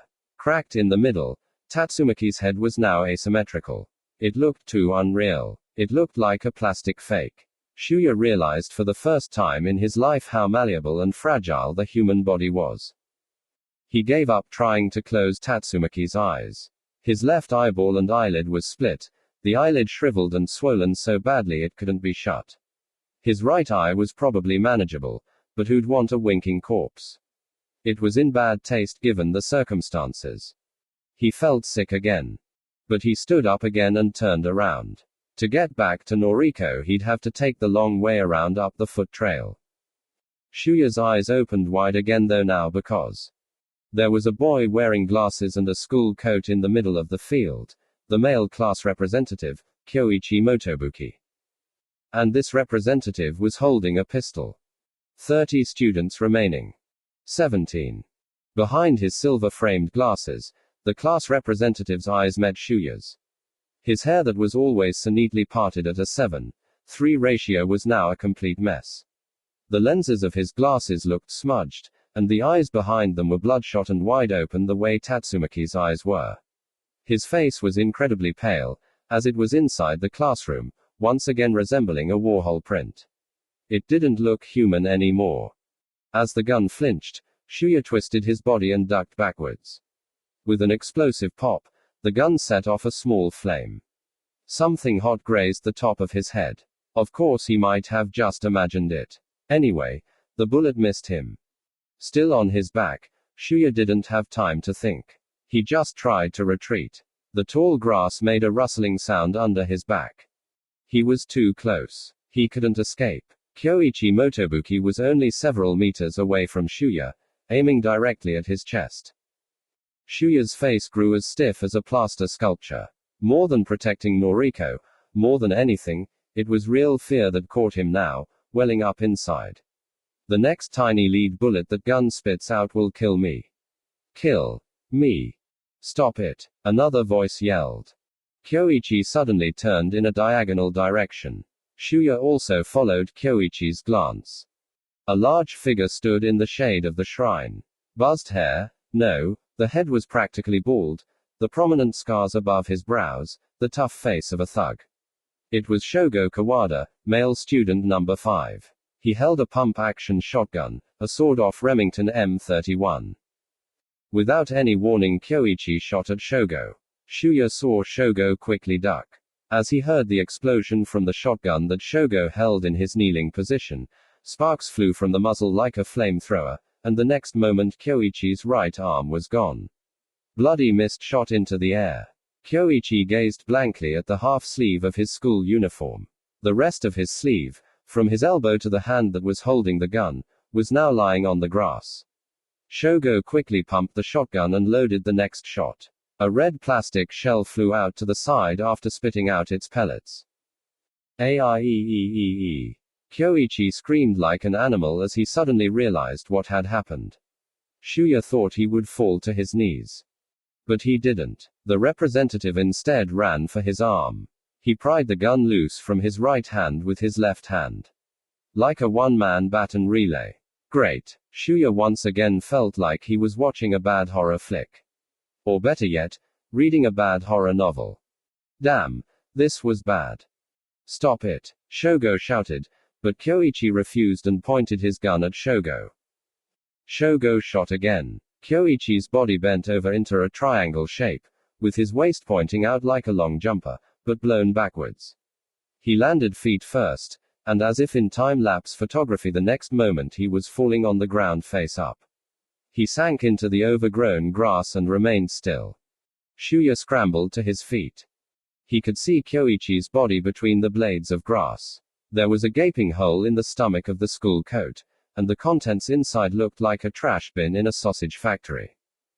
Shogo hardly paid any attention to the corpse and quickly approached Shuya with his shotgun. He pumped the shotgun again and ejected the empty shell. Shuya was overwhelmed by the quick succession of events and the horrific deaths of Tatsumaki and Kyoichi, but he managed to say between heavy breaths, "Hold on, I'm." Shogo stopped behind Kyoichi's body and said, "Don't move. Drop your weapon." Shuya finally realized he was still holding the hatchet. He did as he was told. The blood-drenched hatchet fell to the ground with a thud. That was when Noriko appeared, standing where the trail nose-dived. Dragging her leg, she had made her way through the thicket, following Tatsumaki and Shuya after they tumbled down the slope. Shuya then realized that less than a minute had elapsed since his confrontation with Tatsumaki Oki. She'd turned pale from the gunfire, but now she was holding her breath at the sight of the sprawled-out corpses of Tatsumaki and Kyoichi while Shogo and Shuya faced each other. Shogo immediately noticed Noriko and pointed his shotgun at her. Noriko's body stiffened. "Stop it," Shuya shouted. "Noriko is with me. We don't want to fight at all." Shogo turned slowly to Shuya. He had a strange, blank look. Shuya shouted at Noriko, "Noriko. Shogo saved me. Shogo isn't an enemy.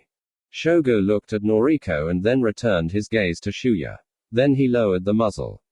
After remaining frozen for a while, Noriko raised her hand to indicate her hands were empty, then nearly slid down the steep trail. She staggered, dragging her right leg, and as she drew herself up next to Shuya, they both looked at Shogo. Shogo stared back at them as if they were a pair of armadillo twins. Shuya noticed that the stubble on his cheek and chin had grown a little. First, let me explain, Shogo finally said. I had no choice but to shoot Kyoichi. You understand?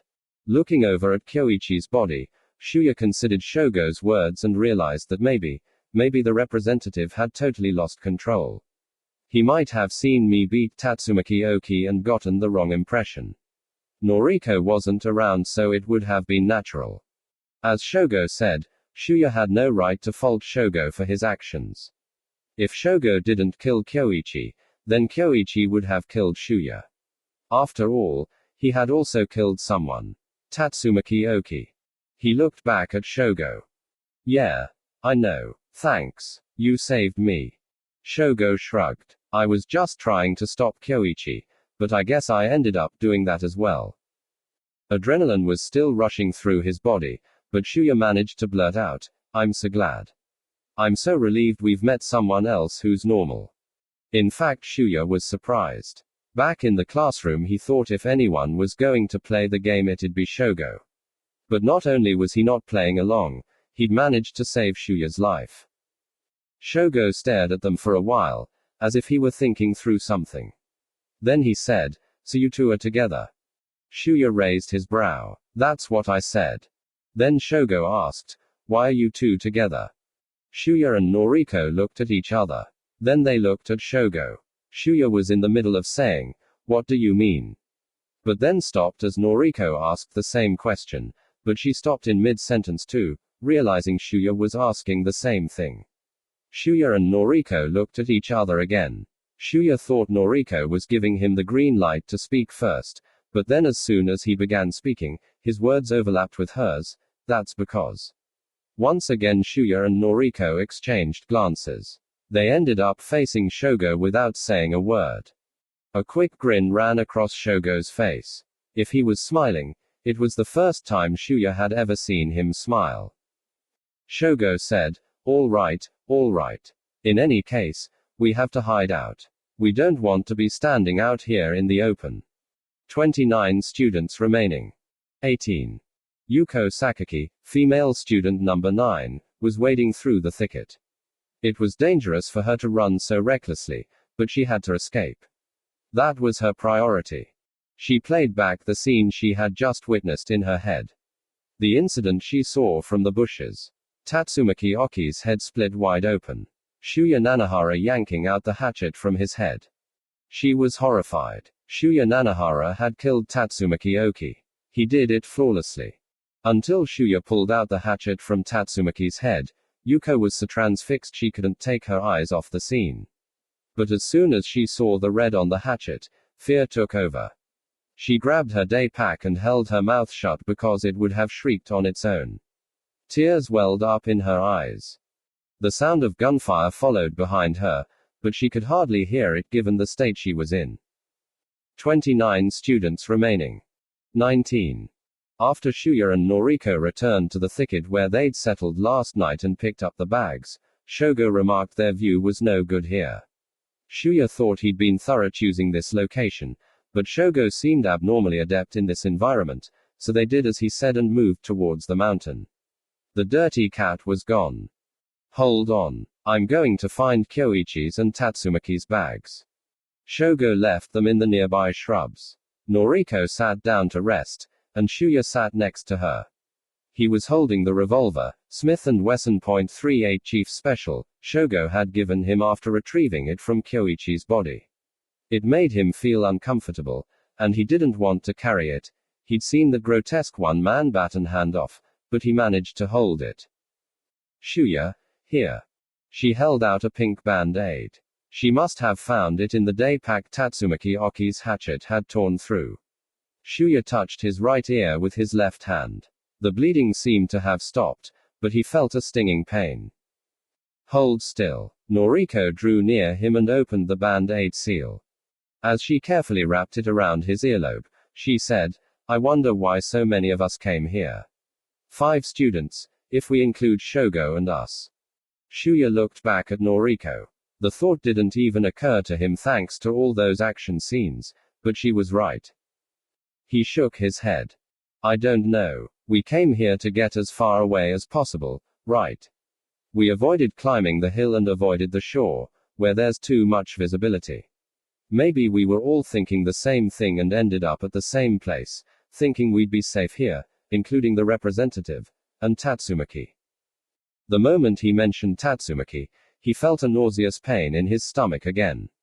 His face split down the middle, left and right out of alignment like a peanut. And this corpse was lying right nearby. Ladies and gentlemen, the magnificent Peanut Man. Along with the nausea, Shuya's thoughts, which had been numbed by the adrenaline rush of fighting, finally grew clearer and the sensation of numbness finally subsided. He was coming back to his senses. Shuya, you're pale. Are you okay? Noriko asked, but Shuya couldn't respond. A shiver ran through his body, and he began to tremble. His body shook as if it were vibrating. His teeth chattered uncontrollably as if dancing a crazy tap dance. What's wrong? Noriko put her hand on his shoulder. Shuya answered, his teeth still chattering, I'm scared. Shuya twisted his neck to the left and looked at Noriko. She glanced back at him with a look of concern. I'm scared. I'm scared shitless. I just killed someone. Noriko looked into Shuya's eyes for a while, then she cautiously moved her injured right leg and sat diagonally in front of Shuya with her knees bent. Then she gently opened her arms and wrapped them around Shuya's shoulders. Her cheek touched his trembling cheeks. He felt her warmth, and his nostrils, which had been overwhelmed with the smell of blood, could detect a slight whiff of something like cologne or shampoo. Shuya was surprised, but he was grateful for the comforting warmth and smell and sat still, hugging his knees. It reminded him of the time his mother hugged him as a child before she died. As he looked at the collar of Noriko's sailor suit, he had a fleeting image of his mother. She spoke clearly, always so full of energy. Even as a child he thought she was a stylish mother. Her face, oh man, looked a lot like Kazumi Shintani's. She was always exchanging smiles with his father who, with his mustache, didn't seem like your typical salaryman. Wrapped in her arms, he would hear her say, your father works in law and helps people in trouble. It's a very important job in this country. Someday I'm going to marry someone like my mom and then I'll be smiling all the time the way mom and dad are. Their smiles made him feel that way. The trembling gradually subsided and disappeared. Are you all right? Noriko asked. I think so. Thanks. Noriko slowly let him go. After a while, Shuya said, you smell nice. Noriko smiled bashfully. Oh God, I didn't take a bath yesterday. No, you really do smell nice. A smile flashed across Noriko's face again, when the bushes rustled. Shuya shielded her with his left arm and held the Smith & Wesson. Don't shoot. It's me. Parting the thick bushes, Shogo entered. Shuya lowered the gun. Shogo carried 2-day packs along with the shotgun slung over his shoulder on a sling. He took out a small cardboard box and tossed it over to Shuya. He caught it in midair and opened it. The golden bottoms of bullets in neat rows. 5 bullets were missing like cavities. Bullets for your gun. Load it, Shogo said, then put his shotgun by his side and pulled at some worn-out fishing wire. He pulled at one end tightly and Shuya saw how the wire went straight into the deep end of the bushes. Shogo then took out a small knife from his pocket and snapped the blade out of its handle. Shogo's supplied weapon was a shotgun, so, Shuya figured, the knife he must have brought on his own. Shogo made a notch with the knife into a nearby tree trunk no thicker than a can of Coke. Then he fit the taut wire snugly into the notch and cut off the excess. He tied the remaining wire around the tree trunk in the same manner. What are you doing? Shuya asked. This. Shogo put away his knife and answered, you might call it a primitive alarm system. We're at the center. The wire runs around us in a circle with a 20-meter radius. The wires doubled. The moment it catches someone, this will be pulled and fall from the tree. Don't worry, the intruder won't even notice. It'll provide us with a warning. Where did you find that wire? Shogo tilted his head slightly. There was a little general supply store. I wanted to get my hands on some things, so that was my first destination. That's where I found it. Shuya looked astonished. Of course. No matter how small this island was, there had to be at least one supply store. But the thought never even crossed his mind. Of course it wouldn't have been possible for him to wander around given how he had to look after Noriko. Shogo sat down where he could face both Shuya and Noriko. He began sorting through a day pack that belonged either to Tatsumaki or Kyoichi. Taking out a bottle of water and some bread rolls, he said, "How about some breakfast?" Still hugging his knees, Shuya shook his head. He had no appetite whatsoever. What's wrong? You feel nauseous from killing Tatsumaki.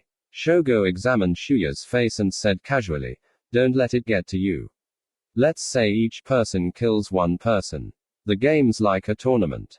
It's 42, no, 40 students, so if you kill 5 or 6, then you'll be the winner.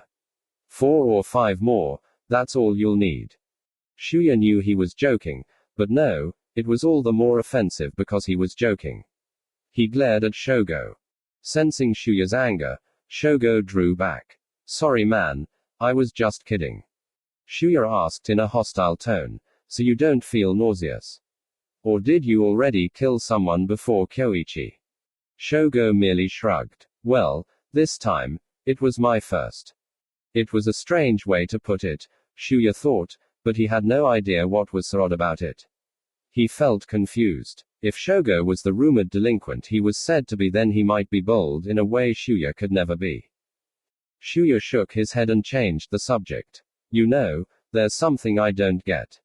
Shogo raised his brow. The ugly scar above his left brow moved with it. "What's that?" "The representative, Kyoichi." "Hey." Shogo pointed his chin up at him to cut him off. "I thought you understood. I didn't have any choice. Are you saying I should have let him kill me? I'm not Jesus Christ, okay? Besides, I can't be resurrected, although I've never tried it out." "No, that's not what I meant." As Shuya continued, he wondered whether Shogo was kidding again. Was Shogo Kawada the joking type?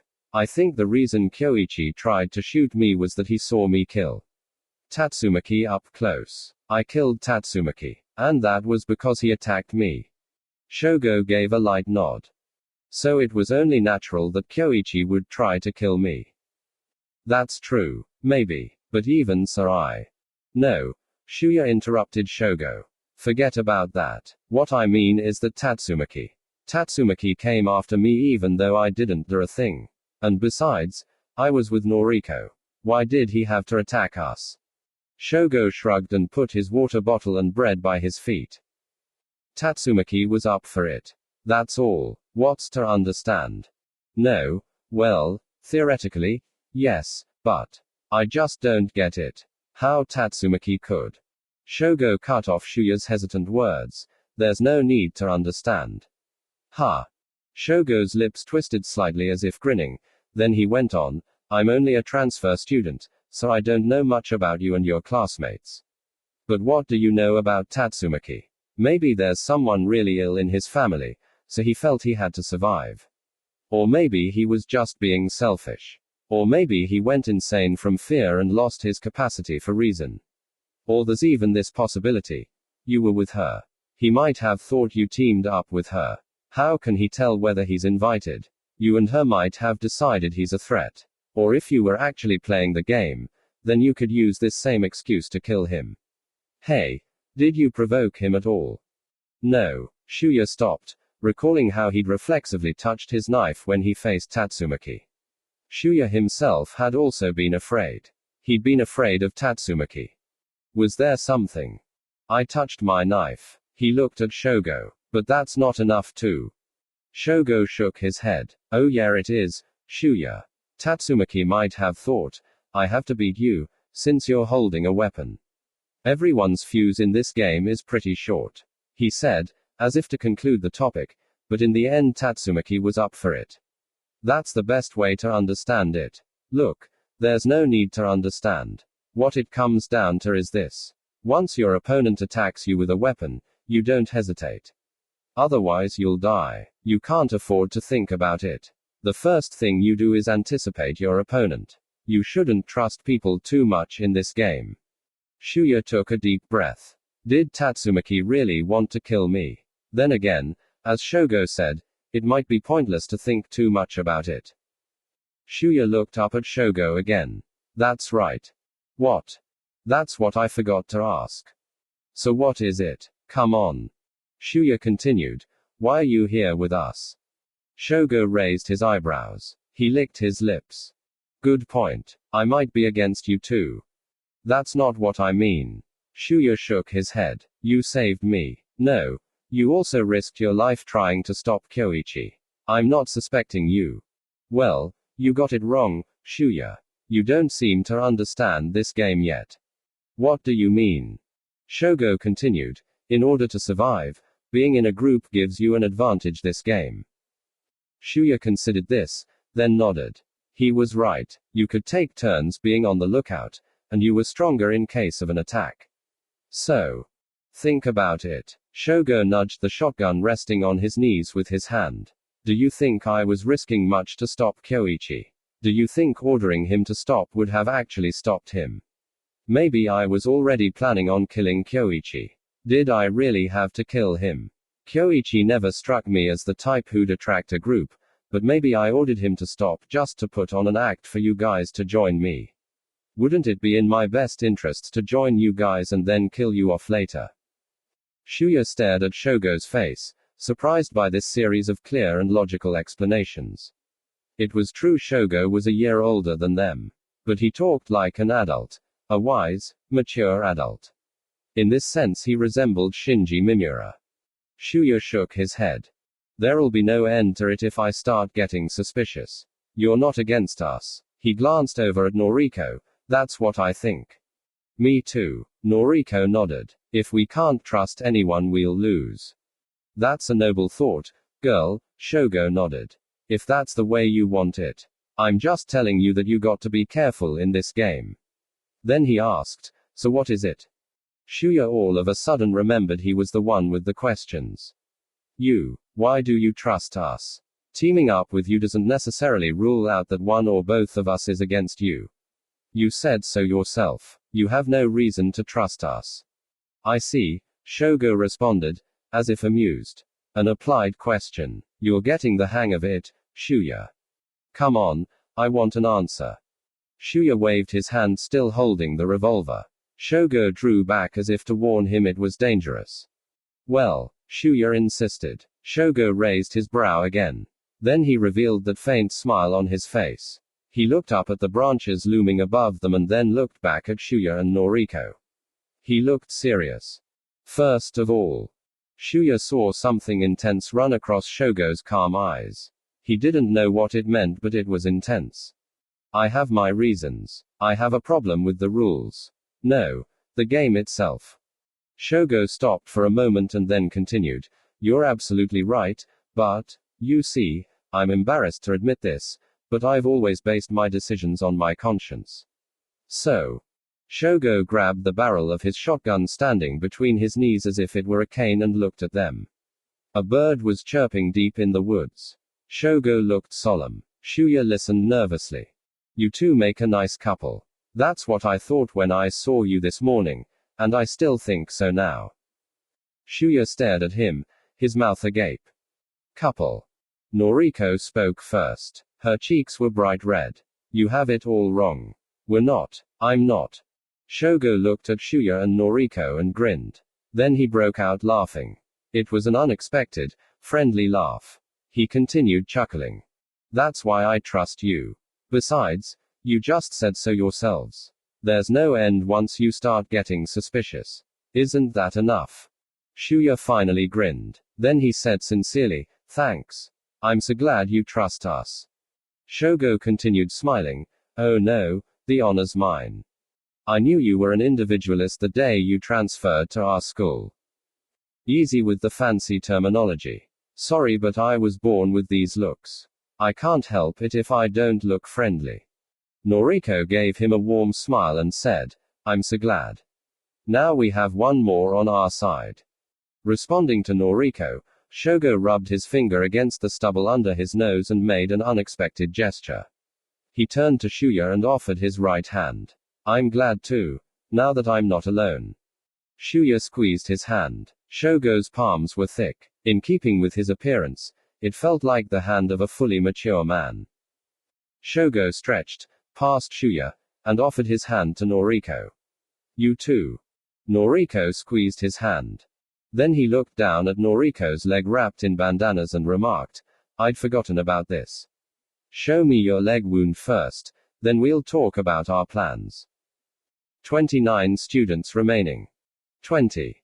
The sunlight reflecting off the opaque window with the detailed patterns began to turn white. As sunlight came directly through the top of the window into the building where Yumiko Kusaka, female student number 7, was sitting against a wall, she squinted her eyes. She was remembering the trite phrase repeated in the sermons given by the local priest of the Halo Church which her parents and she, before her name was even registered, attended, the sun will come every day, blessing every one of us with joy. Oh yeah, I am so blessed to be part of such a wonderful game, ha ha ha. Yumiko lightly shook her short, boyish hair with a sarcastic smile. She looked over at Yukiko Katano, female student number 6, who was sitting near her, also against the wall. Yukiko remained in a daze, staring at the wooden floor bathed in light. Even though it had the bombastic name, Okashima Island Tourist Association, the building resembled a plain town council hall. Down by the lower entrance, there was an office desk, a chair, and a rusty file cabinet. The desk had a phone. She'd tried using it, but of course, as Sakamoki had warned, there was no dial tone. Inside the file cabinet they only found some unattractive tourist flyers. Yumiko and Yukiko had been friends ever since nursery school. At nursery school they were in separate classes and lived in different neighborhoods too. They met thanks, once again, to the Halo Church where their parents took them. When they met it was Yumiko's third visit, but for Yukiko it seemed like it was her first, and she looked intimidated by everything there, including the gong ringing with every chant and the general atmosphere of the heavily decorated church. So Yumiko approached the quiet girl left alone by her who were preoccupied with some other task and said, Don't you think this is all so stupid? The girl looked a little shocked, but then she smiled. They were friends ever since. Although the names sounded similar, they were very different from each other. Yumiko was energetic and got labeled a tomboy. Even now, although the chances of that, now, returning were very, very low, she batted fourth on the softball team. Yukiko was domestic and baked cakes for Yumiko. Yumiko was now 15 centimeters taller than Yukiko. Yukiko often said she envied Yumiko's height and her well-defined face, but Yumiko was in fact more envious of Yukiko for her petite body and round cheeks. It was true, they were totally different, but they were still best friends. That didn't change. Fortunately, well, that's putting it harshly, the death of Yoshitoki Kuninobu, male student number 7, before his scheduled departure enabled their own departures to be only 2 minutes apart from each other. After Yumiko left the classroom, she hid behind a pole and waited for Yukiko, whose face had turned white. They left together. 20 minutes later Yoshio Akamatsu returned to begin killing, but they were unaware of this, and headed north far beyond the residential area, following the road on the eastern shore. A little ways up the northern mountain they found a single building standing alone on a hill.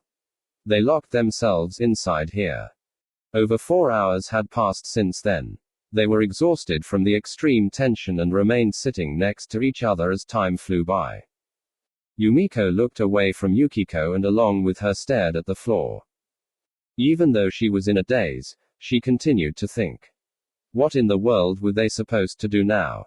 Sakamoki's announcement was audible even inside this building. Aside from Yoshitoki Kuninobu and Fumio Fujiyoshi, 9 classmates were already dead. Aside from Sakura Ogawa and Kazuhiko Yamamoto, the others couldn't have been suicides. Someone was killing someone else. Right now someone might have been dying. In fact, she thought she'd heard gunfire right after the 6 a.m. announcement. How could you kill your classmates? Of course, those were the rules, but she couldn't believe there could be people who'd actually follow them. But if someone tried to kill her, if she could assume that much, then she would probably fight back. Yes. If so, then. Yumiko looked at the megaphone lying in the corner of the room. Could she use that? If she could, wasn't there something she could do? She was simply afraid of doing it, though. Not just of doing it.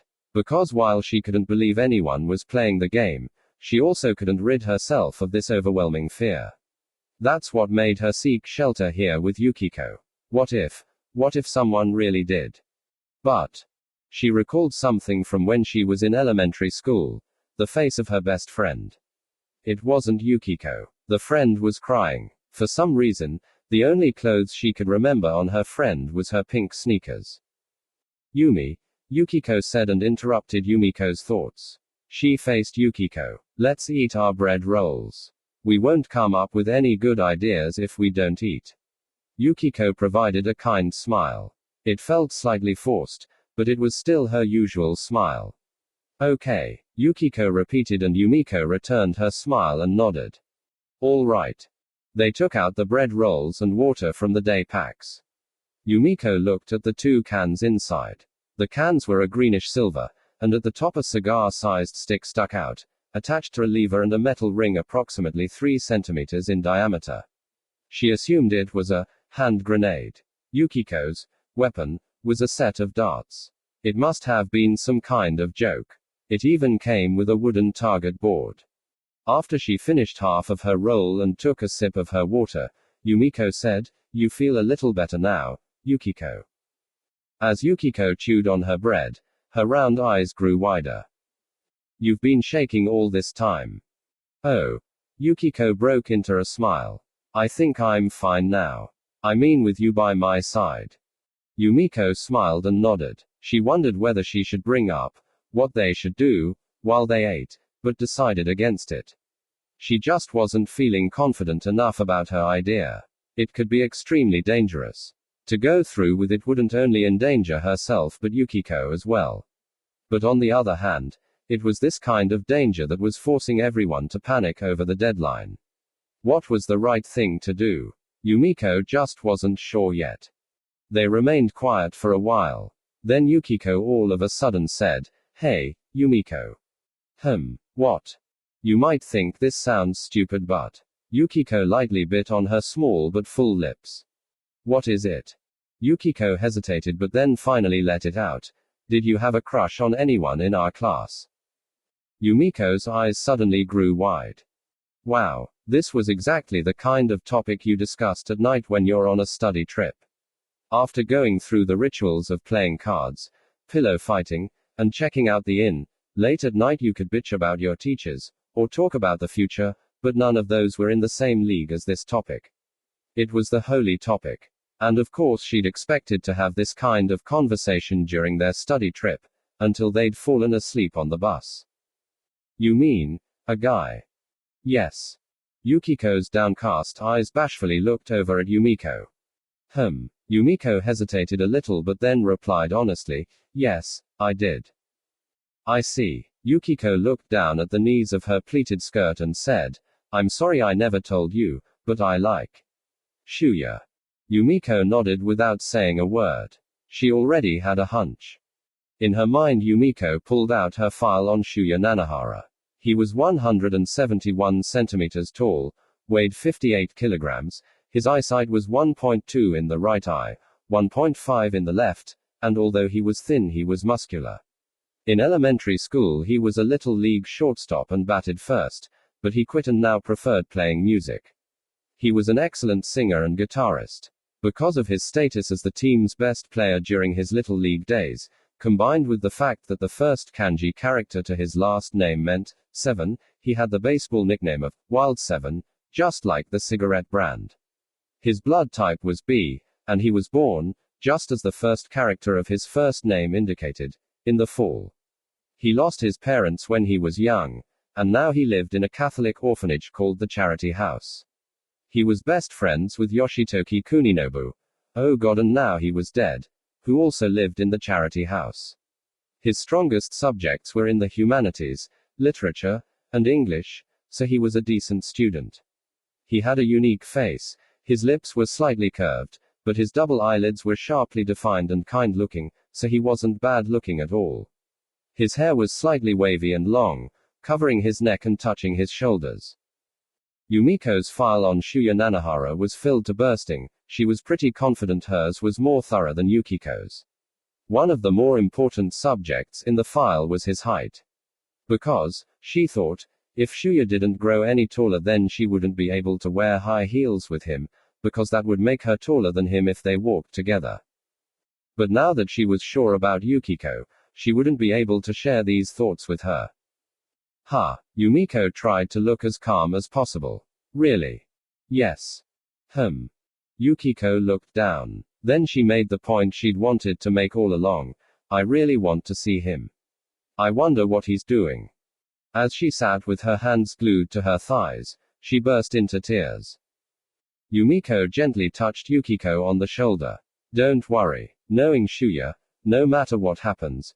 Realizing though that this might have sounded funny, she immediately added, nervously, you know how athletic he is, plus he seems really gutsy. I mean I don't really know but. Yukiko wiped away her tears and nodded. Then as if she felt better, she asked, so who do you like, Yumiko? Yumiko could only look up at the ceiling and force a moan, as she thought it through. She was in trouble. Maybe I'll just randomly pick someone just to avoid the issue. Tatsumaki Oki was a star player on the handball team. Even though his face was kind, of course he seemed like a nice guy. Everyone called Shinji Mimura a genius basketball player, and he knew so much. He even had a following of girls who were into him. They weren't from their class, maybe because his general reputation among the Class B girls was that he was a playboy.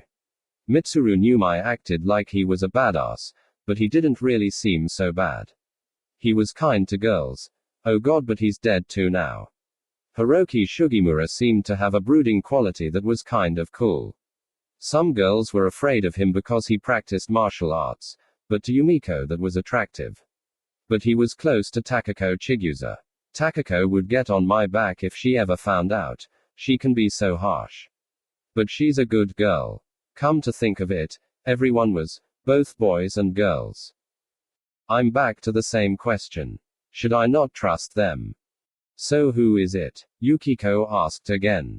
Yumiko faced Yukiko again. She hesitated again, but then she decided to let it out. At the very least, she should bring it up. After all, Yumiko was the ideal companion she could share her thoughts with. Can I ask you something? Yukiko tilted her head, puzzled. Yumiko folded her arms to concentrate. Then she asked, do you really think there are people who want to kill others in our class? Yukiko knit her brows slightly. Well, I mean the fact is that they die, as she pronounced the word, died, her voice trembled, died. All of them. It was announced this morning. 9 students have already been killed since our departure. They couldn't have all been suicides. Besides, didn't we just hear gunfire a little while ago? Yumiko tilted her head as she looked at Yukiko.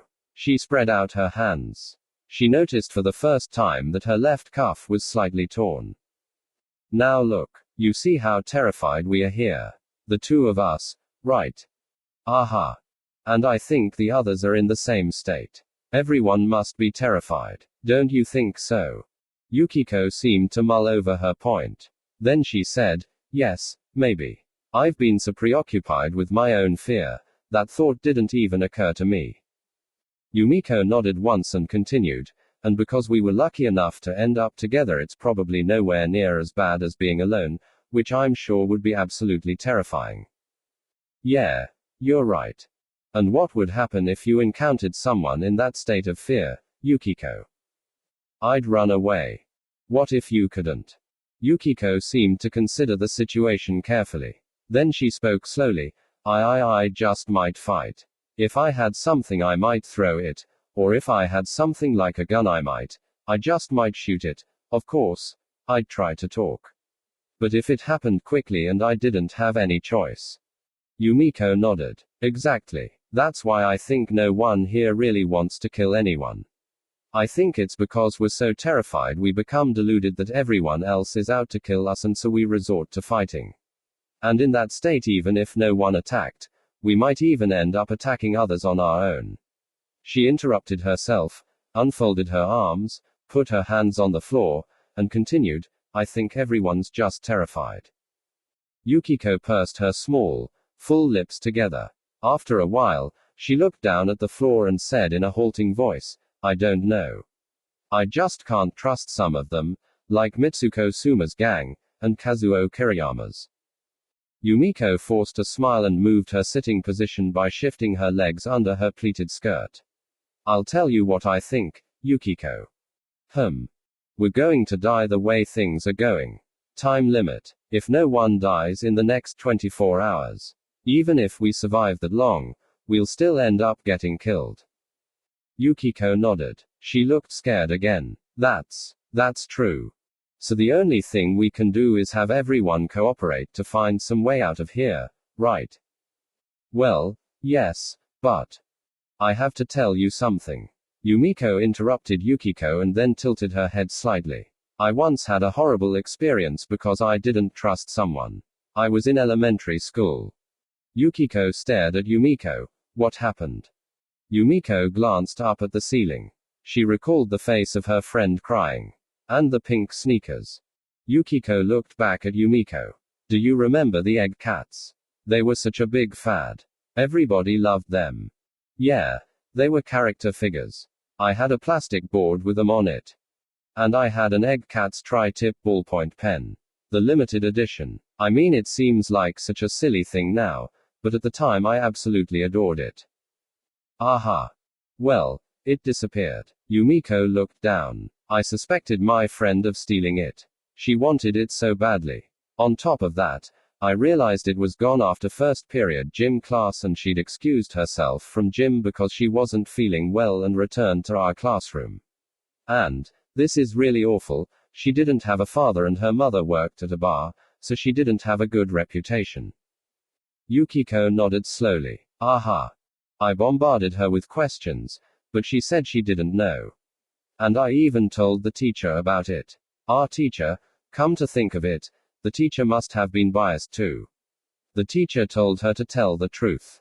But she just cried and said she knew nothing about it. Yumiko looked back at Yukiko. When I came home, I found the pen on my desk. Yukiko remained silent and continued listening. I apologized to her. She said it was all right. But it just turned out all awkward and she ended up. I think her mother ended up remarrying, transferring schools, and that was it. We were such good friends, as close as you and me. But in the end I wasn't able to trust her. Yumiko shrugged and then continued. So ever since that incident I've been doing my best to trust people. I want to trust people. If I can't, then everything falls apart. This is different from what the folks at that stupid Halo church preach. This is my belief. I hope you understand. I do. So let's consider this situation now. Well, yeah, Mitsuko Suma does seem dangerous. That's her reputation. But I doubt she's so bad she'd actually get off on killing people. She can't be that bad. No one in our class could be that bad. Don't you think? Several moments later Yukiko nodded and replied, yes. So, Yumiko continued, if we could just contact everyone appropriately, then the fighting would stop. Then we could figure out together how to deal with the circumstances. No, even if we couldn't do anything, at the very least we could avoid killing each other. Don't you think?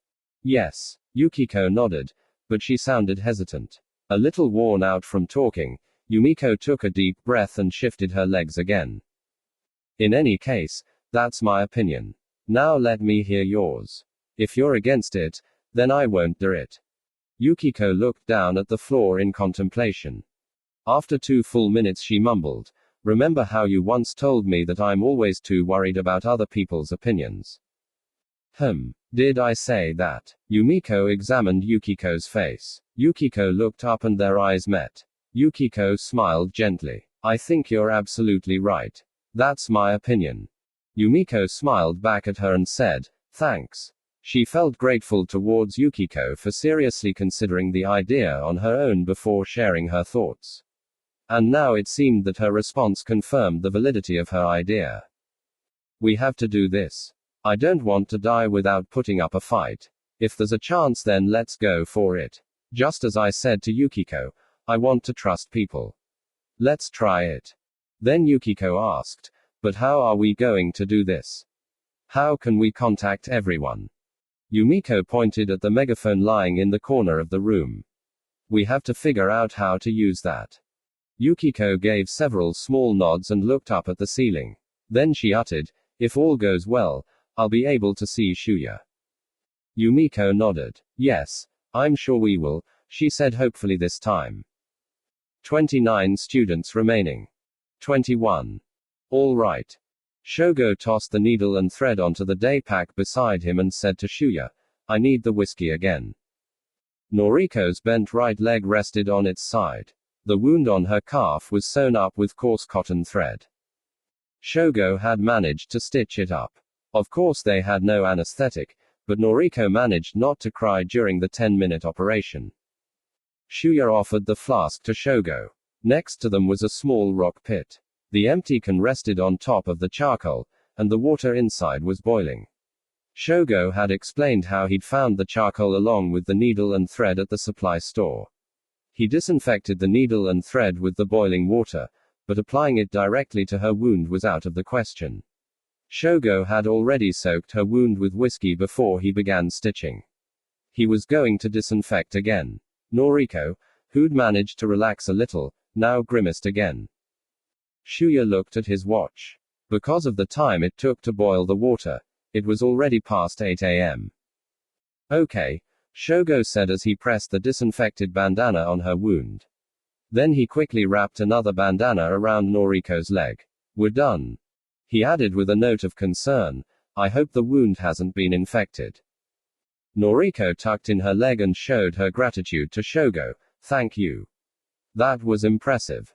Well, I'm good at playing doctor, Shogo said as he took out a Wild 7 cigarette from his pocket, put it between his lips, and lit it with a disposable lighter.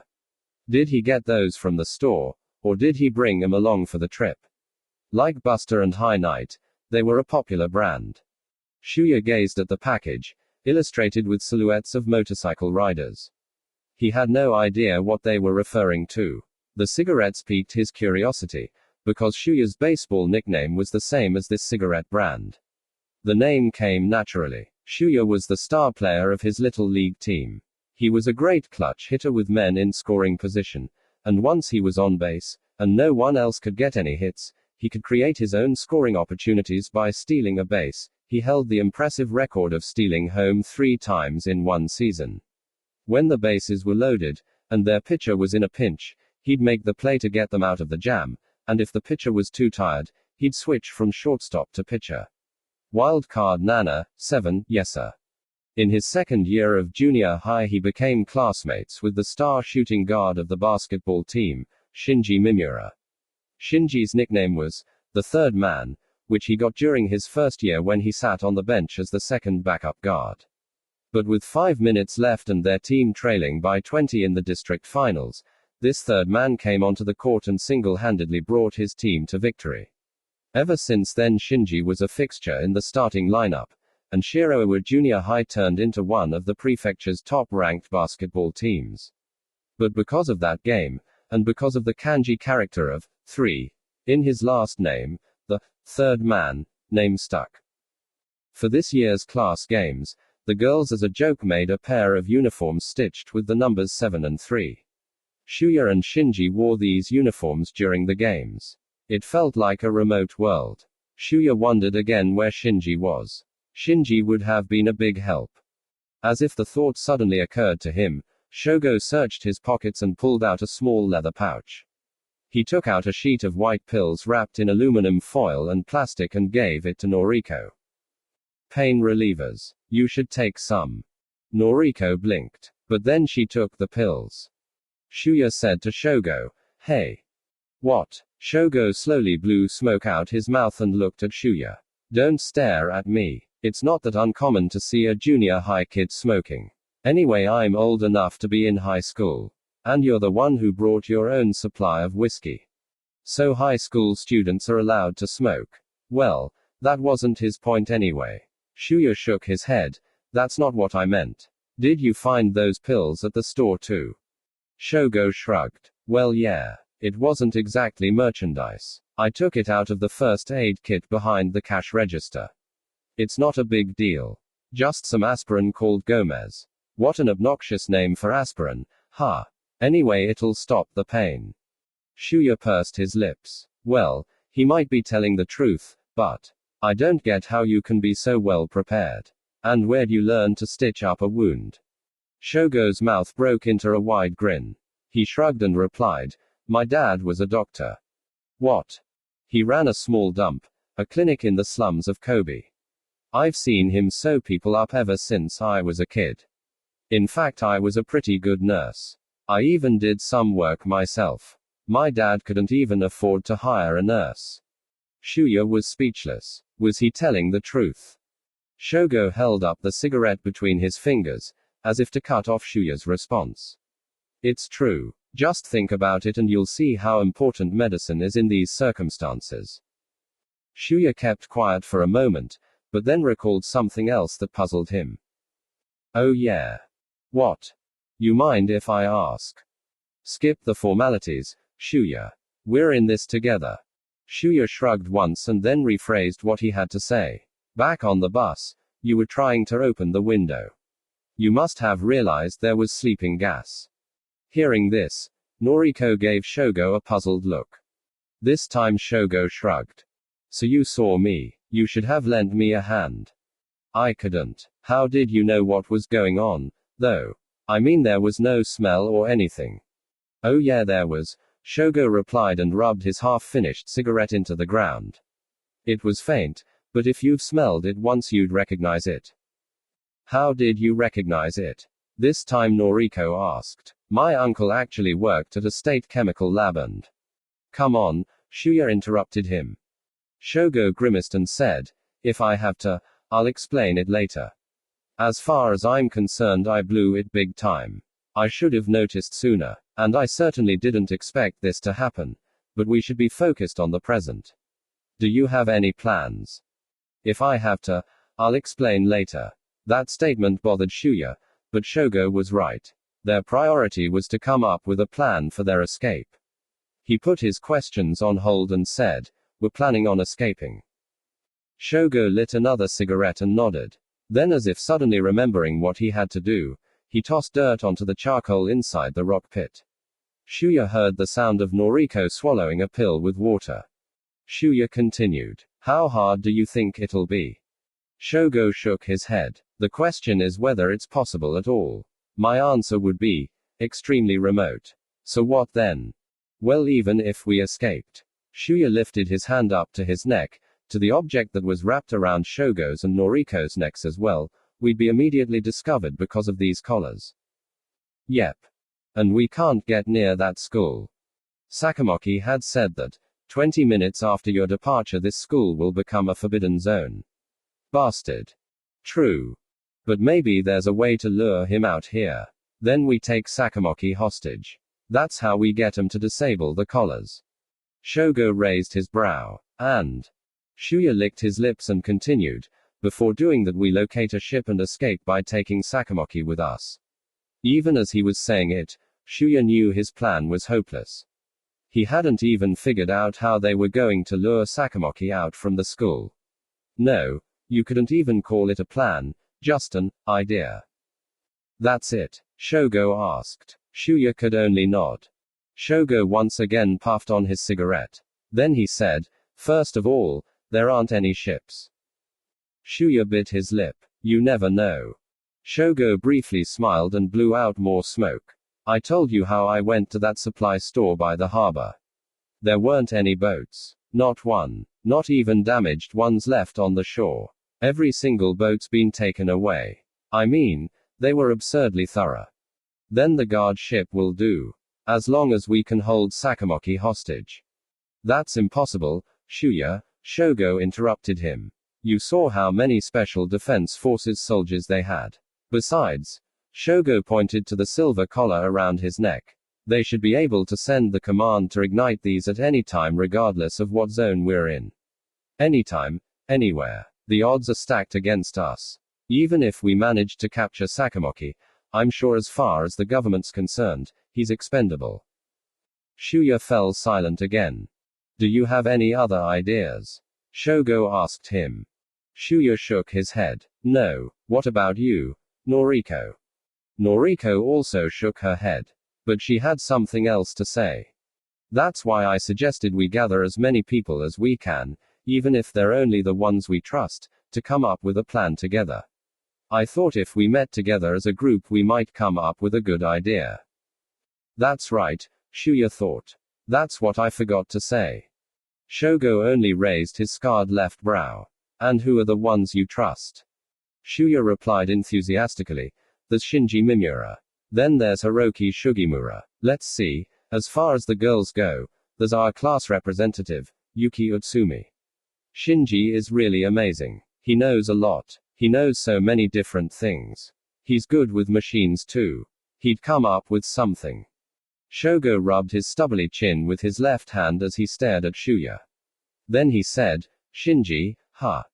Shuya looked surprised. What's wrong? Well, Shogo seemed hesitant but continued, I saw Shinji.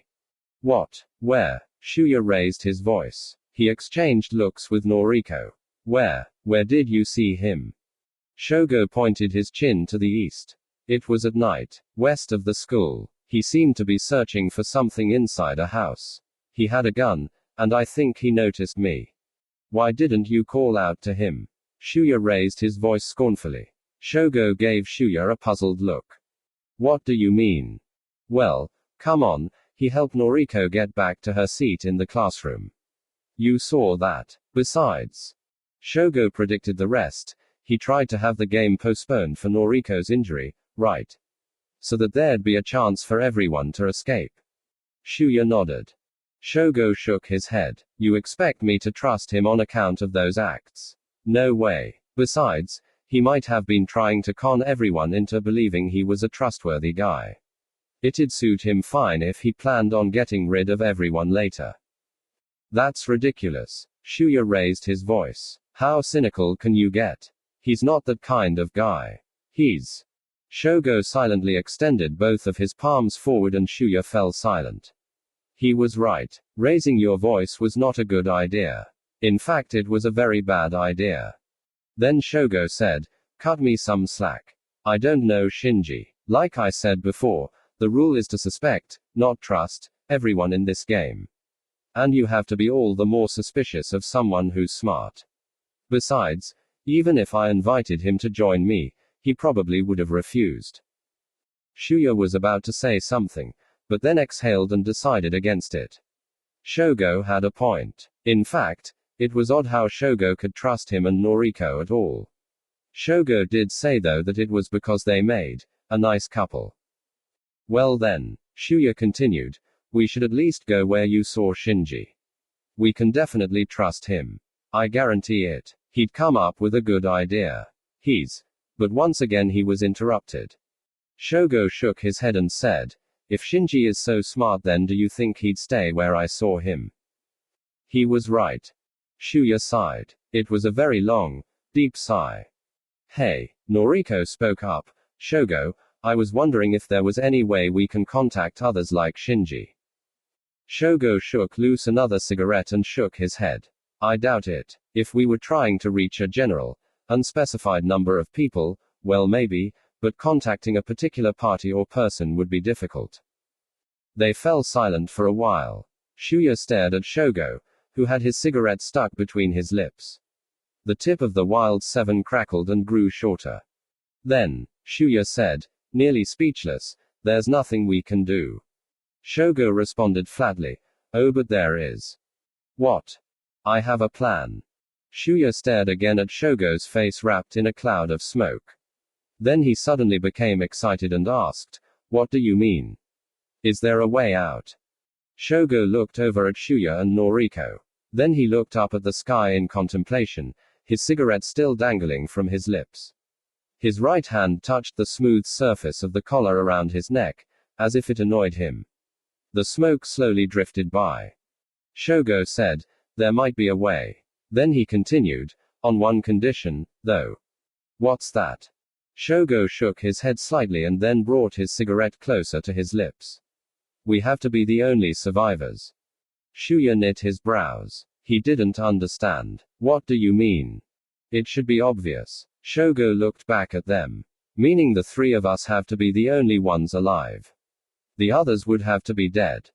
"But," Noriko immediately raised her voice. "That's too much. So we're just looking after ourselves."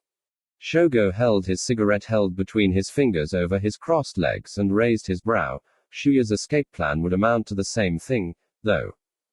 "No," Shuya intervened. "That's not what Noriko's saying. She's asking you whether our survival comes at the cost of everyone else." "Right, Noriko. That would just be horrible." "Hold on, guy." Shogo waved his hand. He crushed his cigarette against the ground. "I'm not against our group expanding, as long as we can trust them. But whether we find others or not, everyone besides the ones in our group will have to die." "If that's the case," Shuya said enthusiastically, "we could inform everyone. If you have the most reliable plan, then no one will oppose it. Then everyone would be saved." "Right." Shogo pursed his lips in response to Shuya. Then he asked in a slightly irritated tone, "What if we're attacked before we even manage to get a word in?" Shuya took a deep breath. "Unless you're actively out to kill people, then, relatively speaking that is, the smartest way to survive would be to stay put and hide. That's the reason why," Shogo pointed to his collar, "the government is using this to force us to move. That's one of the basic tenets of this game. Don't forget that. You move around aimlessly, and you're a walking target for someone lurking in the shadows. With Noriko injured like this, we're prime targets." He was right. "Besides, when you insist everyone has to be saved, that only means we might not get killed here. But what if we end up as fugitives? We'll be chased by the government, and the probability that we'll get killed in the end is extremely high. I doubt anyone would submit to a plan like that. Don't forget, you don't know who your enemies are in this game. Blindly accepting everyone could ruin everything for you. But no one's that bad." "Can you really say that, Shuya?" Shogo's eyes grew stern. "It'd be wonderful if everyone in this class were good. But if we're going to be realistic, we have to be careful. Think about it. You yourself were attacked by Yoshio Akamatsu and Tatsumaki Oki." Shuya had told Shogo about Yoshio's assault when Shogo was stitching Noriko's leg. Shogo was absolutely right. He had no idea what Yoshio Akamatsu was thinking. He might have been trying to kill Shuya. Shuya sighed. His shoulders drooped down as he feebly mumbled, Then we're going to let most of our classmates, the good ones, just die. That's what this means, right?" Shogo moved his chin up and down slightly, nodding. "It's not easy, but yes. I don't know if it's going to be most of the class, though." They fell silent for a while. Shogo lit another cigarette. He smoked too much. And he was a minor. Then Noriko said, "Hey, wait." Shuya looked back at Noriko. "You said we might escape if everyone else dies, but we could also run out of time, if no one dies for 24 hours. "Yeah." Shogo nodded. "That's correct. In that case, I guess your plan wouldn't work."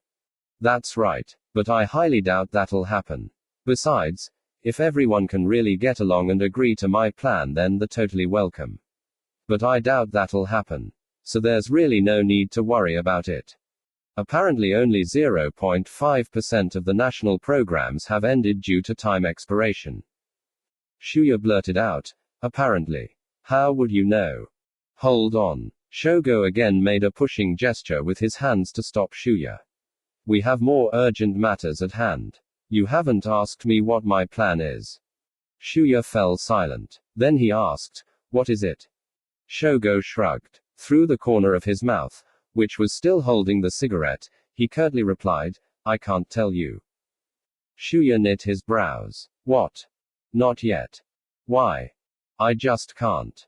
What do you mean? Not yet. Then when do you plan on telling us? I suppose when it's just the three of us left. Let me just tell you one thing, though. My plan won't work if anyone tries to intervene. So my plan can't start until we're the only ones left. Shuya fell silent again. He stared at Shogo, who continued smoking, but then Shuya heard a voice whispering something inside his head. It was faint, but he could hear it. As if he could hear this voice, Shogo grinned. I know what you're thinking, Shuya. There might be something else going on here. I might be joining you just as a means for my own survival. In fact, I might not have a plan at all. Once we're down to 3, I might kill you too and win the game. That would work out nicely for me, right? Shuya was slightly intimidated. That's not. No. Shuya held his tongue and glanced over at Noriko. Noriko remained silent, staring at Shogo. Shuya looked back at Shogo. That's not it. It's just that. Shuya stopped all of a sudden. It was someone's voice. It was very distant, but he could tell it was electronically distorted. A voice calling, "Hey, everyone. 29 students remaining. 22. The voice continued. Listen up, everyone. It was a girl's voice. Noriko said, "It's Yumiko." She was referring to Yumiko Kusaka, female student number 7. She was a tall, energetic girl who batted fourth on the girls' softball team. I'm going to go check this out. Shogo's face stiffened. He took his shotgun and stood up. He began walking east into the thicket towards the voice. We'll go with you. They weren't done talking, but Shuya tucked his Smith & Wesson in front and offered his shoulder to help Noriko up. Shogo glanced back at him, but said nothing and began walking. Once they reached the end of the thicket, Shogo stood still. Shuya and Noriko too stopped walking. With his back towards them, Shogo exclaimed, "Why there?" Shuya walked up right behind Shogo, and like Shogo he and Noriko poked their heads out of the thicket. It was a mountain peak. There was a viewing platform between the trees scattered on the peak. It was probably 500 or 600 meters away from the foot of the mountain, where they were. But they could still see it clearly. The platform was a crude construction, resembling a shack with a missing wall. There were 2 figures standing under its roof. Shuya's eyes widened. The voice reached them. Everyone, stop fighting and come here. Shuya saw an object held in front of the taller figure's face. It was probably Yumiko's. Was it a megaphone? The one cops use to address criminals cooped up inside buildings under siege. It felt slightly absurd. Put down your weapons and come out with your hands up, but he could see how her voice could reach not only them but the rest of the island. And the other one? Shuya whispered. Noriko replied, "It's Yukiko. Yukiko Katano. They're really close." "This is really bad," Shogo said with a grimace. "They'll get themselves killed totally exposed like that." Shuya bit his lower lip. Basically Yumiko Kusaka and Yukiko Katano were attempting to convince everyone they should stop fighting. They were doing what Shuya had considered but gave up on after he was attacked by Yoshio Akamatsu. They firmly believed no one really wanted to play the game. They chose that spot to be as visible as possible. Or maybe they were already near that location. "I'm sure no one wants to fight like this. So let's get together here." Shuya hesitated. He needed more time to process the situation. Plus the conversation they were having hadn't been resolved. What if? It was unlikely. But what if Shogo was against them? In the end Shuya spoke to Shogo. "Can you look after Noriko, Shogo?" Shogo turned around. "What are you going to do?" "I'm going over there." Shogo knit his brows and said, "What are you, stupid?" His put-down angered Shuya, but he simply answered, "What do you mean?" "They're risking their lives doing this. They have no intention to play the game. They really don't. So they can join us. Besides, you just said they were endangering themselves." "That's not what I meant." Shogo bared his teeth. It was an odd thing to notice, but they looked remarkably healthy. "I just told you. It's best to stay put in this game. How far do you think that spot is from here? You have no idea who you'll encounter on the way." I know that, Shuya shot back. No, you don't get it. Everyone knows about those two now. If anyone attacks them, then the enemy's going to wait for others offering themselves up like you. With more targets. What gave Shuya the creeps wasn't so much Shogo's warning but his calm tone of voice. Please. Everyone come here. We're alone here. We're not fighting. Shuya slid his shoulder loose from Noriko's right arm. I'm going. He gripped the Smith & Wesson and walked out of the bushes, but Shogo tugged on Shuya's left arm. Stop it. Why? Shuya's voice grew louder. You want me to just sit back and watch them get killed? He raised his voice uncontrollably and blurted out, or is my leaving going to decrease your chances of survival? Is that it? Is that what's going on? Are you our enemy? Shuya, stop it, Noriko moaned, but Shuya wasn't finished. Then he saw how calm Shogo looked even as he still held onto his arm. Although they hardly resembled each other, Shogo's composure reminded Shuya of the former superintendent of the charity house, Ms. Anno's elderly father. After his parents died when he was still a kid, this man, who was the only authority figure and guardian he knew, sat down with him. He also wore the same kind of expression. Shogo said, It's none of my business if you want to die, but if you go now and don't return, then you'll drastically decrease Noriko's chances of survival. Have you forgotten that? Shuya took a deep breath. Once again Shogo was right. But, Shogo calmly continued, I'm sure you must know this, Shuya, but loving someone always requires you to not love others. If you care about Noriko, don't go. But, Shuya felt like crying. So what are you suggesting? We just let them get killed. I didn't say that. Shogo released Shuya and turned towards the peak where Yumiko continued her shouting. He held his shotgun. We'll be decreasing our chances of survival slightly. Only slightly. Shogo pointed the shotgun into the air and pulled the trigger. The gunpowder blast was ear-shattering. Shuya thought his eardrums had been blown out for a moment. The sound reverberated against the side of the mountain. Shogo's left hand pumped the shotgun, ejecting the spent cartridge. He followed with another shot. The sound rippled through the air. I get it. The gunfire will scare off Yumiko Kusaka and Yukiko Kitano, forcing them to stop and go hide instead. Yumiko's voice, amplified by the megaphone, stopped. It felt as if Yumiko and Yukiko were looking down where they were. But we're hidden by the bushes, so they probably can't tell who we are. Come on, shoot some more. Shuya was riled up, but Shogo refused. No. Someone might have already figured out our location with those two shots. Any more could be fatal for us. Shuya considered it. Then he tried to point his Smith & Wesson into the air. Shogo once again tugged at his arm.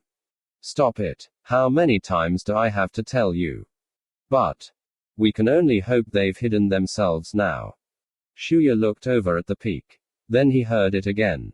Once again, Yumiko Kusaka's voice shouted, Stop it. I know none of us want to fight. Shuya shook off Shogo's grip. He couldn't take it anymore. He wanted them to hide somewhere safe no matter what. He had his fingers on the trigger of the Smith & Wesson when. All of a sudden they heard a distant, rattling sound like that of rapid typewriter tapping. Then Yumiko's shriek, reached them. Of course her cry was also amplified by the megaphone. After a moment's pause, a scream that sounded like it came from Yukiko Kitano. This too reached them courtesy of the cheap megaphone. Under the platform roof on the mountain peak, a tall figure appeared to collapse and Yukiko's screaming continued, Yumiko. Followed by a loud thud, the sound of the megaphone hitting the ground. Shuya heard the rattling sound again, but this time it was much quieter. Shuya realized the megaphone had also been picking up this sound as well. Once the megaphone was broken, the sound was drastically reduced. And now the figure of Yukiko also collapsed into the shadows of the short trees, disappearing along with Yumiko from their sight. Shuya and Noriko's faces turned white. 29 students remaining. 23. Yukiko Kitano was crawling on the concrete floor of the viewing platform towards Yumiko Kusaka. Her stomach was burning, and she felt paralyzed, but somehow she managed to crawl towards her. Yukiko left a trail of red on the concrete, which was now a canvas of violent brushstrokes.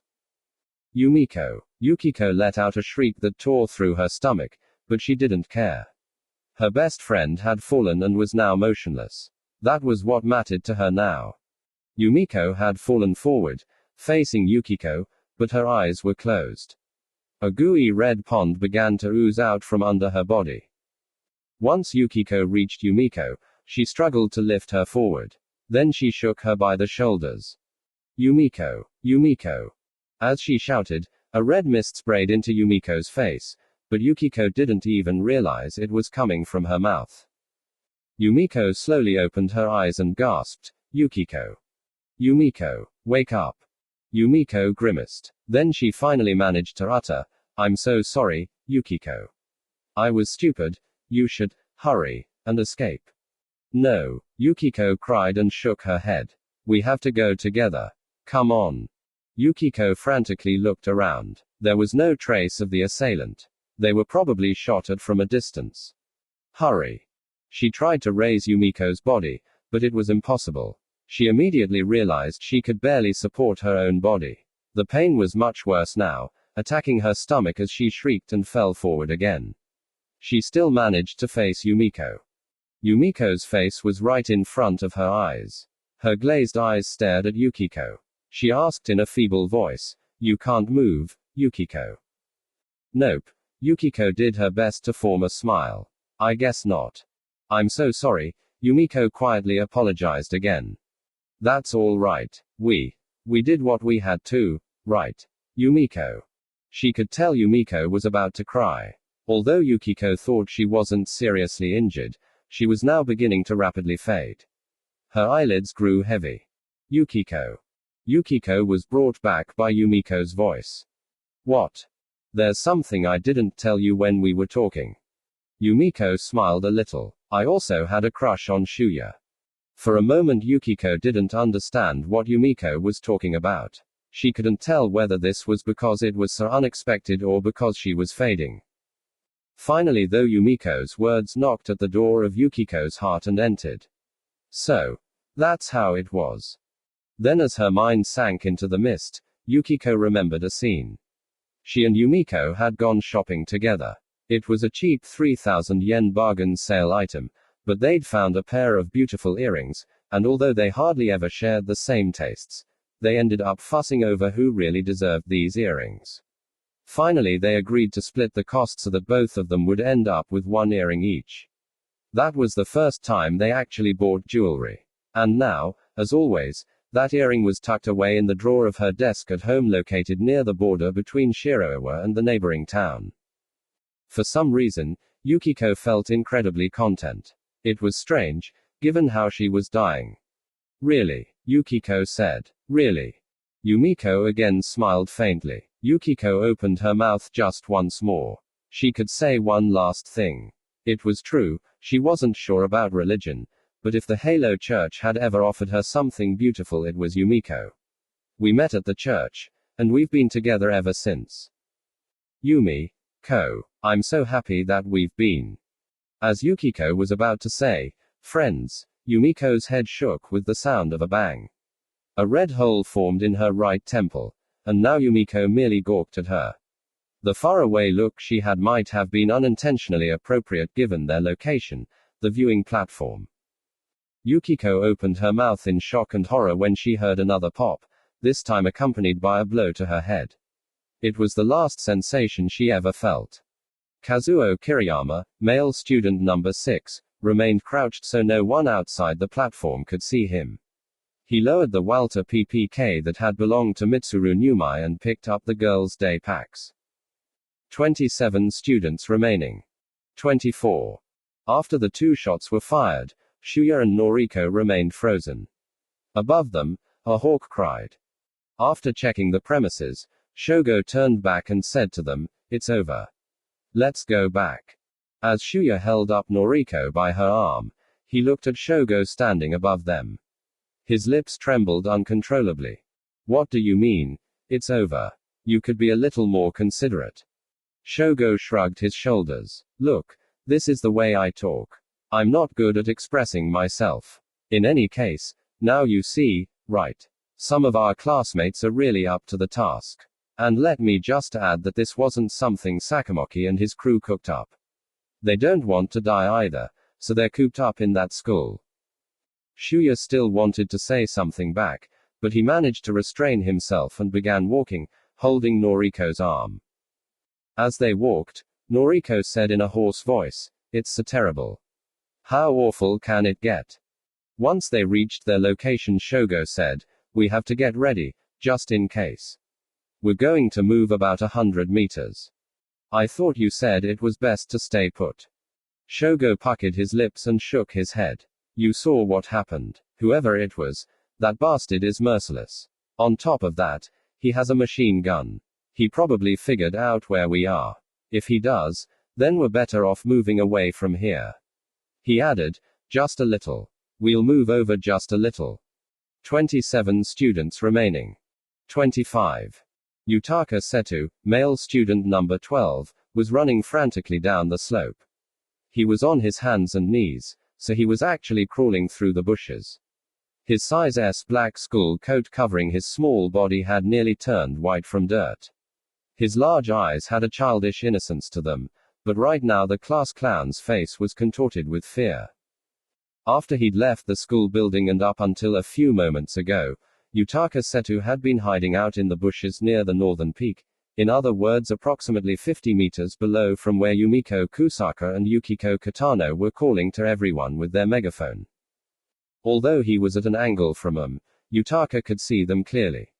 He kept on hesitating, deliberating over what he should do, but finally right when he decided to join them, he heard the sound of distant gunfire. He thought he could see the two look in the opposite direction from him. Then as he hesitated over whether he should go check it out, within a matter of 10 or 20 seconds he heard the sound of rapid typewriter rattling gunfire and Yumiko Kusaka's amplified shriek. He saw her fall. Then Yukiko Katano was also shot down. They were probably still alive at that point. But Yutaka just could not bring himself to come out and rescue them. After all, he was a born jokester. Fighting was just not his thing, and on top of that, his supplied weapon turned out to be a fork, the normal kind you would use to eat spaghetti. Then he heard a gun being fired twice, somewhere beyond his sight. He knew then that the assailant had finished off Yumiko and Yukiko. The moment he realized this, he took his bags and slid down the side of the mountain. "I'm the next target. I know it. After all, I'm the nearest one." All of a sudden Yutaka realized he had created a cloud of dust all around him. "Oh no. No. This sucks. This blows more than your mama. Hey. Now's not the time to come up with stupid jokes." Yutaka then changed his approach, keeping his palms, his right hand held the fork, so it was clenched, and shoe soles on the ground to make sure his body wouldn't slide down the slope. He felt the skin of his hands scraping away, but he didn't care. "Damn. If someone saw me now they'd think it was funny. Ladies and gentlemen, the human beetle." After moving forward like this for several minutes, Yutaka finally stopped. Slowly he turned around. Through the trees he could make out the summit where Yumiko Kusaka and Yukiko Katano had been killed, but it seemed far. Everything was still. He strained his ears. There was no sound. Did I escape? Am I safe now? As if answering his own question, something dug into his shoulder. Yutaka froze up with fear and shrieked, "Hey! You fool!" Someone hissed as the grip on his shoulder relaxed and instead a clammy hand covered Yutaka's mouth. But Yutaka was completely oblivious to this voice, utterly convinced he was caught by the killer, and swung the fork in his hand in a fit of fear. The fork made a clacking sound and stopped there. For some reason, nothing happened. Yutaka nervously opened his eyes. The figure in front of him was wearing a school coat. He'd blocked the fork with his large automatic pistol, Beretta M92F. He held the gun in his left hand. Given their respective positions, and the fact that he had his right hand over Yutaka's mouth, Yutaka's fork would have stabbed him pretty deep if he were right-handed. But this guy was left-handed. And there was only one left-handed guy in Class B. That was dangerous, Yutaka. The front of his wet-looking hair was styled with gel. His eyebrows rose at a sharp angle, and beneath them were his piercing but humorous eyes. Finally, there was the earring in his left ear.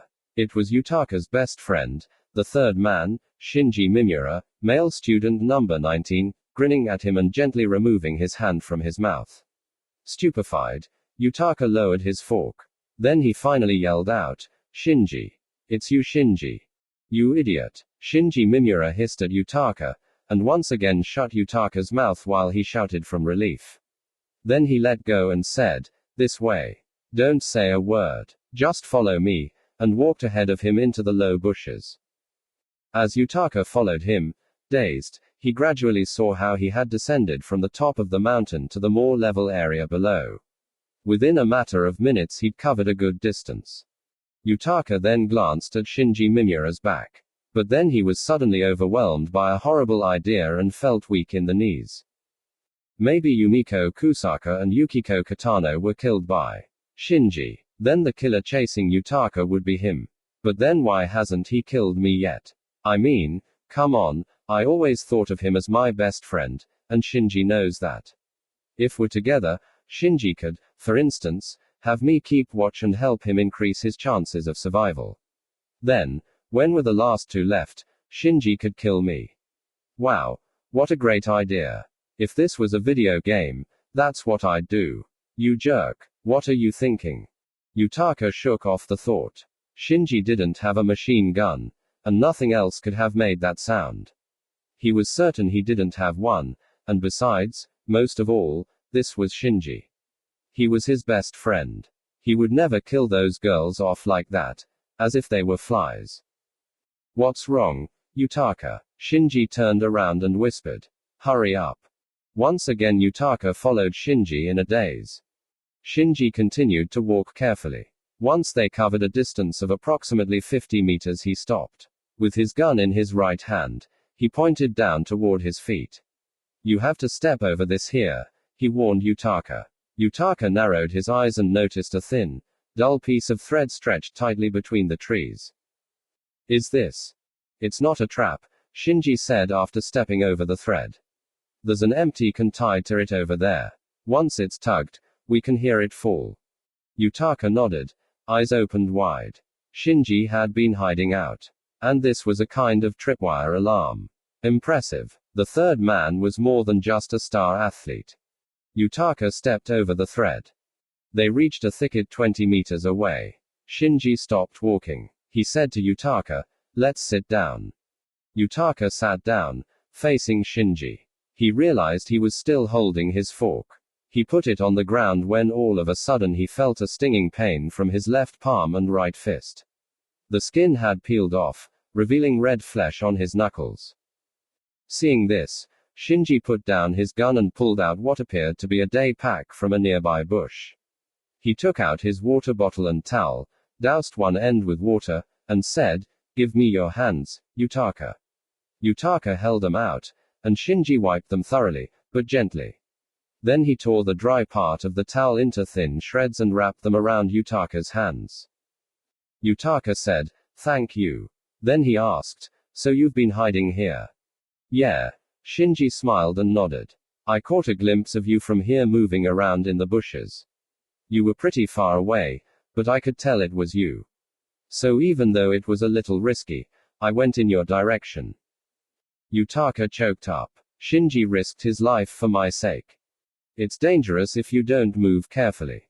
Aha. Yutaka was about to cry. "Thanks so much, Shinji. I'm glad." Shinji exhaled. "Even if I die, I wanted to make sure I got to see you." Now Yutaka's eyes were watering. He held his tears back though and changed the subject. "I was right near Yumiko and Yukiko. I wasn't able to help them." "Yeah." Shinji nodded. "I saw that too. That's how I found you. Don't let it get you down. I wasn't able to do anything for them either."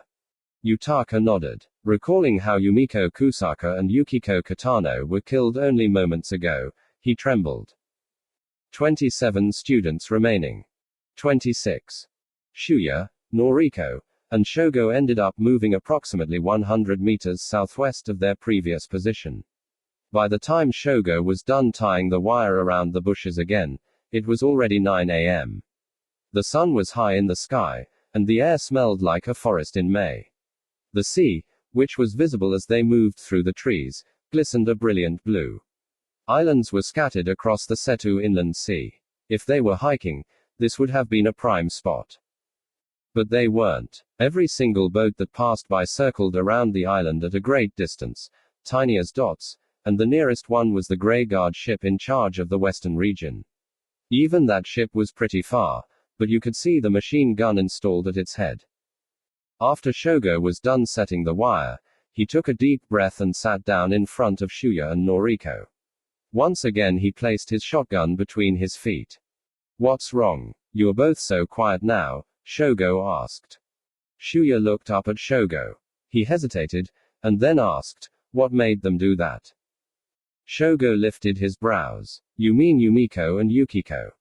Shuya nodded. After hesitating, he said, "I mean it should have been obvious. They could have anticipated that. I mean, according to the rules of this game." He sighed, "We're supposed to kill each other." Shogo put another cigarette between his lips and lit it with his disposable lighter. "They seemed close. Weren't they in some religious group?"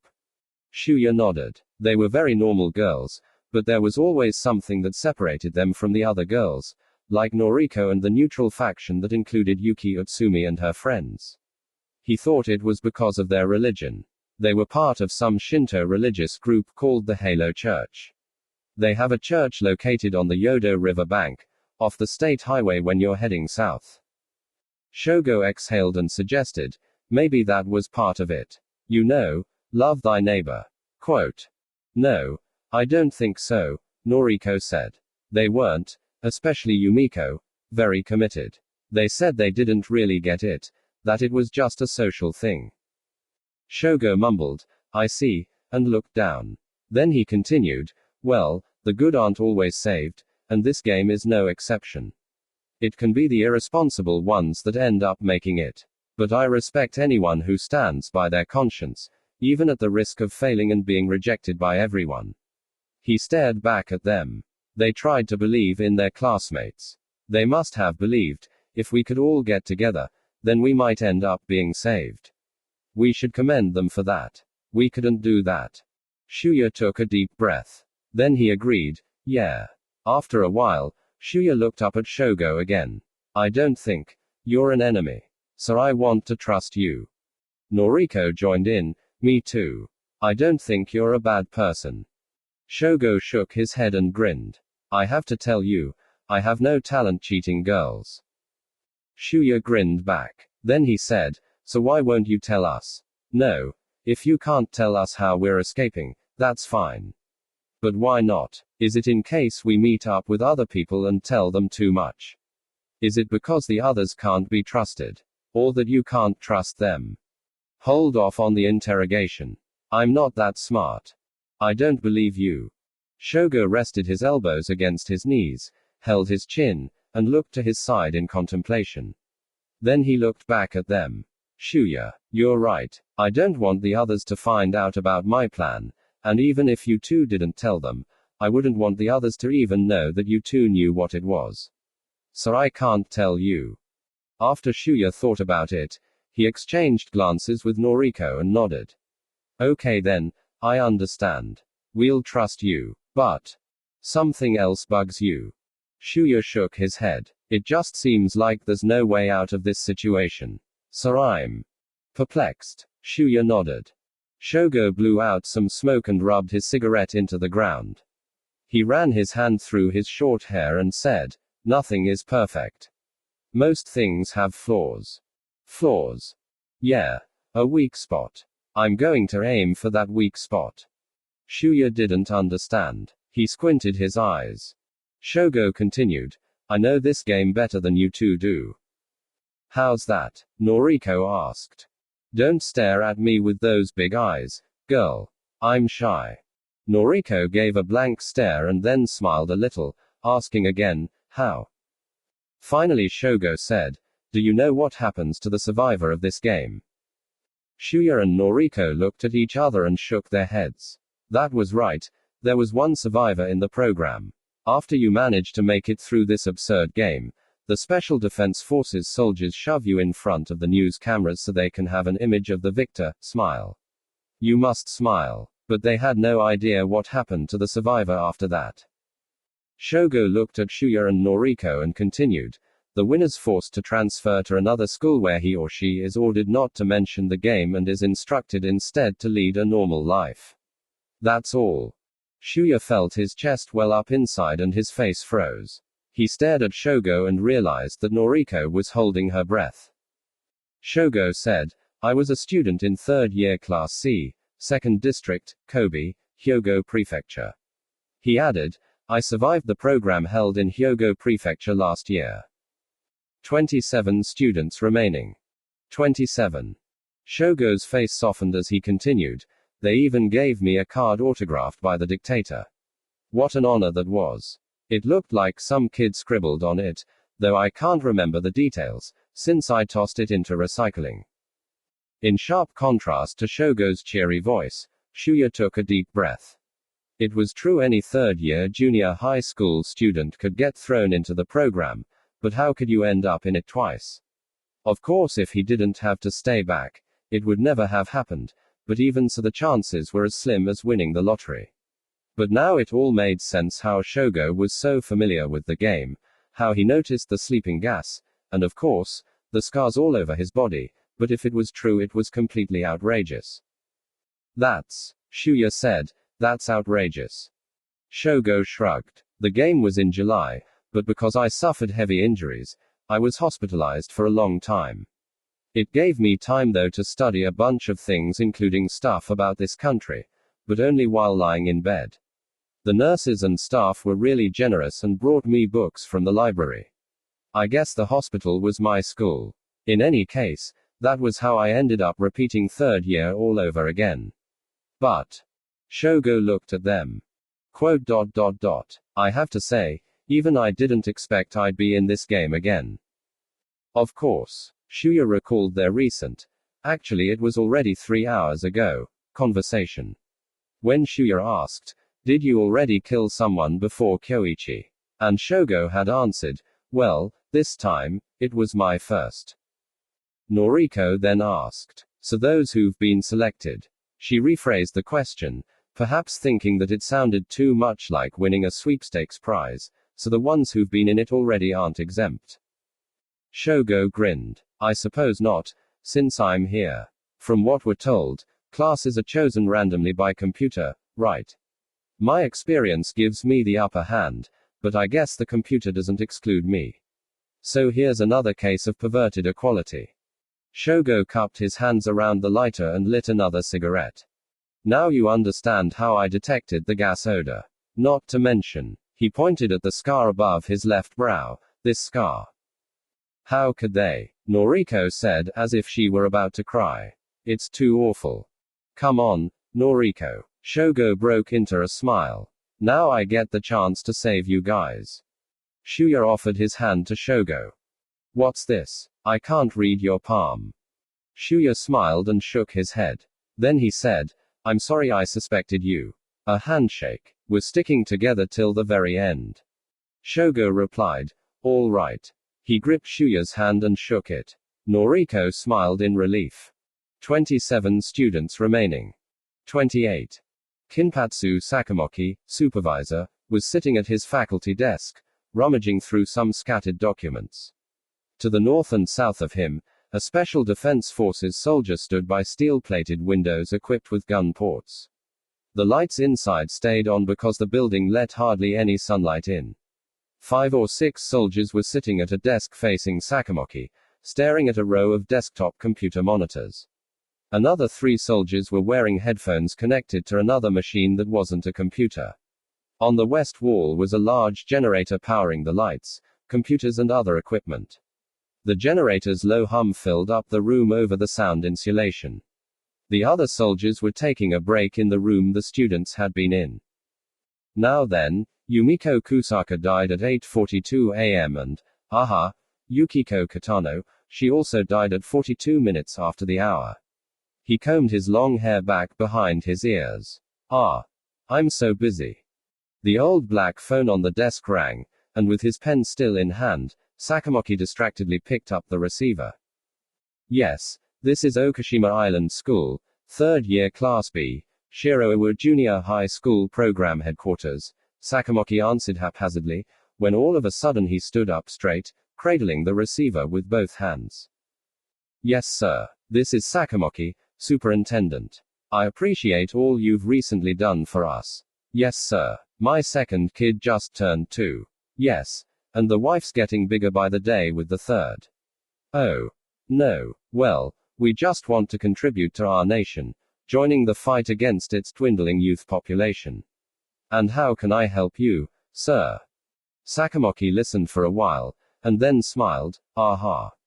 My oh my. So you've got your money on Shogo Kawada. I'm betting on Kazuo Kiriyama. I have my money on him. Well, yes. Shogo Kawada is serious competition. He has experience, which is almost unheard of. Of course he's still alive. And how are you, sir? My. That's impressive. Excuse me. The current status. I believe you have access to it on the monitor. The central government's top secret website. Oh, you're not good with computers. Ah. Well, sir, then yes. If you could just hold on a moment, sir. Sakamoki put down his receiver for a moment and then called on a tough-looking soldier sitting in front of the monitors. Hey, Kato. Is Kawada still with those two?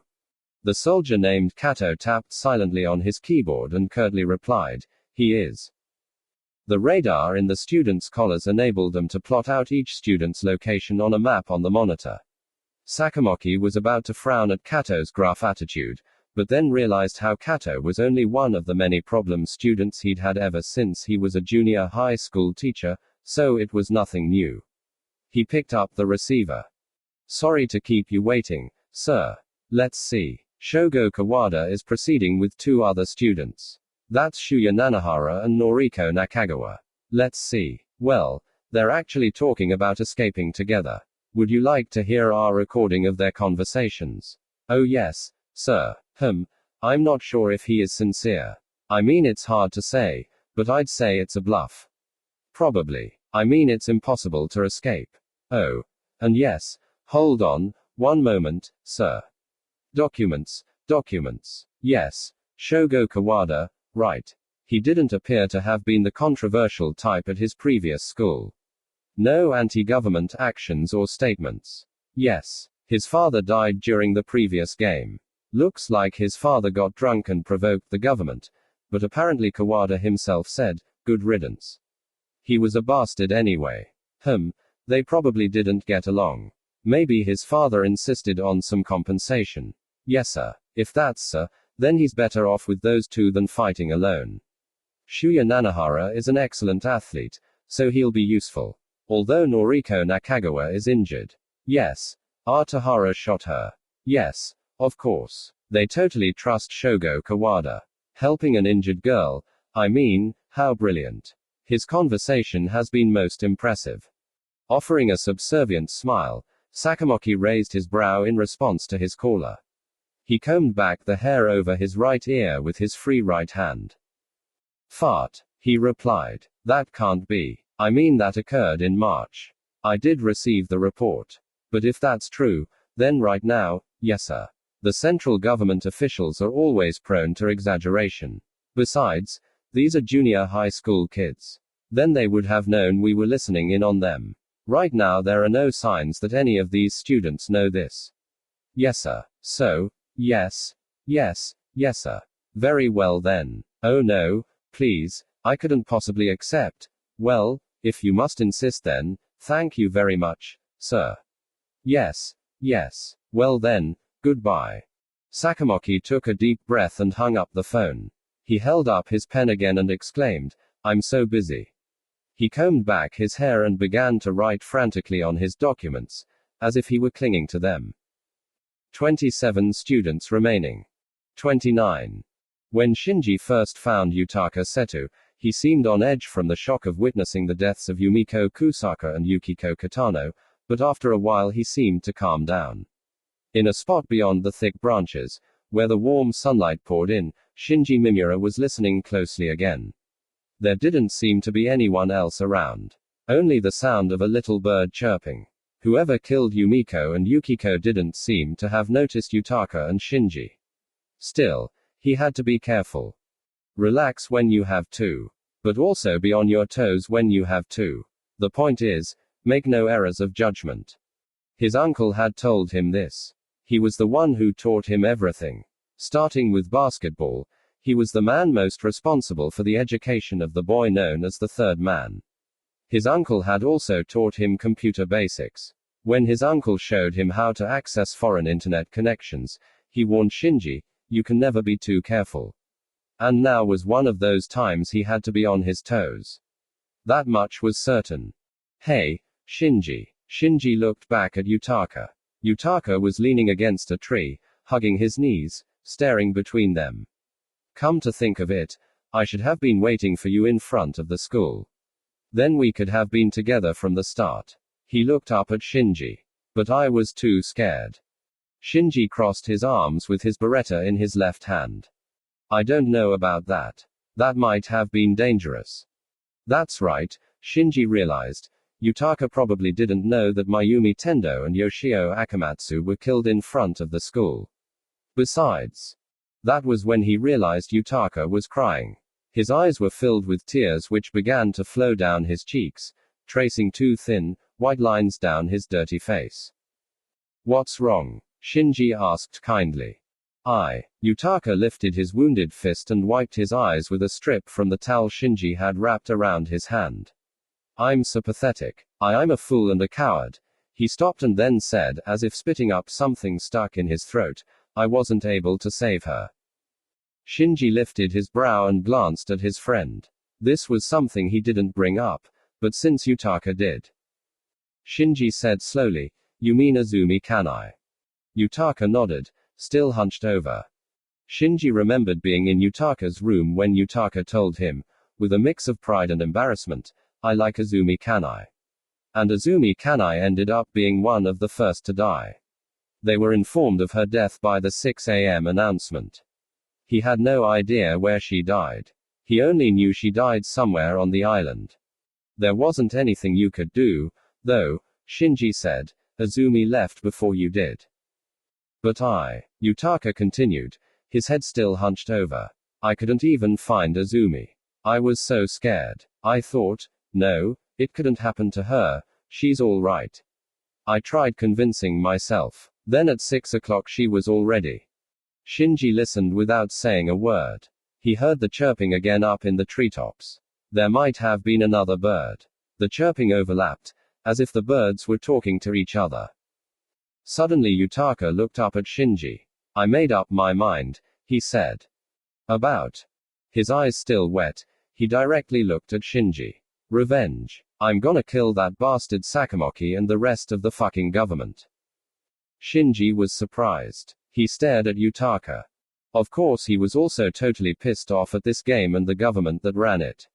He didn't really know Shuya Nanahara's best friend Yoshitoki Kuninobu very well. He was a little too laid back for Shinji, but he was a nice guy. And the government brutally murdered him. Then Fumio Fujiyoshi, and now as Yutaka said, Azumi Kanai, and then others like Yumiko Kusaka and Yukiko Katano, killed right before their eyes, and then more classmates. But you might as well be committing suicide. I don't care if I die. What else can I do for Azumi now? Yutaka stopped and looked at Shinji.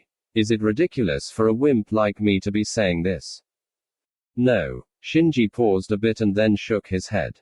Not at all, Yutaka. Shinji stared back at Yutaka and then looked up at the cluster of branches above them. He wasn't surprised by Yutaka's sudden emotional outburst, though it wasn't part of with his clownish persona. Here was another side of Yutaka. That's why they'd been friends for so long. But I don't care if I die. What else can I do for Azumi now? I wonder what it's like to feel that way about a girl. Shinji wondered as he stared at the olive-colored layer of tree leaves shining brilliantly in the direct sunlight. He had dated girls and slept with 3 in fact, not bad for a junior high kid. But But he'd never felt that way about a girl the way Yutaka did. Maybe it had something to do with his parents not getting along. His father saw another woman. Apparently he was an excellent bureaucrat, but though it might have been presumptuous for his kid to be saying this, he was a vile man. It was unbelievable he could be the brother of Shinji's uncle, who radiated brilliance. His mother couldn't hold anything against his father, and so whether it was flower arrangement or a women's group, she went from one hobby to another, lost in her own world. They had normal conversations. They did what was necessary. But they didn't trust each other, and they didn't help each other. Their mutual disgust accumulated as they grew older. Well, maybe that was what most parents were like. Ever since Shinji Mimura became his school's star basketball player, he got popular with the girls, so going out with them was easy. Kissing them was easy. Then after a while sleeping with them was easy too. But he never fell in love with anyone. Regrettably, Shinji had no opportunity to bring this up with his uncle, who always had the right answer for everything.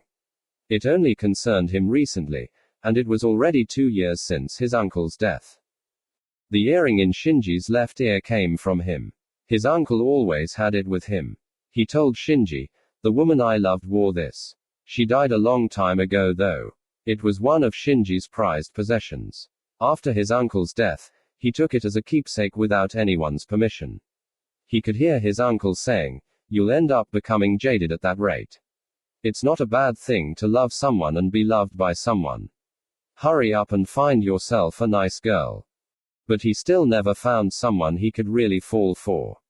He remembered how his precocious sister, Ikumi, who was 3 years younger than him, asked, "Do you want a romantic marriage or an arranged marriage?" And how he'd answered, "I may end up not getting married at all."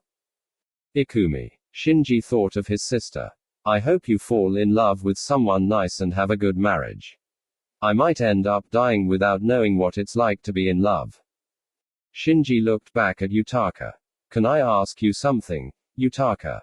I'll apologize in advance if it sounds offensive." Yutaka looked blankly at him. "What is it? What was so great about Azumi?"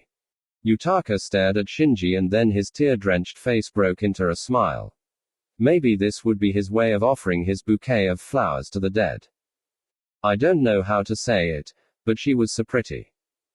"Pretty," Shinji repeated, then quickly added, "I mean, I'm not saying she wasn't."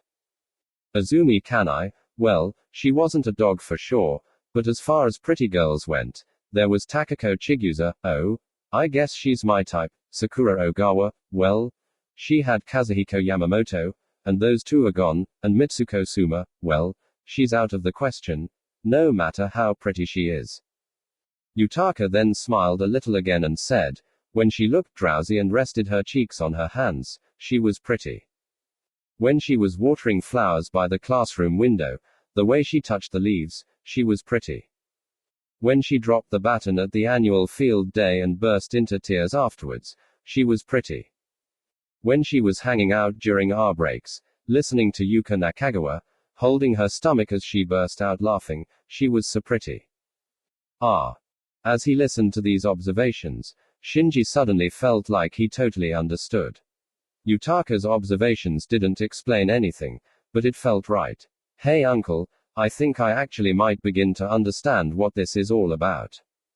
When Yutaka was done speaking, he looked at Shinji. Shinji looked at him kindly and tilted his head slightly. Then he grinned. "I thought you'd become a comedian when you grew up, but now I think you could be a poet." Yutaka smiled too. Then Shinji said, "Hey. What? I don't know how to say this, but I think Azumi's really happy to know that someone loves her that much. She's probably crying right now up there in heaven." Compared to Yutaka's poetic observations, his words sounded cheap, but he had to say it. But now Yutaka's eyes began to well up with tears again. The tears flowed down his cheeks again. They formed several white stripes on his cheeks. "You think?" Yutaka replied, all choked up. Shinji extended his right hand toward Yutaka's shoulder and gently shook it.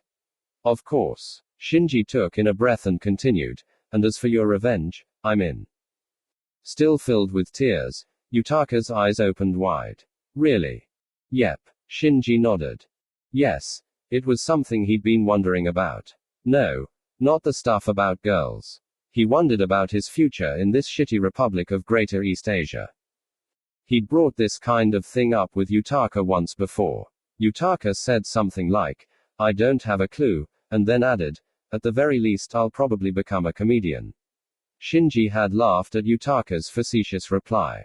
But it was a serious concern for him. Actually, it must have been serious for Yutaka too. It was just that Yutaka chose not to bring it up. What it came down to was, as he had once said to Shuya Nanahara, this is what they call successful fascism. Where else in the world could you find something so sinister? This country was insane. Not just this stupid game, but anyone who showed even the slightest bit of resistance to the government was immediately discarded. The government couldn't care less even if you were innocent, and continued to cast an intimidating shadow over the lives of everyone who had no other choice but to obey its policies and who found consolation only in the small things that life had to offer. And even when their sources of happiness were taken away, well, you just had to bow down and put up with it. But Shinji began to believe this was wrong, no matter what. No, everyone must have been thinking what he was thinking. But no one would come out with it. Even Shuya Nanahara let off steam by listening to that illegally imported rock music. It never went beyond that though. Shinji began to think he should protest, even if it was dangerous. The more he learned about the world, the more he began to hold this conviction. Then it happened, 2 years ago. His uncle's death. Officially it was reported as an accident. As they asked his family to claim his body, the police informed them he'd been electrocuted while working alone at night at his company's factory. But something had seemed wrong with his uncle for a while. His uncle seemed preoccupied, which was unusual for him. As usual, Shinji tapped on his uncle's computer, and then asked, "Is there something wrong?" His uncle was in the middle of replying, "One of my old mates." But restrained himself and grew evasive, "Oh no, it's really nothing." Old mates. His uncle hardly ever talked about the past. He'd always change the subject, and Shinji, realizing his uncle avoided talking about it, decided not to dig into his uncle's past anymore. When he asked his father, who was his uncle's older brother, about it, he only replied that it was something Shinji didn't need to know.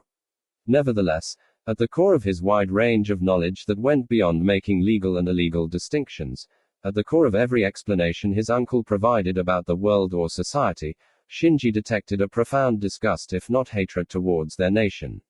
And also, a shadow-like presence. Shinji had once told him, "You're so great." His uncle only grimaced and replied, "No, you're wrong. I'm not at all. You couldn't survive in this country if you really wanted to be good. I'd be dead if I were really a good person." That was what led Shinji to believe his uncle had fought against the government. But for some reason he stopped. That was what Shinji suspected. That was also why Shinji was disturbed when he heard his uncle mention his old mates. But this was his uncle, so he'd be fine, he assured himself and decided not to bombard him with questions. But his concern turned out to be right on the mark. Shinji had suspected his uncle's old mates, with whom he'd lost touch, had gotten back in contact him. And though his uncle had probably hesitated, he decided to take on an assignment. And as a result, something happened. It was true that the police in this country had the right to execute civilians without any trial, so usually it wouldn't matter whether they shot you in an alley or at work. But when the person involved was related to someone important, then it wasn't unlikely they'd conspire to kill you in the form of an accident. Unfortunately, Shinji's father was a director at a well-known firm. In other words, he was a first-class worker according to the Republic's employment ranking system. With the exception of a top-level government bureaucrat, it was the highest rank, and what was even more upsetting was that if this were true, then that worthless father of his had assisted, however indirectly, the government in taking care of his uncle like that. It couldn't have been accidental. His uncle would never die from electrocution. That was just too lame. The original owner of his earring was probably linked to that part of his uncle's past. Outraged over his uncle's murder, Shinji swore he'd never bow down to this country.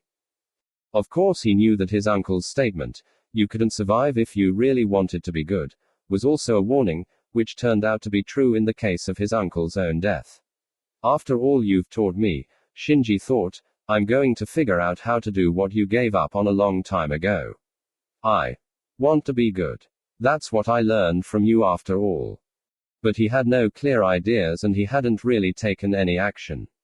He had heard of anti-government groups but he had no idea how to contact them.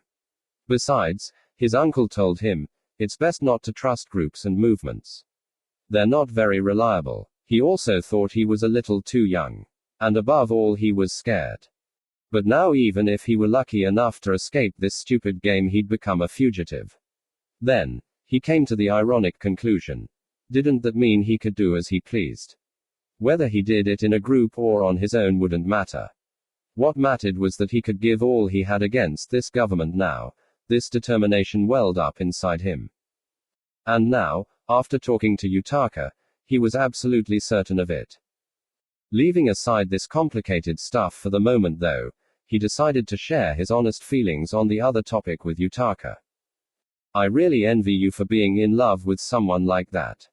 So if you're going for it, I'm on your side. Yutaka's lips began to tremble. Damn, really? You really will? Yeah, I will. Shinji touched Yutaka's shoulder and added, but our first priority is to escape. Killing that bastard Sakamoki wouldn't even put a dent in the government. If we're going to go for it, we have to aim as high as we can, right? Yutaka nodded. Then he wiped his eyes. Shinji asked him, did you see anyone other than Yukiko and Yumiko? His eyes red from rubbing, Yutaka looked at Shinji and shook his head, nope. I ran out of the school and kept on running. Did you see anyone, Shinji? Shinji nodded. When I first left, you probably don't know this but, Mayumi and Yoshio were killed in front of the school. Yutaka's eyes opened wide. Really? Yeah. Mayumi was probably killed right as she was leaving. And Yoshio? Shinji answered with his arms folded, I think Yoshio was the one who killed Mayumi. Yutaka's face stiffened again. Really? Yeah. Why else would Yoshio, the first one out, be there? Yoshio came back. Then, hiding in the shadows, he probably shot Mayumi. Since they both had arrows in their bodies, he must have tried to get rid of the next one. But instead his weapon, probably a bowgun, given those arrows, must have been taken by someone else, who then shot him. That's the most likely scenario. Who was the next one though? Shuya. Yutaka's eyes widened again. Shuya. Shuya killed Yoshio. Shinji shook his head. I don't know. The only thing we know is that Yoshio wasn't able to kill Shuya. So it was probably Shuya. But maybe Shuya just knocked Yoshio out. He's got a soft spot after all. And then Yoshio might have been killed by someone who came out later. Shinji thought about it and added, besides, Shuya must have left with Noriko Nakagawa. He might not have had time to finish off Yoshio. Noriko. That's right, Noriko was shot. And you? Yeah. Shinji grinned wryly. Getting the game delayed would have helped. I knew it was impossible but it was worth trying. Noriko came after Shuya. Shuya gave a clear signal to Noriko before he left. I could tell because I was near him. Yutaka nodded. Noriko got shot so Shuya. And given what happened to Yoshitoki? Yutaka nodded several times. He completely understood. I get it. Nobu had a crush on Noriko, right? So Shuya had to take care of Noriko. Yeah. Well, even if that wasn't the case, given Shuya's personality, he'd probably planned on gathering everyone who came out after him. But after Yoshio's attack it was out of the question. Noriko was injured too, so he probably just took off with Noriko as his only partner. Yutaka nodded again. Then he looked down. I wonder where Shuya is. We'd be so strong if Shuya and you were together. Shinji raised his brow. Yutaka might have been recalling their powerful combinations when they were paired up in class games. It was true, Shinji also thought, Shuya Nanahara would be a great partner. It wasn't just his athletic talent. Just like Shinji, Shuya was daring and fearless, with the ability to respond under pressure. He was one of the few classmates he could rely on in this situation. An honest guy like him, and as far as Shinji was concerned a little too spacey, could never kill his classmates. Shinji placed his right on Yutaka's shoulder. Yutaka lifted his face. I'm just glad I'm with you. I'm so glad we're together. Yutaka was once again on the verge of bursting into tears. Shinji gave him a reassuring smile. Yutaka held back his tears and smiled. Shinji continued, enough about the dead.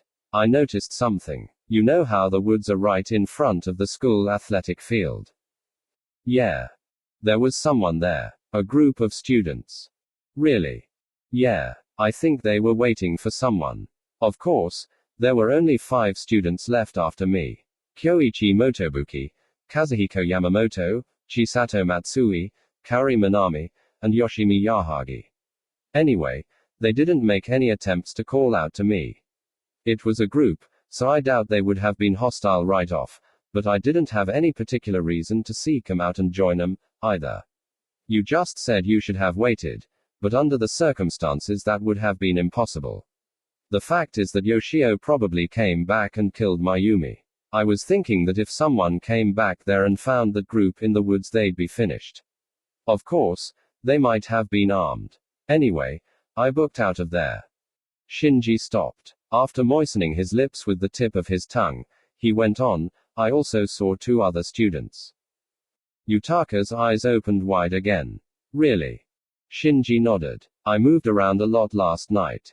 And one of them was a girl. You know she has that weird hair that stands up. So I think it was Hirono. While I was checking out the foot of the mountain, I saw her moving beyond those bushes. You didn't call out to her? Shinji shrugged. I don't know. I guess I'm prejudiced against her. I just don't trust Mitsuko's friends. Yutaka nodded. The other one I saw was Shogo Kawada. Yutaka opened his mouth as if to say, wow. He exclaimed, Shogo-san, huh. Just like his classmates, Yutaka politely referred to Shogo as Shogo-san. He's a little intimidating, so. Yeah, well, that's why I avoided him. But, Shinji glanced up at the sky. Then he looked back at Yutaka. He seemed to notice me. I'd just left a house where I was searching for some stuff. He was there, around the house, but he immediately took cover in the path between the fields. I think he was carrying a shotgun. I hid behind the door. I think he was checking me out for a while. But then he disappeared. He didn't try to attack me at all. Yutaka responded, huh, then that means he's not an enemy. Shinji shook his head. Not necessarily. He might have seen my gun and decided he was better off not attacking me. In any case, I decided not to follow him. I see. Yutaka nodded, but then looked up as if he'd realized something. I know I haven't seen anyone, but I could have sworn I heard another gun go off before Yumiko and Yukiko were shot. Shinji nodded. I heard it too. It wasn't a machine gun. Do you think it was aimed at them too? No. Shinji shook his head. I don't think so. I think whoever fired it did it to stop them. It was so obvious what they were doing was risky. The shooter wanted to scare them with the gunfire so they'd run and hide. Yutaka leaned forward excitedly. Then that shooter isn't an enemy. Yeah, well, we don't have any way to hook up. Even though I have a rough idea where the gunshot came from, the shooter's probably already on the move, since the machine gun shooter knows where he is too. Disappointed, Yutaka drew back. They fell silent while Shinji continued thinking, his arms folded. Shinji wanted to know if Yutaka had seen anyone they could trust. He thought they could hook up with a classmate if he or she hadn't moved, but come to think of it, he'd trust anyone Yutaka would trust, so if Yutaka had seen others who were trustworthy, Yutaka would have been with them by now. But Yutaka was alone, so the question was pointless. But in any case, who could he trust? Shuya. And then maybe Hiroki Sugimura. The rest were girls. He could probably trust the class representative, Yuki Utsumi, and her friends, but he didn't have a good reputation with the girls in his class, probably because he slept around. Ah well, hey uncle, I should have found a steady girlfriend, huh? But how lucky was he to hook up with Yutaka? He could absolutely trust him. Yutaka asked him, "Hey Shinji. You said you were looking for something." Shinji nodded. "I did." "What was it? What were you looking for?" "A weapon. I was too scared. It never even crossed my mind." Shinji looked down at his watch. It should be done by now. An hour had elapsed since the machine began its password search. Shinji got up and tucked his gun in front. "Yutaka, can you move over?" Yutaka moved away from the tree he was leaning against. Beyond it, there were bushes spreading out over the ground, forming a thicket. Shinji walked over there and stuck his arms into the bushes. Carefully he pulled out the accessories and cables together. Yutaka looked astonished. Shinji had pulled out a car battery, the power source, a partially disassembled cell phone, and a laptop computer. They were all connected by a patch of red and white cables. The liquid crystal monitor display had been left on, with the computer screen display turned off. Which meant, Shinji puckered his lips and whistled quietly, pressing down on the space bar. The computer, conserving its energy in sleep mode, turned on with the sound of its hard drive spinning and the grayscale display lighting up on the screen. After searching for the final line in the tiny window on the screen, Shinji's eyes twinkled mischievously. "Geez, just a switch of vowels. Too simple for me to guess on my own," he said. "Hey, Shinji, is this?" Yutaka finally blurted out in amazement. Shinji closed and opened his fists as he always did before tapping away on the keyboard. Then he grinned at Yutaka. "It's a Macintosh PowerBook 150. I didn't expect to find such a good machine on this lousy island." 27 students remaining. 30. Yoshimi Yahagi, female student number 21, waited until her watch read 10 a.m. and then cautiously looked out the rear entrance of the house. It was on the southern end of the residential area of the island, so it was far from the house where Megumi Eto was killed, but Yoshimi had no idea Megumi had died there anyway. She just heard her name in this morning's announcement. She was more preoccupied with the Forbidden Zone announced this morning. At 11 a.m. all collars in Sector H8, which included the houses here, would explode. The computer would not respond to pleas for it to wait. The rear entrance faced a narrow alley that ran between the houses. Yoshimi held the heavy automatic pistol, Colt Government Model .45, with both hands, pulling back the tight hammer with her right thumb. She quickly checked the premises. There was no one in the alley in either direction. Even though as a member of Mitsuko Suma's gang she was considered a delinquent, her round face had a childish quality. Right now though, it was breaking out in a cold sweat. It was only an hour or two ago that she saw from the second-floor window Yumiko Kusaka and Yukiko Katano calling on everyone to join them. Then the rattling machine gun. No doubt about it. The killing was continuing. Not everyone was hiding out like she was. There were others willingly killing their classmates. And it was impossible to know where they might show up. She stepped out and cautiously tiptoed to her right with her back pinned up against the wall of the house where she had been hiding. She turned south at the corner and saw a field extend up a gentle slope. The mild slope was covered with patches of green and headed up to the southern mountain. The houses there weren't as crowded together as they were here. She decided it was best for her to reach the southern mountain. Then she'd be safe for the time being. Yoshimi shouldered her day pack, checked around again, then ran out to the small thicket by the field. She reached it in a matter of seconds. Holding her gun with both hands, she pointed it left and right, but no one was there. Yoshimi was already panting after that brief excursion. She had further to go, though, to get out of Sector H=8. She actually might be beyond the border, but it wasn't as if there was a white line running on the ground. It was best to err on the side of caution. Otherwise she'd go nuts. There were blue dots on the map indicating houses, and the group of houses where she was cluttered up with so many dots she had no idea exactly where she was. The sector border was at the edge of this clutter. Yoshimi felt like crying. If she wasn't in Mitsuko Suma's gang, then she'd have probably found someone, yes, some nice girl she could trust, and joined up with her. But no one trusted her. Well, she'd done some bad things with Mitsuko Suma and Hirono Shimizu. Stealing from, even at times terrorizing her classmates. No one would believe her even if she insisted she meant no harm. They might attack her on sight. Before she hid in the house last night, she saw another girl heading in the opposite direction. She was leaving the residential area. Was it Kyoko Kotohiki, female student number 8? Maybe she'd first hid in the residential area but then decided against it and moved on.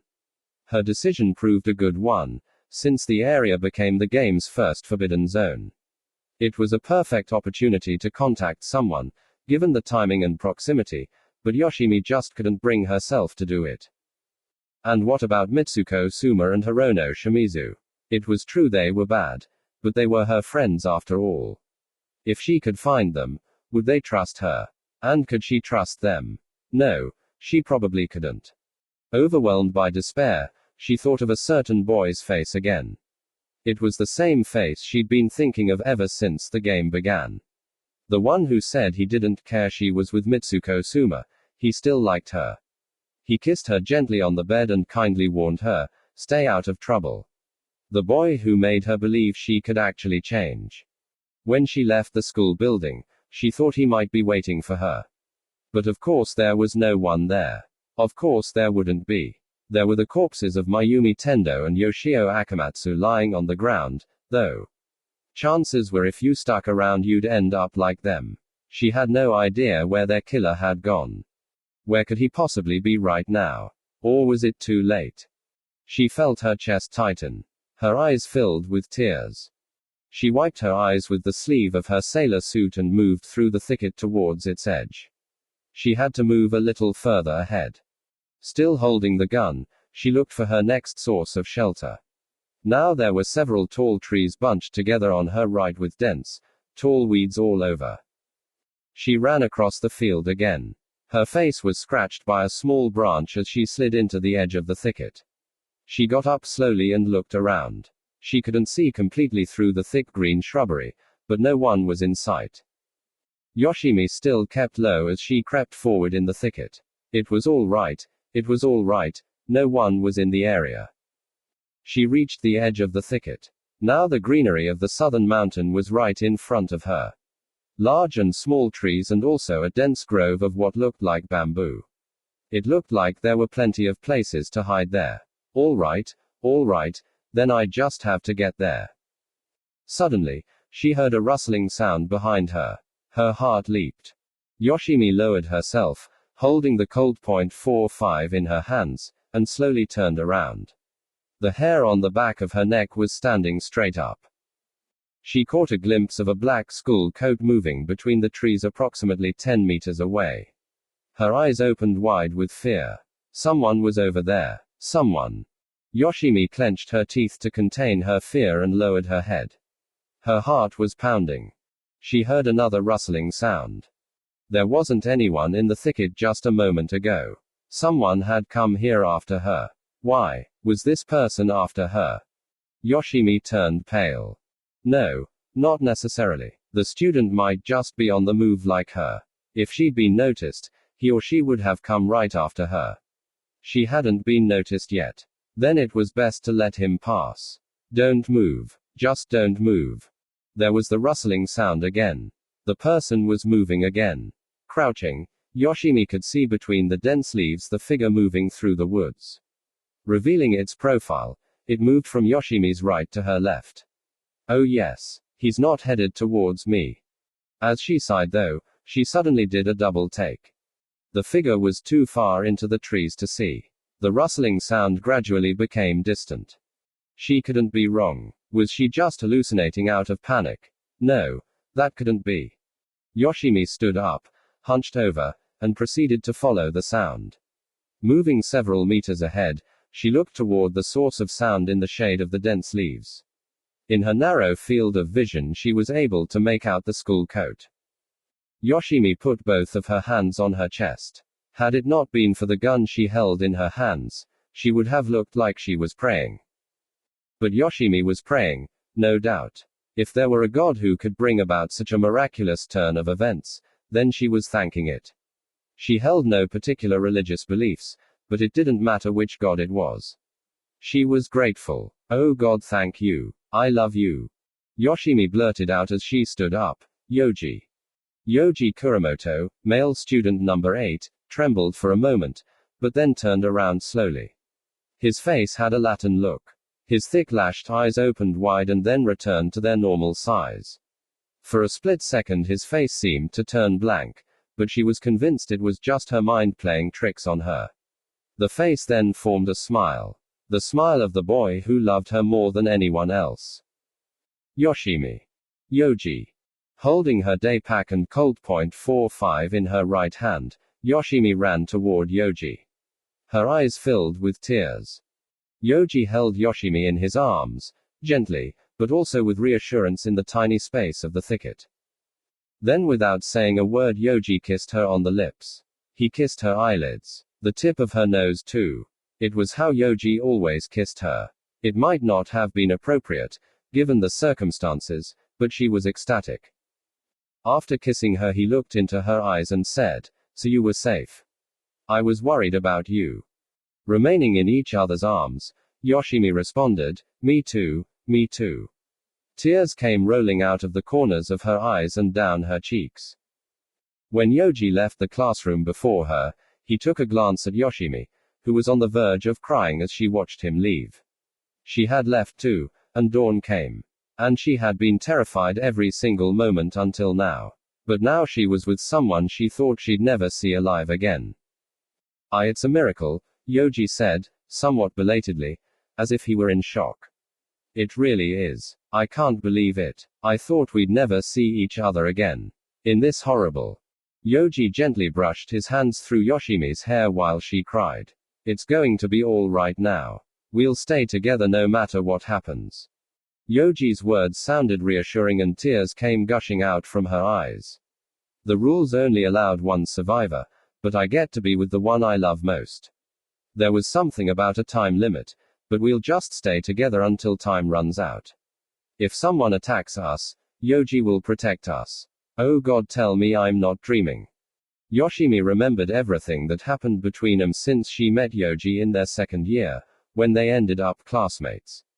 That special autumn day, when they bumped into each other on the street and decided to go to a movie together, then Christmas, then the strawberry shortcake they ordered and split at the cafe, that night's kiss, New Year's, dressing up in a long-sleeved kimono for the first temple visit, the sacred lot she drew was only fair luck, while his was very good luck, and he gave her his, and the unforgettable Saturday, January 18th, the night she spent at Yoji's house.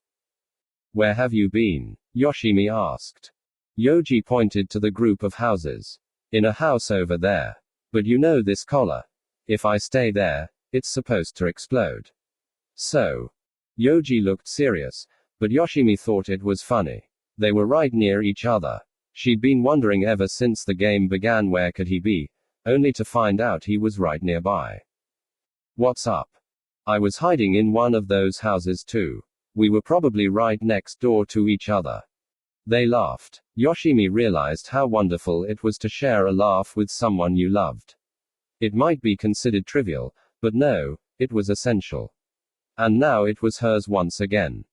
Yoji slowly let go of Yoshimi. His eyes suddenly fell on her right hand.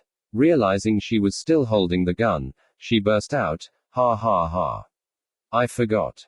Yoji also smiled. "Nice weapon. Look what I ended up with." He showed her what he'd been holding. She hadn't noticed it at all. On closer look, she saw that it was a dagger, the kind you might see in an antique store. The strip of thread wrapped around the grip was worn out, the oval-shaped guard had turned greenish-blue, and as Yoji revealed by pulling the dagger out of its sheath, the blade was spotted with rust. Yoji returned the blade to its sheath and tucked it in his belt. "Hey, let me check that out," Yoji said. She offered the gun to him. "You hold on to it. I doubt I can do much with it." Yoji nodded and took the Colt .45. He held the grip and checked the safety. He pulled the slide, revealing the first bullet in the chamber. The hammer was still cocked. "You have bullets for this?" The gun's cartridge was fully loaded. Yoshimi nodded, took the box of bullets out of her day pack, and handed it over to him. Yoji took it with one hand, opening it up with his thumb to check the contents. Then he tucked it into his uniform pocket. All of a sudden, Yoshimi couldn't believe her eyes. She was completely clueless as to what was going on, as if she were watching some baffling magic trick, as she looked at Yoji's hands. Yoji was pointing the Colt .45 at her. Yoji. After repeating his name, she saw how Yoji had become a different person. His face was contorted. The thick lashed eyes, the large hooked nose, his wide lips. Each part of his face looked the same as before, but she'd never seen this expression with its twisted mouth, revealing its teeth. The contorted mouth spat out these words, "Go away. Get out of here." Yoshimi didn't understand what he meant. Yoji sounded irritated. "I said get away from me." Still in a daze, her lips quivered. "Why?" As if fed up with her, Yoji cried out, "You expect me to be with a bitch like you? Get out of here, bitch." Something inside of Yoshimi began to crumble, first slowly, then quickly. "Why?" Yoshimi's voice trembled. Did I do something wrong?" The gun was still aimed at her. Yoji spat to his side. "Give me a break. Even I know you're a slut. I know you've been arrested by the cops. On top of that, you slept with a guy old enough to be your dad. I know that too. You expect me to trust a bitch like you?" Yoshimi's jaw dropped as she stared at Yoji's face. It was all true. She'd been arrested several times for stealing, and the police had taken her in once for blackmailing a high school student. And then there was prostitution. A while ago, Yoshimi had slept with some middle-aged men Mitsuko Suma had introduced her to. The money was good, she wasn't the only one doing it, and at that time of her life she was getting so fed up with everything. So wearing makeup she'd never worn, acting like an adult, and being with men who seemed in their own way generous, it didn't seem like a bad thing. Yoshimi assumed Yoji had known all this about her. Ever since she started dating Yoji that autumn day, she had put an end to all of that. Of course, she continued being friends with Mitsuko Suma and Hirono Shimizu. It wasn't like she was suddenly a star pupil, but she did stop prostituting herself, and she did her best to keep herself out of trouble. And she'd believed Yoji forgave her and loved her anyway. That's what I believed all along. A tear rolled down Yoshimi's cheek.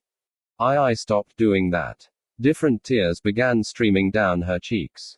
I wanted to be good to you, Yoji. Yoji stared at Yoshimi as if her words had completely shaken him up. But then his expression returned. You liar. Stop pretending to cry. Yoshimi stared at Yoji with her wet eyes. Words came tumbling out. Then why did you go out with me? Yoji immediately replied, come on, I thought a slut like you'd be easy. Get out of here, bitch. Suddenly prompted by some force, Yoshimi ran towards Yoji. It might have been because she couldn't bear listening to Yoji anymore, or maybe it was because she couldn't deal with the fact that Yoji was pointing a gun at her. Stop it. Please stop it, she cried and tried to grab the gun from his hand. Yoji quickly dodged her and shoved her. The day pack slid off her shoulder down to her left hand, and Yoshimi fell back on the grass. Yoji pinned Yoshimi down. What the hell are you doing? Bitch. You tried to kill me. I'll kill you, bitch. Yoji pointed his gun at her while Yoshimi frantically grabbed his right wrist with both her hands. Yoji immediately shifted the gun from his right hand to his left. Yoji's hand moved slowly downward. To her forehead. Yoshimi felt her heart pounding. Yoshimi stuck out her hands and cried in desperation. Yoji, please stop it, Yoji. Yoji said nothing. His bloodshot eyes glared down at her. His arm came down methodically, like a machine. 5 more centimeters. 4. 3. The bullet could now brush her hair. 2 more centimeters, and... Though she was torn up with sadness and fear, a thought suddenly occurred to her. She understood everything now. She didn't want to, but it turned out the person she adored was only an illusion. Still, it was a wonderful illusion. With Yoji, she thought she could start over. It was Yoji who gave her that illusion. Without Yoji, she would never have believed it could happen. Oh, that time we ate ice cream at the only burger joint in Shiroiwa. She had ice cream on her nose and Yoji said, "You are so cute." Even now she believed he'd been sincere. "I loved you." Yoshimi suddenly relaxed her arms. Yoji cocked the gun and placed it against her forehead. His finger was ready to pull the trigger. Yoshimi stared back at Yoji and quietly said, "Thank you, Yoji. I was so happy being with you." Yoji's eyes opened wide and remained frozen, as if he'd suddenly realized something important. "Go ahead, shoot me." Yoshimi smiled warmly and closed her eyes. Pointing the gun at her, Yoji began to tremble. Yoshimi waited for the burning bullet to pierce her head, but the gun wouldn't fire. Instead she heard his hoarse voice, "Yoshimi." Yoshimi slowly opened her eyes again. They met Yoji's. Through the thin film of her tears, she saw how his eyes were now those of her beloved Yoji. They were even filled with remorse and self-reproach. "Ah. So he understands. Yoji, is it true?" Tunk. It was a pleasant but somewhat strange, damp sound. Simultaneously, Yoji's right finger pulled the trigger. But it was on accident, the result of his finger's reflex. The gunshot exploded like a firecracker and made her shriek, but the muzzle had already been pointed away from her, and the bullet lodged into the patch of grass above her head. A tiny cloud of dirt rose in the air. Yoji's lifeless body fell on top of Yoshimi. He remained motionless. As she tried to pry herself loose, she saw someone smile over the shoulders of Yoji's black school coat. It was her old partner in crime, Mitsuko Suma. Yoshimi had no idea what was going on. She only knew that the smile on this angelic, adorable, beautiful face absolutely terrified her. Mitsuko asked Yoshimi if she was all right as she grabbed her hand and pulled her out from under Yoji's body. Yoshimi staggered to her feet in the bushes and looked down. An extremely sharp sickle, a sickle. As one of the more urban girls in Shiroiwa, Yoshimi had never seen one before, was planted in the back of Yoji's head. Leaving aside the sickle for now, Mitsuko immediately went for the Colt .45 in Yoji's right hand. His muscles had tightened, so she had to pry each stiff finger loose. The gun was finally in her hands, and she grinned. Yoshimi looked down at Yoji's lifeless body, trembling. She was trembling violently, uncontrollably. In one flourish she had just lost someone incredibly important to her. It was like the sensation she had when a precious glass ornament she had as a child accidentally fell and shattered on the floor. But this was far more precious. Yoshimi came to her senses and looked at Mitsuko. Of course she had been looking at her all this time, but she was too incapacitated to process this visual information, who proceeded to wrestle with the sickle to dislodge it from the back of Yoji's head. She gripped the handle with both hands and tried shaking it loose, swinging Yoji's head along with it. "No!" Yoshimi screamed and shoved Mitsuko aside.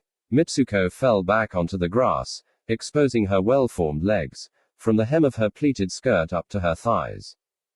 Yoshimi shielded Yoji's body. The sickle was still planted in his skull. Her tears fell onto his body. The sickle was telling her, "Shaking me won't revive me, don't shake me, there's a sickle stuck in me, man, that hurts."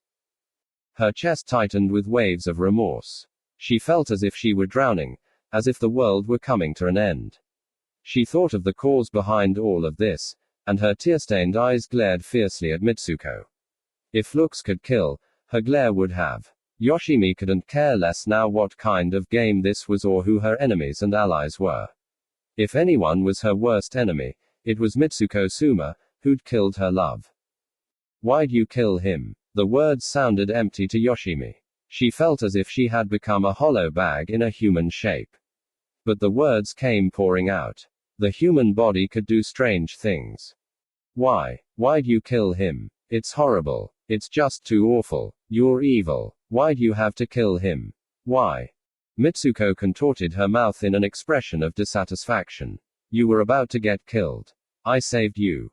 "No. I got Yoji to understand me. You're so evil. I'll kill you. I'll kill you. Yoji understood me."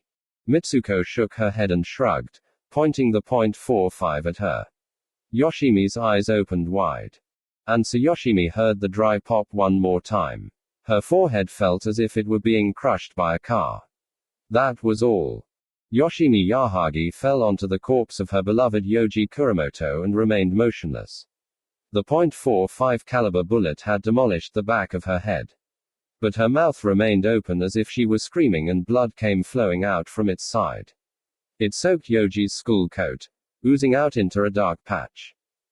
Mitsuko lowered the smoking Colt .45 and shrugged again. She'd planned on using Yoshimi to shield her from bullets. She leaned over and whispered into the ear of Yoshimi's half-destroyed head. I'm sure he understood. There was a strange topping of gray jelly brains and blood on her earlobe. I killed him because it looked like he wasn't going to kill you after all. Then, once again, she proceeded to pry loose the sickle from Yoji's head. 25 students remaining. 31. The faint sound reached Shuya and the others. Shuya looked up. Then they heard it again. They waited, but that was it. They only heard the rustling sound of treetops deep inside the thicket shaking in the wind. Shuya looked at Shogo, who was sitting next to him. Was that a gunshot? That was a gunshot. Then someone's already. Noriko began to speak, but Shogo shook his head and responded, we don't know for sure. They had all remained silent for several minutes, but the gunfire prompted discussion. Shogo spoke up, look, as long as you trust me, it's cool, but, like I said before, we have to survive till the very end. So I just want to make sure. Shogo looked over at Shuya. Are you willing to be merciless against the enemy, Shuya? Shuya swallowed deeply. You mean the government? Including yeah. Shogo continued, as well as your other classmates, if and when they attack us. Shuya nodded slightly and then answered, if that's what it comes down to, I will. His voice sounded feeble, though. Even if the classmate was female. Shuya's lips tightened as he looked back at Shogo. He looked down again. If I have to, I will. All right then. As long as we're on common ground. Shogo nodded and grabbed the shotgun resting on his crossed legs. Then he added, someone else will finish you off if you get too hung up on every person you kill. Shuya was about to say something but hesitated.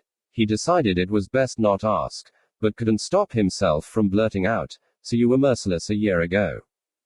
Shogo shrugged. I killed. You want to hear the details? How many guys I killed? How many girls I killed until I won? Noriko crossed her arms over her chest and brought in her elbows. No. Forget it. Shuya shook his head. That's pointless. They fell silent again. Then Shogo said, as if offering an explanation, I had no choice. Some of them lost their minds, and then some were willingly killing as many as they could. Most of my friends died pretty quickly, and I didn't have any time to hook up with anyone. And I just couldn't offer myself up and get killed by someone. He paused and added, I also had something I had to do, so I couldn't die. Shuya lifted his face. What's that? Come on, it's so obvious. Shogo smiled a little, but his eyes glimmered fiercely all of a sudden. I was going to tear up this fucked up country, this country that tosses us into this fucked up game. Watching Shogo's lips tremble in anger, Shuya thought, he's just like me. He wants to bring down these assholes in charge of this game, these assholes who won't think twice about making us play this fucked up game of musical chairs, this game of mutual fear and loathing. He wants to send them to hell just like me. Or maybe, Shogo mentioned in passing he'd lost his friends early on, but I bet he lost someone equally important as Yoshitoki was to me. Shuya thought of asking him about this, but didn't. Instead he asked, you said you'd done a lot of studying, so that was for this purpose? Shogo nodded, yeah, I would have done something against this country eventually. Like what? Shogo only grimaced. I wonder. He shook his head. It's not so easy bringing down a system that's already built up. But I would have done something. Well no, I'm still going to. That's why I have to survive this time too. Shuya looked down at the revolver and looked up. Another question had occurred to him. Can you tell me something? What? What's the purpose of this game? How could this serve any useful purpose? Shogo's eyes widened, but then he looked down and began to chuckle. He found it funny. Then he finally said, "There is no purpose." Noriko raised her voice. "But they insist it has some military purpose." Shogo kept on smiling and shook his head. "That's just crazy nonsense. Of course this whole country's insane, so maybe it's completely rational." Shuya felt a rush of anger once again as he spoke. Then how could this go on for so long? That's easy. Because there's no one speaking out against it. That's why it's still going on. Seeing how Shuya and Noriko were at a loss for words, Shogo added, "Look, this country's run by a bunch of idiot bureaucrats. In fact, you have to be an idiot to be a bureaucrat. My guess is that when this lovely game was first proposed, some crazy military strategist probably came up with it. There was no opposition. You don't want to stir things up by questioning the specialists. And it's terribly difficult to end something that's already been established. You interfere, and you're out of a job. No, worse yet, you might be sent to a forced labor camp for ideological deviation. Even if everyone were against it, no one could say it out loud. That's why nothing changes. There are a lot of screwed up things in this country, but they all boil down to the same thing: fascism." Shogo looked at Noriko and Shuya. He added, "You too, and the same applies to me. We can't say anything. Even if you think something's wrong, your life is too precious to risk it by protesting, right?" Shuya couldn't say anything back. His hot flash of anger all of a sudden went cold. "It's shameful," Noriko said. Shuya looked at Noriko. Noriko looked down sadly. He agreed. He felt the same way. "Did you know there was a country called the South Korean People's Republic?" Shogo asked. Shuya looked at Shogo, who was staring at a pink azalea flower on a tree branch right in front of them. It seemed irrelevant, but Shuya answered anyway, "Yeah, it was the southern half of the current democratic nation of the Korean Peninsula, right? You could learn about what was known as the South Korean People's Republic and the democratic nation of the Korean Peninsula, and the civil strife between the two Korean nations immediately west of the Republic of Greater East Asia's Inland Sea, in a textbook, although our relations with SKPR were cordial, due to conspiracies concocted by the imperialists of the United States and the DNKP, the SKPR was annexed by the DNKP. Of course, following this explanation, the summary would continue. Our nation must immediately oust the Korean Peninsula imperialists and annex this country not only for the freedom and democracy of the Korean people, but in order to progress towards our goal in attaining the coexistence of Greater East Asia peoples." "That's right," Shogo nodded. "That country was just like ours. An oppressive government and dictator, ideological propaganda, isolationism, and information control. And support for snitching. It failed though after 40 years. But the Republic of Greater East Asia is doing quite well. Why do you think that is?" Shuya thought about it. He hadn't really given it much thought, but the textbooks explained South Korea's defeat as a cunning conspiracy instigated by the imperialists, including the American imperialists. The vocabulary employed in these textbook explanations was beyond junior high level. But then why was the current Greater East Asia still prosperous? Of course, the SKPR was geographically located right next to the DNKP, but.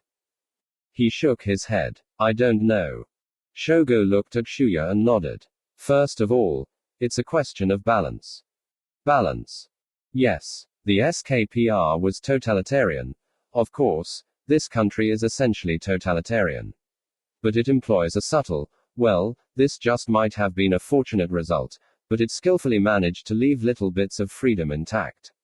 By providing this kind of candy, they can proclaim, of course, every citizen has the right to freedom. However, freedom must be controlled for the sake of the public good. The claim actually sounds legit, huh?" Shuya and Noriko silently waited for Shogo to continue. "That was how the country became this way. 75 years ago." Noriko interrupted him. 75 years ago. Hugging her knees under her pleated skirt, Noriko tilted her head with a puzzled look on her face. Noriko then looked over at Shuya. Shuya nodded and then looked back at Shogo. "I heard something about how the history they teach us is a big lie and that the current dictator is hardly the 325th dictator. In fact, He's only supposed to be the 12th one, right? Shinji Mimura had told him this. Noriko wouldn't know. It would never be taught at school, and most adults kept their mouths shut about it. Maybe they didn't even know, and even Shuya was appalled when he first heard it from Shinji.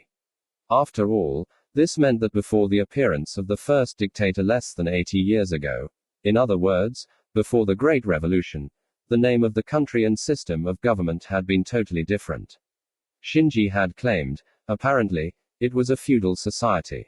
People wore these psychedelic hairstyles called chonmage, and there was a caste system. But to be blunt, it was better than what we have today. Shuya glanced at Noriko's surprised face, but when he heard Shogo's next statement, well, even that might not be true, he raised his brow. What do you mean? Shogo smiled and said, there is no dictator. He doesn't exist. He's just made up. That's what I heard. What? That can't be, Noriko said hoarsely, but we see him on the news, and on New Year's he makes an appearance in front of everyone at his palace. Right, Shogo grinned. But who is this? Everyone at the palace. Have you ever met someone who was actually there? What if they were actors too, just like the dictator? Shuya considered the possibility. It made him nauseous. Nothing but lies. There was no truth. Everything felt uncertain. Is that really true? He asked despondently. I don't know. It's just something I heard. But it seems likely to me. Where did you get that information? By computer on that thing called the net. Shuya thought of Shinji Mimura when he asked him this, but Shogo only grinned again. Unfortunately, I'm no good with computers, but there are ways to find out if you want to. It seems likely, because that would allow the government to have no supreme authority. That way everyone at the center of the government would be equal. They would have equal freedom. Which means that their responsibilities are also equal. There would be no inequality. There'd be no objections. The only thing is that there has to be some subtle trick going on. The whole charade has to be kept secret from the general public. The leader figure just has to play a charismatic role. Shogo took a deep breath and continued, anyway, that's neither here nor there. To get back to what I was saying, the country implemented this system, and it just kept on successfully evolving. What I mean by success is that it succeeded as an industrialized nation. Even though the country stuck to isolationism, it traded with other countries that remained neutral, not only to us but to America as well, and imported raw materials from them and sold products to them. The products sold well. Of course they would. Their quality is really high. Serious competition against the US. The only things this country lags behind in are space technology and computers. But the high quality comes as a result of the individual's subservience to the group and an oppressive government. Still, he stopped. He shook his head and continued, I have a feeling that once we've reached this level of success, even the people themselves are afraid of changing the system. With this kind of success, and this high standard of living, they won't be willing to make a few sacrifices, even if there may be a few little problems. And overthrowing the government would be out of the question. Shogo looked over at Shuya again and gave him a sarcastic smile. And one of the few little problems. This wonderful game. Of course the students and their families might have been dealt a bad hand, but they're a small minority. Even the families eventually let it go. Sorrow passes with time. Shogo's winding explanation finally returned to this stupid game, the pride of the Republic of Greater East Asia. Perhaps it was Shuya's grim frown that made Shogo ask, what's up? Shuya replied, I feel like puking. He finally began to understand exactly what Shinji Mimura meant when he said, this is what they call successful fascism. Where else in the world could you find something so sinister? Shinji must have known and understood long ago everything Shuya had just learned. Wait till you hear this one. It'll make you sick. Shogo almost looked as if he were relishing this as he continued, I think that the fundamental difference between the SKPR and this country is ethnic. Ethnic? Shogo nodded. Yeah. In other words, I think that this system is tailor-made to fit the people of this country. In other words, their subservience to superiors. Blind submission. Dependence on others and group mentality. Conservatism and passive acceptance. Once they're taught something's supposedly a noble cause by serving the public good, they can reassure themselves they've done something good, even if it means snitching. It's pathetic. There's no room for pride, and you can forget about being rational. They can't think for themselves. Anything complicated enough sends their heads reeling. Makes me want to puke. He was exactly right. It was completely revolting. Shuya felt his stomach turn. That was when Noriko interrupted Shogo. I don't agree at all. Shuya and Shogo looked at Noriko. The way she was hugging her knees and hunched over, Shuya thought she was tired out. But she looked at both of them and spoke clearly. I didn't know about this. This is the first time I've ever heard any of this. But if what you just said is really true, and if everybody were really informed, I don't think they would sit still ___. It's because no one knows about this that we've ended up in this situation. You say we've always been like this, but I refuse to believe that. I'm not saying we're especially noble, but I think we're just as capable as any other people on this planet of dunking responsibly. Shogo responded with a surprisingly kind and gentle smile. I like what you just said.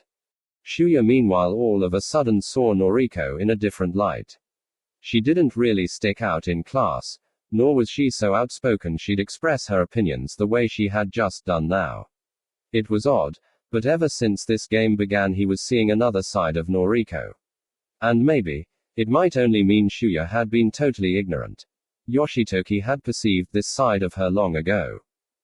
Anyway, it was a much more admirable response than his knee-jerk. It makes me want to puke. Once again she was absolutely right. No matter what, this was their country, the place where they were born and grew up, although he wasn't so sure how much more growing up was left for them. The US, aka the American Empire, might liberate this country sometime in the future, but the fact was that this was their deal. They shouldn't, and in the end they couldn't, rely on others. Shuya looked over at Shogo and asked him, Hey Shogo, do you think we can change this country? Much to Shuya's disappointment, Shogo shook his head. He thought that, given his pledge to tear up this fucked up country, he would reply affirmatively, that they would change it. Shuya said somewhat clumsily, but you just said you'd tear up this country. Shogo lit a cigarette, which he hadn't done in a while, and then folded his arms. I'll tell you what I think. He unfolded his arms, removed the cigarette from his lips, and exhaled a cloud of smoke. I think history comes in waves. Shuya didn't understand, but before he could ask what he meant, Shogo continued, at some point in time, when the situation is ripe, this country will change.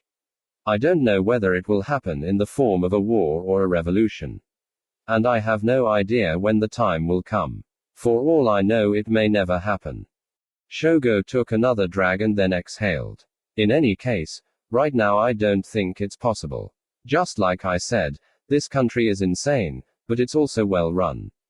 Extremely well run. Shogo pointed at him, the cigarette between his fingers. Now here we have a rotten nation. If you can't stand it, then the wisest thing to do would be to abandon it and go somewhere else. There are ways to escape this country. Then you can avoid the stench. You might get homesick once in a while, but life outside would be grand, but I'm not doing that. Shuya rubbed his hand against his thigh. He was hoping Shogo's statement would correspond with his thoughts. I want to do something here because in the end this is my country. Didn't Bob Marley sing, get up, stand up, you can't fool all the people all the time? But Shogo's response fell short of this expectation. I'm doing this for myself. I want revenge. Even if it's for my self-satisfaction. I want to strike against this country. That's all. I really doubt it'll actually lead to change in this country in the long run. Shuya took a short breath. Then uttered, this sounds hopeless. It is hopeless, Shogo replied. 25 students remaining. 32. When they heard the two distant shots, Yutaka cringed. Shinji stopped typing on the keyboard. Hey. Shinji nodded. Another gunshot. He quickly returned to his computer, though. It seemed harsh, but he couldn't afford to be concerned with others. Yutaka looked down at Shinji's fingers. He was holding the Beretta. Shinji had handed it to his towel-bandaged hand and requested he keep watch. Hey, Shinji, what are you trying to find on that laptop? Won't you tell me now?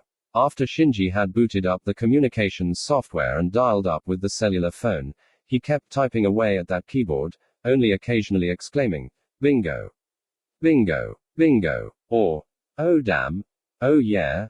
Right," without giving Yutaka a single explanation. Hold on a sec. I'm almost there. Shinji was typing again. At the center of the gray screen, English sentences interspersed with % and hash characters streamed by. Shinji seemed to be responding to them. All right. Shinji stopped typing after the requested data began to download. The basic operation was Unix, but he'd set up a separate graphics window to indicate the download status in Mac format. Shinji stretched his arms over his head. Now he'd just have to wait for the download to be completed. Of course, once it was, he'd have to rewrite the log entry to erase all traces of his operation. Then he had to come up with a strategy based on the data he received. He'd either have to rewrite the data or come up with his own program to deceive his opponents. The latter would be a hassle, but he probably wouldn't need more than half a day to do the job. Shinji, tell me what's going on, Yutaka insisted. Shinji smiled, moved back from the laptop, and leaned against the tree again. He had to admit, this was exciting. He took a deep breath to calm himself down. It was only natural, though. Although he wasn't sure when he told Yutaka, it's a PowerBook 150, now he was certain, they were going to win. He spoke slowly, I've been trying to figure out how to escape. Yutaka nodded. And so, Shinji pointed to his neck. He himself couldn't see it, but he assumed Yutaka could see the silver collar wrapped around his neck, the same one Yutaka had on his neck. The first thing I wanted was to get rid of this. This is giving our positions away to that bastard Sakamoki. For example, the fact that we're together. Thanks to this device, even if we try to escape, they'll locate us, or worse yet, they can just send a signal to blow up the collars and kill us. So I needed to figure out how to get rid of this collar. Shinji opened up his hand. Then he shrugged. But I gave up. You can't pry it loose without knowing how it's built. Sakamoki said it would explode if you took it apart, and I doubt he was bluffing. The outer casing must be loaded with a fuse wire for the device. It's probably set to ignite once you cut it. It's too dangerous to cross that bridge. I thought of inserting a metal plate inside the band, but it would be too thin to protect my neck from being blown to bits. Yutaka nodded again. That's how I came up with the idea of controlling the school computer that's tracking us and controlling the ignition signal. Get it? It was of course his uncle who'd taught him the basics of computer programming, but ever since his death Shinji was as passionate about improving his skills on his uncle's computer as he was about basketball.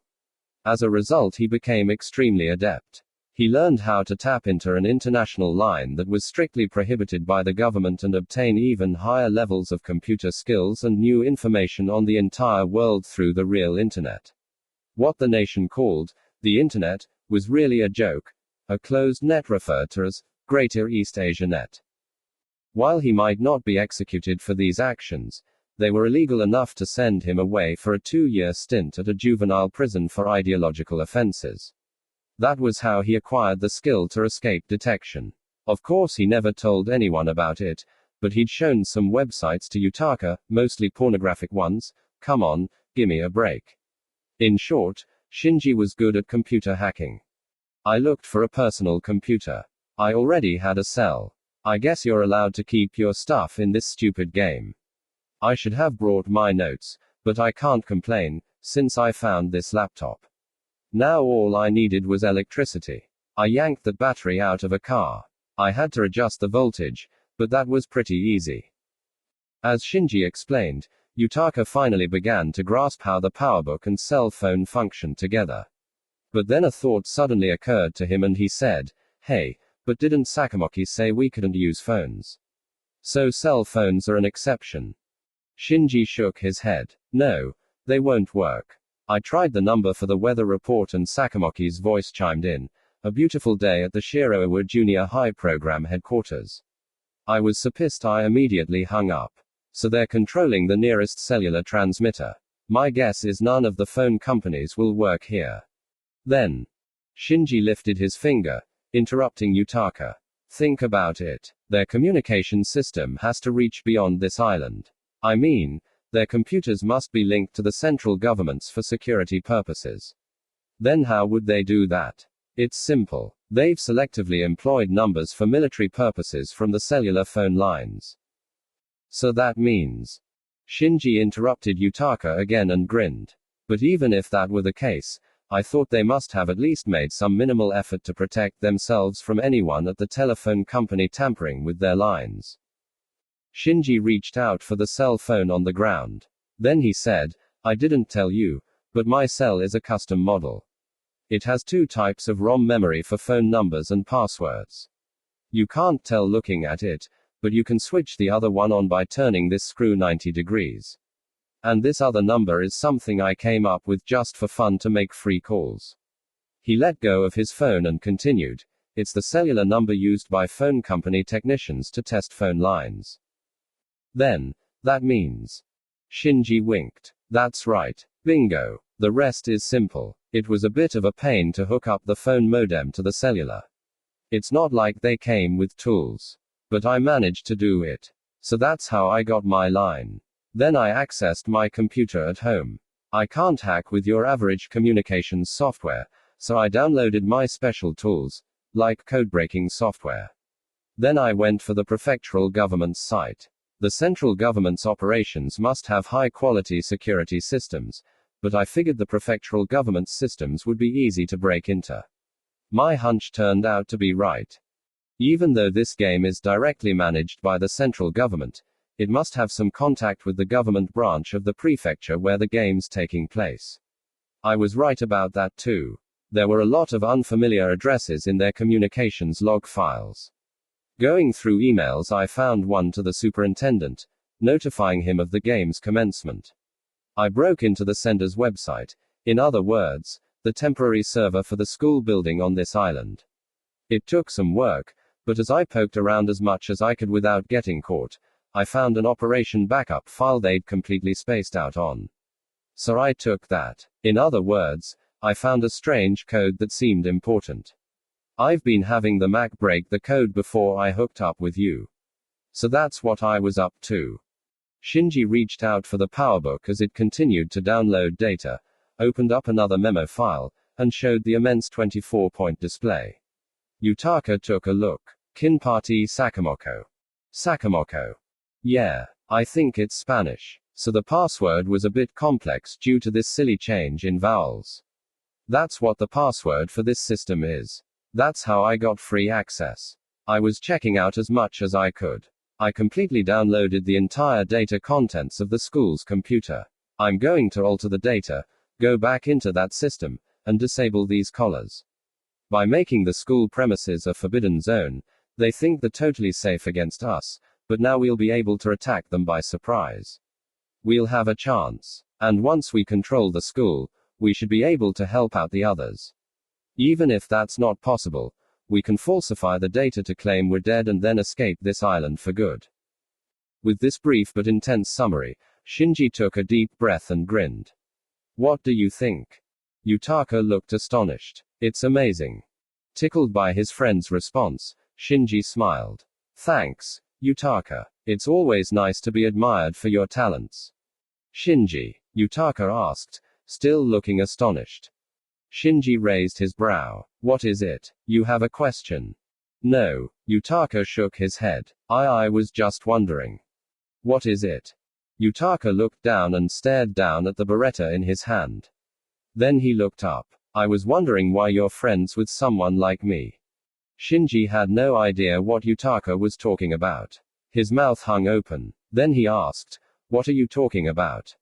Yutaka looked down again. Then he said, it's just that. I mean, you're so awesome.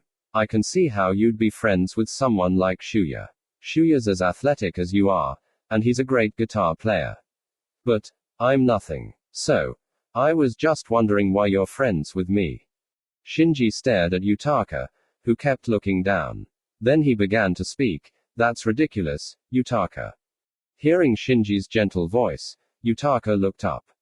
Shinji continued, I am who I am. And you're you. Even if I'm pretty good at basketball or computers, or popular with the girls, that doesn't make me a better person. You can make people laugh and you're kind. When you're serious, you're a lot more sincere than I am. Like with girls. I'm not resorting to that cheap cliché about everyone having something to offer, but I am saying there are a lot of things I admire about you. He shrugged and then smiled. I like you. We've always been buddies. You're an important friend. My best friend. He saw Yutaka's eyes brimming with tears again.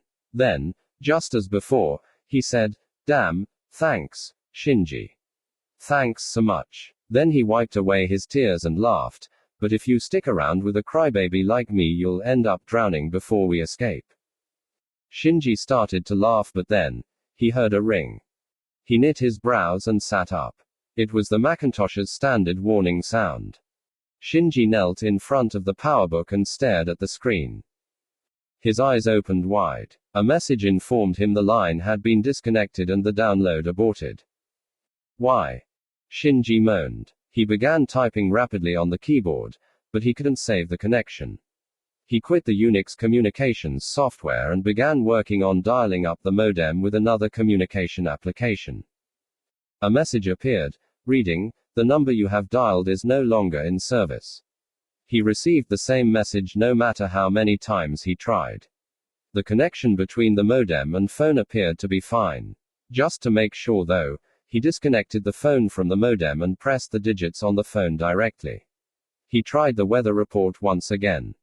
The cell phone had no signal at all now. Which meant, no, the battery was still fully charged. That can't be. Holding the cell phone, Shinji gaped at the PowerBook screen, which was no longer operating. His hacking was undetectable. That's why it was called hacking. And Shinji had the technique. Shinji. What's wrong, Shinji? Yutaka called out to him, but Shinji remained speechless. 25 students remaining. 33. After the star icon appeared at the edge of the small liquid crystal screen, Hiroki Sugimura, male student number 11, kept close watch. It was the same icon as the one in the center of the screen that had been there ever since he'd turned on this handheld device. He was in the residential area on the island's eastern shore. It was going to become a forbidden zone soon. He'd been carefully but quickly moving between the houses, and finally he saw a change in the device. He'd found the device in his day pack. It looked like one of those mobile data terminals salarymen use. The change was the first response the device gave ever since he turned it on at 6 a.m., after he went through the manual. His priority was to sweep the soon-to-be forbidden zones, but the device responded in none of those areas.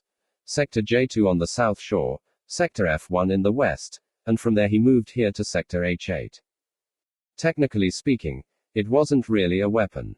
But right now, depending on how he used it, it could prove more useful than any weapon. He wasn't sure whether he was actually using it properly, though. Hiroki gripped his stick again with his other hand. It came off a mop he found inside a shack at the north end of the residential area. If he wanted to, he could have taken a large blade, but this was more useful for him, since he'd been studying martial arts ever since he was in elementary school. He proceeded to move diagonally away from the wood-sided wall he'd been pressed up against. He had a large frame, over 180 centimeters tall, but he moved dexterously as he pinned himself against the wall of the next house. The star icon was approaching the similar icon in the center. He remembered the manual explaining the display system and turned his head. It was this house. Inside this house.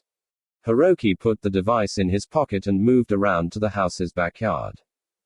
There was a family garden in the small yard with tomato stalks up to his waist, yams planted in the ground, and green onions. Next to them, pansies and chrysanthemums in different colors were in bloom.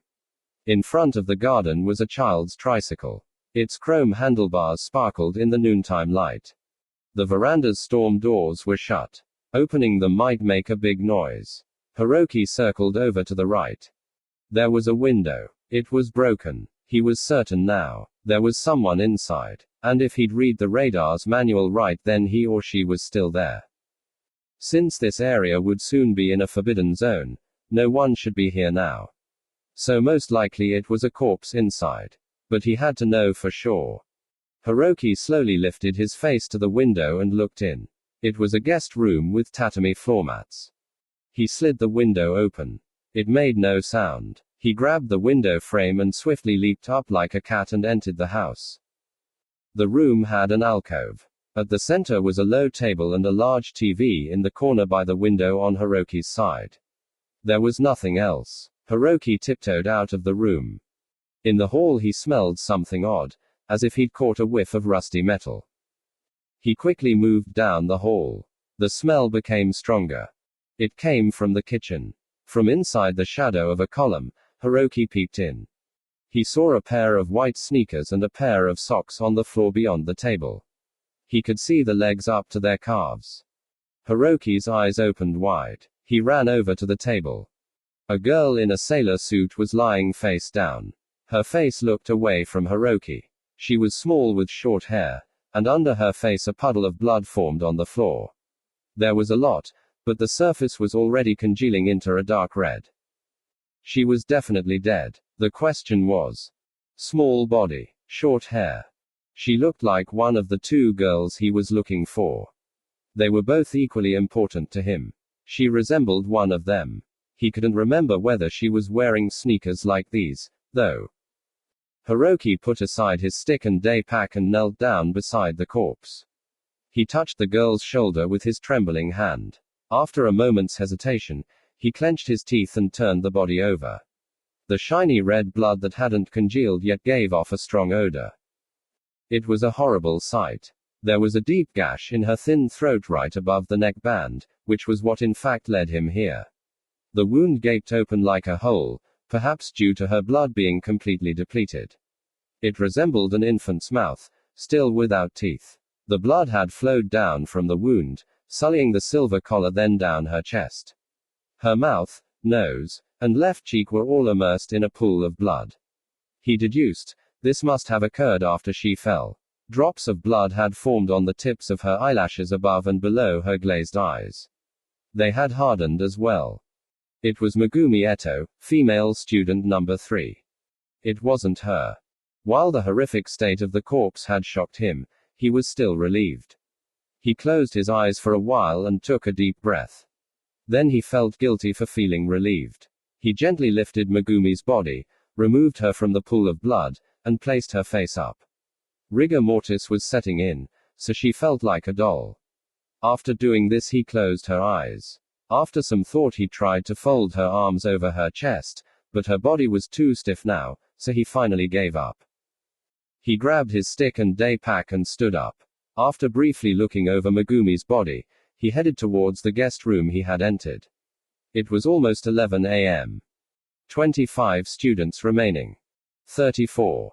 Time quietly passed. Shogo continued to smoke without uttering a word. Noriko kept quiet too. In the thicket little birds chirped away, and the branches above them rustled in the breeze, letting in a web of light that moved back and forth like a pendulum. You could hear the sound of ocean waves if you listened hard enough. Now that they were settled in the woods, it almost felt as if they were leading a peaceful life. This partially came from the hope Shuya now had after talking to Shogo. They could escape. And if that was what they wanted, they were best off lying low and waiting. Despite Noriko's injuries, they were safe as long as they kept a close watch. After all, there were 3 of them, and 2 of them had guns. But Shuya couldn't stop thinking about the distant gunshots they heard an hour ago. Had someone else been killed?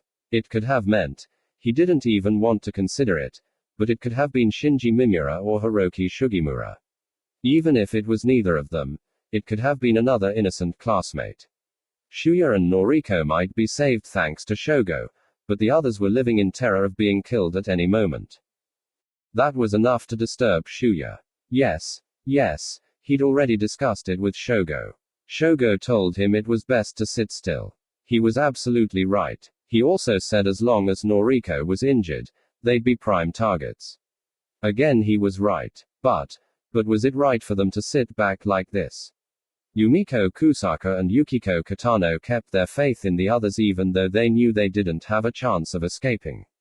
On the other hand, with Shogo's help, he and Noriko had a good chance. But did that mean they shouldn't be risking their lives? It was clear someone was a murderer. Someone was intentionally murdering others. They'd witnessed Yumiko's and Yukiko's deaths. And there might be other murderers. In fact, the students he'd confronted, Yoshio Akamatsu, Tatsumaki Oki, and Kyoichi Motobuki, might have all been trying to kill him. He doubted anyone like that would voluntarily join them. No, someone like that would only join them just to betray and kill them when the time was right. But shouldn't we at the very least be looking for others we can trust? Even if we try though, there's no way to tell them apart from the others. If we tried to help everyone, an enemy would eventually sneak into our group, and that would mean certain death. Noriko and Shogo would get killed too. Shuya let out a deep sigh. He racked his brains. No matter how many times he went over it, he came to the same conclusion. There was nothing they could do. He could only hope they'd somehow come across Shinji Mimura and Hiroki Sugimura. But what were the chances that would happen? Hey, Shogo said as he lit another cigarette. Shuya looked at him. Stop thinking too much. It's no use. Just concentrate on yourself and Noriko. Shuya lifted his brow. Are you psychic? Sometimes. Especially when the weather's this nice. Shogo took another drag. Then, as if the thought had suddenly occurred to him, he added, is it true? What? What Sakamoki said about you? That you have dangerous ideas. Oh. That. Shuya looked down and nodded. What did you do? Shogo looked at him mischievously. Shuya returned the look. There were two things he'd done. The first was how he quit the baseball team.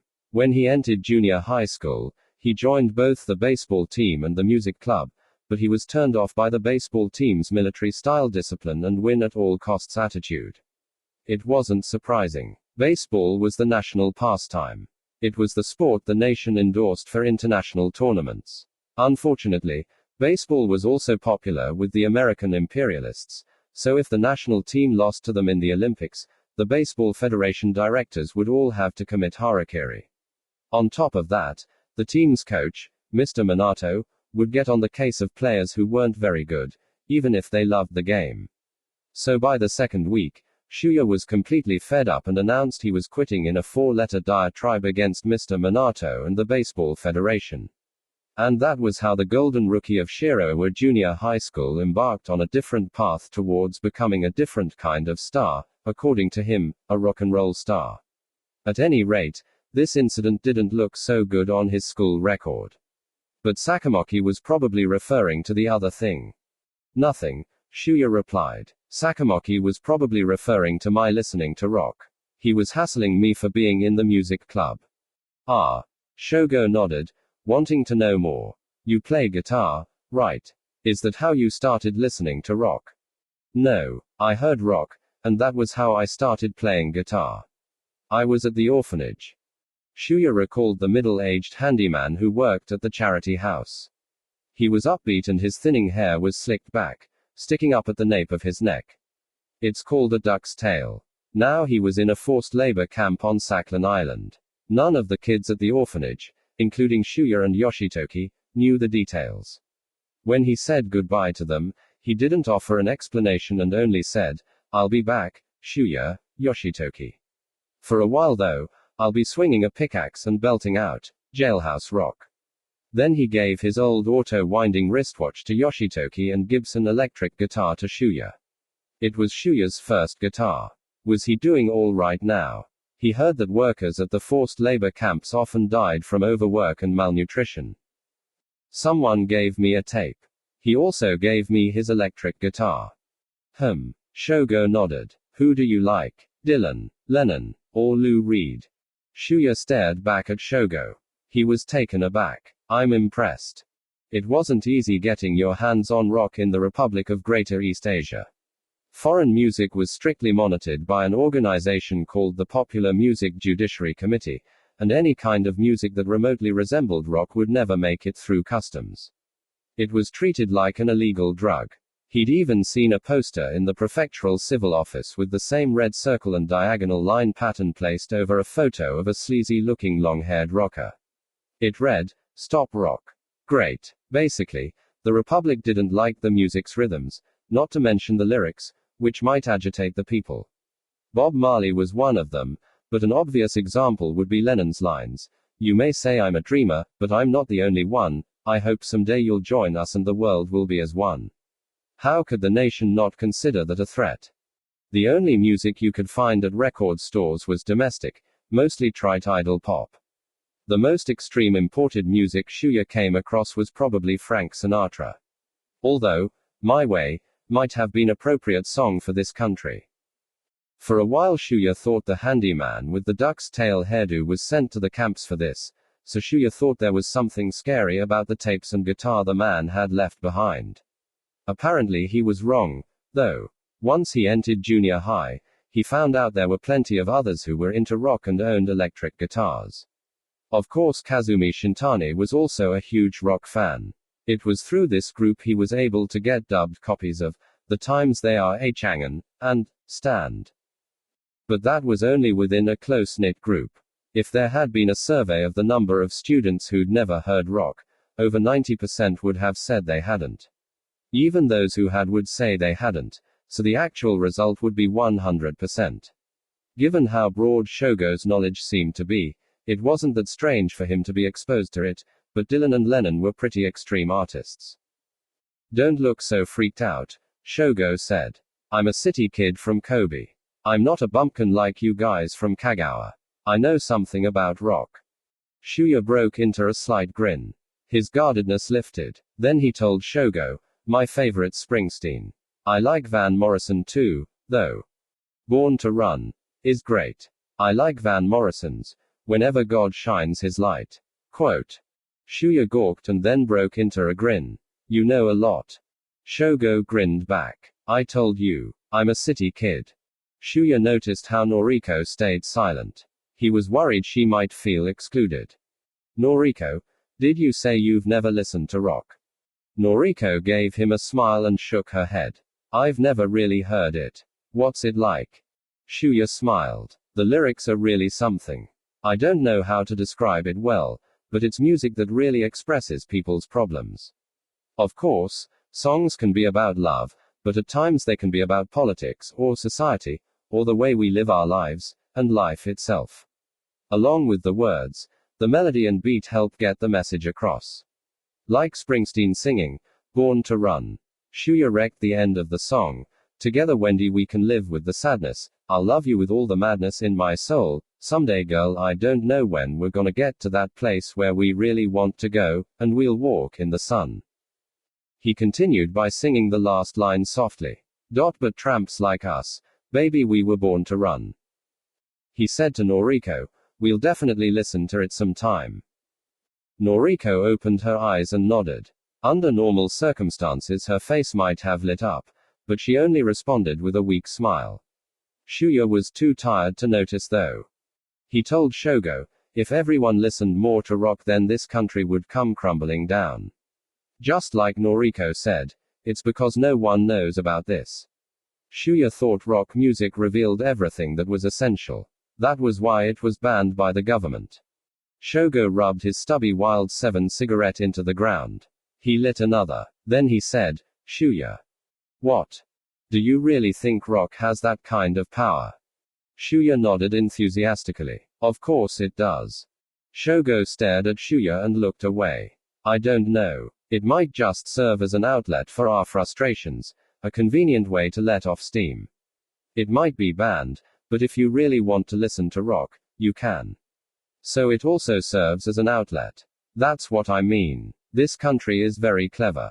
Who knows, it might end up promoting rock and roll as a national resource." Shuya felt as if he'd been dealt a blow. Rock was his religion, music sheets were the pages of his Bible, Springsteen, Van Morrison, and his other heroes were the equivalent of the 12 disciples. Of course he was getting used to being shocked, what with his classmates dying around him, so relatively speaking, It wasn't that shocking. Shuya calmed himself down and slowly replied, I don't know about that. Shogo nodded several times. I do. In any case, it's not about being banned or promoted. That's not what rock's about. Anyone who wants to hear it should be able to when they want to. That's what it comes down to, right? Shuya thought about this. Then he said, I never thought about it like that. But I see where you're coming from. Then he added, incredible. I didn't realize how perceptive you are. Shogo shrugged. They fell silent for a while. Then Shuya said, but I still do believe rock is powerful. It's a positive force. Which was what Noriko had said about Shuya. Shogo unwrapped a new pack of cigarettes while he looked at Shuya. Shogo grinned. He lit the cigarette dangling from his mouth. Then he said, to be honest, I agree with you. Shuya smiled back at him. It's ironic that we're really in that situation though, Shogo observed. Shuya was puzzled. What do you mean? The only thing we can do now is run, Shogo replied. We were born to run. 25 students remaining. 35. Kaori Minami, female student number 20, got up when she heard the faint rustling sound. It came from the grove at the foot of the hill to the north, slightly to the east of the island's central region. On the map it was designated Sector F8. She held tightly onto her gun. The gun was a small Sig Sauer P239mm short automatic pistol. It felt large in Kaori's small hands. Without knowing it, Kaori bit her lip. She'd been hearing the same sound over and over once the game began and up until now, while she hid herself here. And every time she was relieved to find out it was only caused by the wind or some small animal, a stray cat. But that didn't stop her terror. She bit down and cut open her lip, which was now covered with cuts that had become scabs. This time, it might be an enemy. An enemy, that's right. One of her classmates would attack her. The images of the corpses of Yoshio Akamatsu and Mayumi Tendo vividly came to mind. And when she'd left the school, she'd heard a voice coming from the woods in front of her. It was the voice of the school representative, Yuki Utsumi. Then she saw other figures with Yuki in the dark grove. Calling out from the dark, Yuki spoke in a hushed but clear voice, Kaori. Come join us. It's just girls. You're safe with us. But how could she trust anyone under these circumstances? If she stayed with them, she would have had to constantly watch her back. Kaori ran away from Utsumi's invitation and in the opposite direction, and now she was here. And now, was that the sound of an enemy approaching? She waited for a while, holding the gun with both hands, but the sound disappeared. She waited a little more. The sound was gone.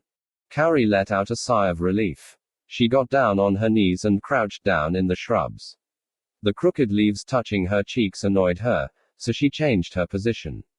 With the palm of her hands she kept on rubbing her face where the leaves had touched her. Her pimples had given her enough grief. She didn't want her face to swell up from some poison ivy. Even if she was going to die soon, she didn't want that. She felt a chill run down her spine. Die. Am I going to die? Am I really going to die? The thought alone was enough to make her heart beat faster. She felt like she was going to have a seizure. Am I going to die? Am I going to die? Like a crummy CD player unable to ignore a scratch on the disc, the ringing words skipped over and over deep inside her head. Am I going to die? Kaori snatched desperately at the brass locket she wore around her neck underneath her uniform. It popped open, and a bright, cheerful face with long hair smiled at Kaori. As she concentrated on it, Kaori's pulse finally managed to slow down and return to its normal pace. It was a photo of Junya Kenzaki of the pop group Flip Side. He was the most popular member with girls. This special locket was only available to fan club members. Kaori was proud to know she was the only student in her school who had one. Of course most girls nowadays could care less. Besides, lockets were passé. But Kaori didn't think so. Oh, Junya, I'm all right, right? You'll protect me, right? She thought Junya Kenzaki was telling her, it's all right. Of course you're all right. Shall I sing your favorite song, Galaxy Magnum? Kaori's breathing calmed down a bit. Then she asked the photo. Say, Junior, should I have joined Yuki? I wonder if that would have saved me. No, that can't be. A tear came rolling down Kaori's cheeks. How could this be happening? She wanted to see her mom. She wanted to see her dad. She wanted to see her sister and her kind grandma and grandpa. She wanted to take a bath, rub cream on her pimples, sit on the comfortable couch in the living room, and sip on a cup of cocoa while she watched a video of Flipside's TV show. Although she'd seen this episode many, many times already. Junior, help me, please. I feel like I'm going crazy. The moment she actually heard her voice say this out loud, Kaori felt as if she were really going insane. It freaked her out. Nausea welled up to her chest. She was crying frantically now. She suddenly heard a rustling sound behind her, and her body flinched. It was much louder than the previous sound. Her eyes bleary with tears, she turned around. A boy was looking at her through the shrubs. It was Hiroki Sugimura, male student number 11. He'd snuck up behind her. Kaori was completely terrified and too numb to think as she lifted the gun and pulled the trigger. Her wrists jerked back with the popping sound. A gold shell flew out, and the sun's rays reflected off it as it shone through the branches. Hiroki had already disappeared deep inside the thicket. The rustling continued and also disappeared. Kaori was trembling. She was still holding the gun. Then she snatched her belongings and ran in the opposite direction. As she ran, her agitated mind raced with thoughts. She was sure Hiroki Sugimura was trying to kill her. Why else would he have snuck up behind her without saying anything? Hiroki Sugimura probably didn't have a gun. He saw that I did and ran away in a panic. If I hadn't noticed him, and shot at him, then Hiroki Sugimura would probably have stabbed my chest with a knife or something. A knife. I have to be careful. I have to shoot anyone I come across. No mercy. Otherwise, I'll end up getting killed. Oh no. I can't stand this anymore. I want to go home. Take a bath. Pimple cream. Cocoa. Video. Flip side. Junior. No mercy. Shoot. Cocoa. Junior. Cream. For my pimples. No mercy. Junior. Tears came streaming down Kaori's cheeks.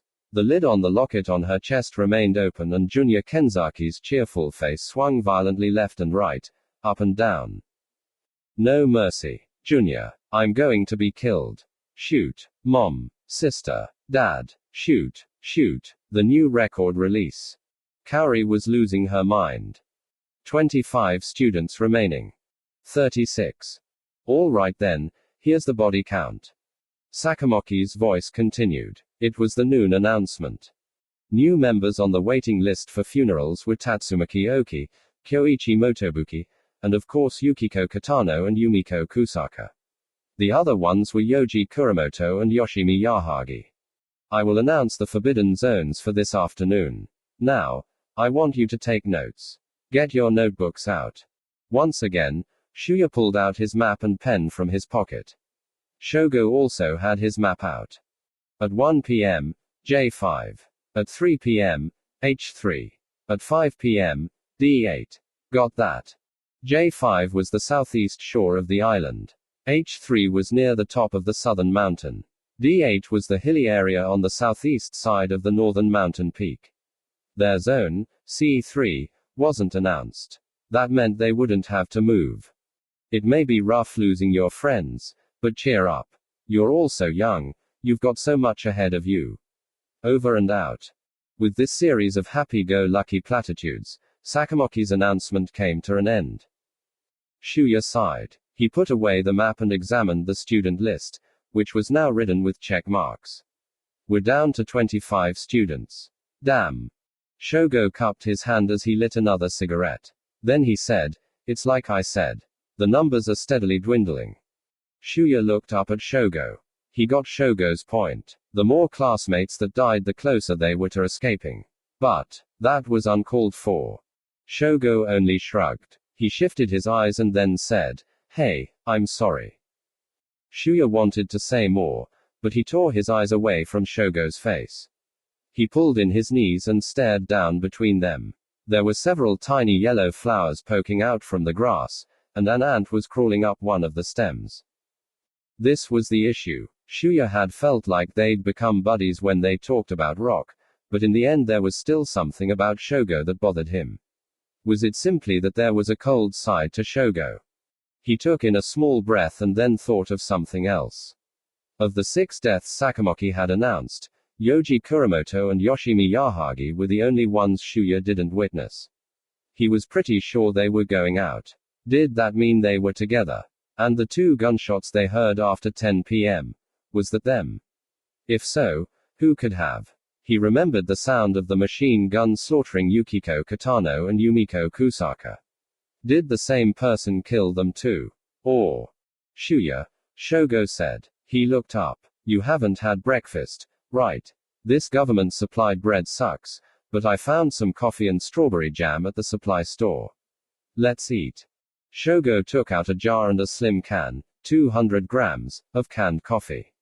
The jar's label was illustrated with strawberries, and he could see the shiny, thick, red contents inside the glass. Shuya assumed Shogo was going to toss the coffee into a pot of boiling water on the fire. Shogo also pulled out a bag of plastic cups. You loaded up? Yep. Shogo nodded. Then he proceeded to pull out a long, thin box. Look at this. An entire carton of Wild 7s. Shuya decided to cheer up. He smiled, nodding. He took out the bread in his day pack and offered one to Noriko. Noriko, we should eat. Noriko looked up, still hugging her knees. I'm all right. I'm not hungry. What's wrong? Is your appetite? Shuya realized as she looked down again how pale her face had become. He'd suddenly realized how quiet she'd been. Noriko. Shuya approached her. Shogo observed him as he opened the lid of the coffee can. Noriko. Shuya touched her on the shoulder. Noriko clenched her hands together. Her lips were tightly shut, forming a straight line across her pale face. Only now did Shuya finally realize that air was painfully hissing through her lips. She was having difficulty breathing. She closed her eyes, released her hands, put them on his arm, and leaned against him. Her body temperature, which he sensed from her hands and through the shoulder area of the sailor suit, felt abnormally high, as if she were nursing a chick underneath her clothes. Shuya brushed off the hair on her forehead and felt her forehead.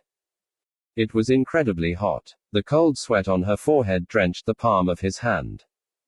Panicking, he turned to Shogo. She's got a fever. Shogo. I'm fine, Noriko said weakly. Shogo put down the can of coffee and got up. He exchanged positions with Shuya and touched her forehead. He rubbed his chin and then held her wrist. He seemed to be taking her pulse as he checked his wristwatch. I'm sorry about this, he said as he put the fingers of his right hand to her lips and had her open her mouth.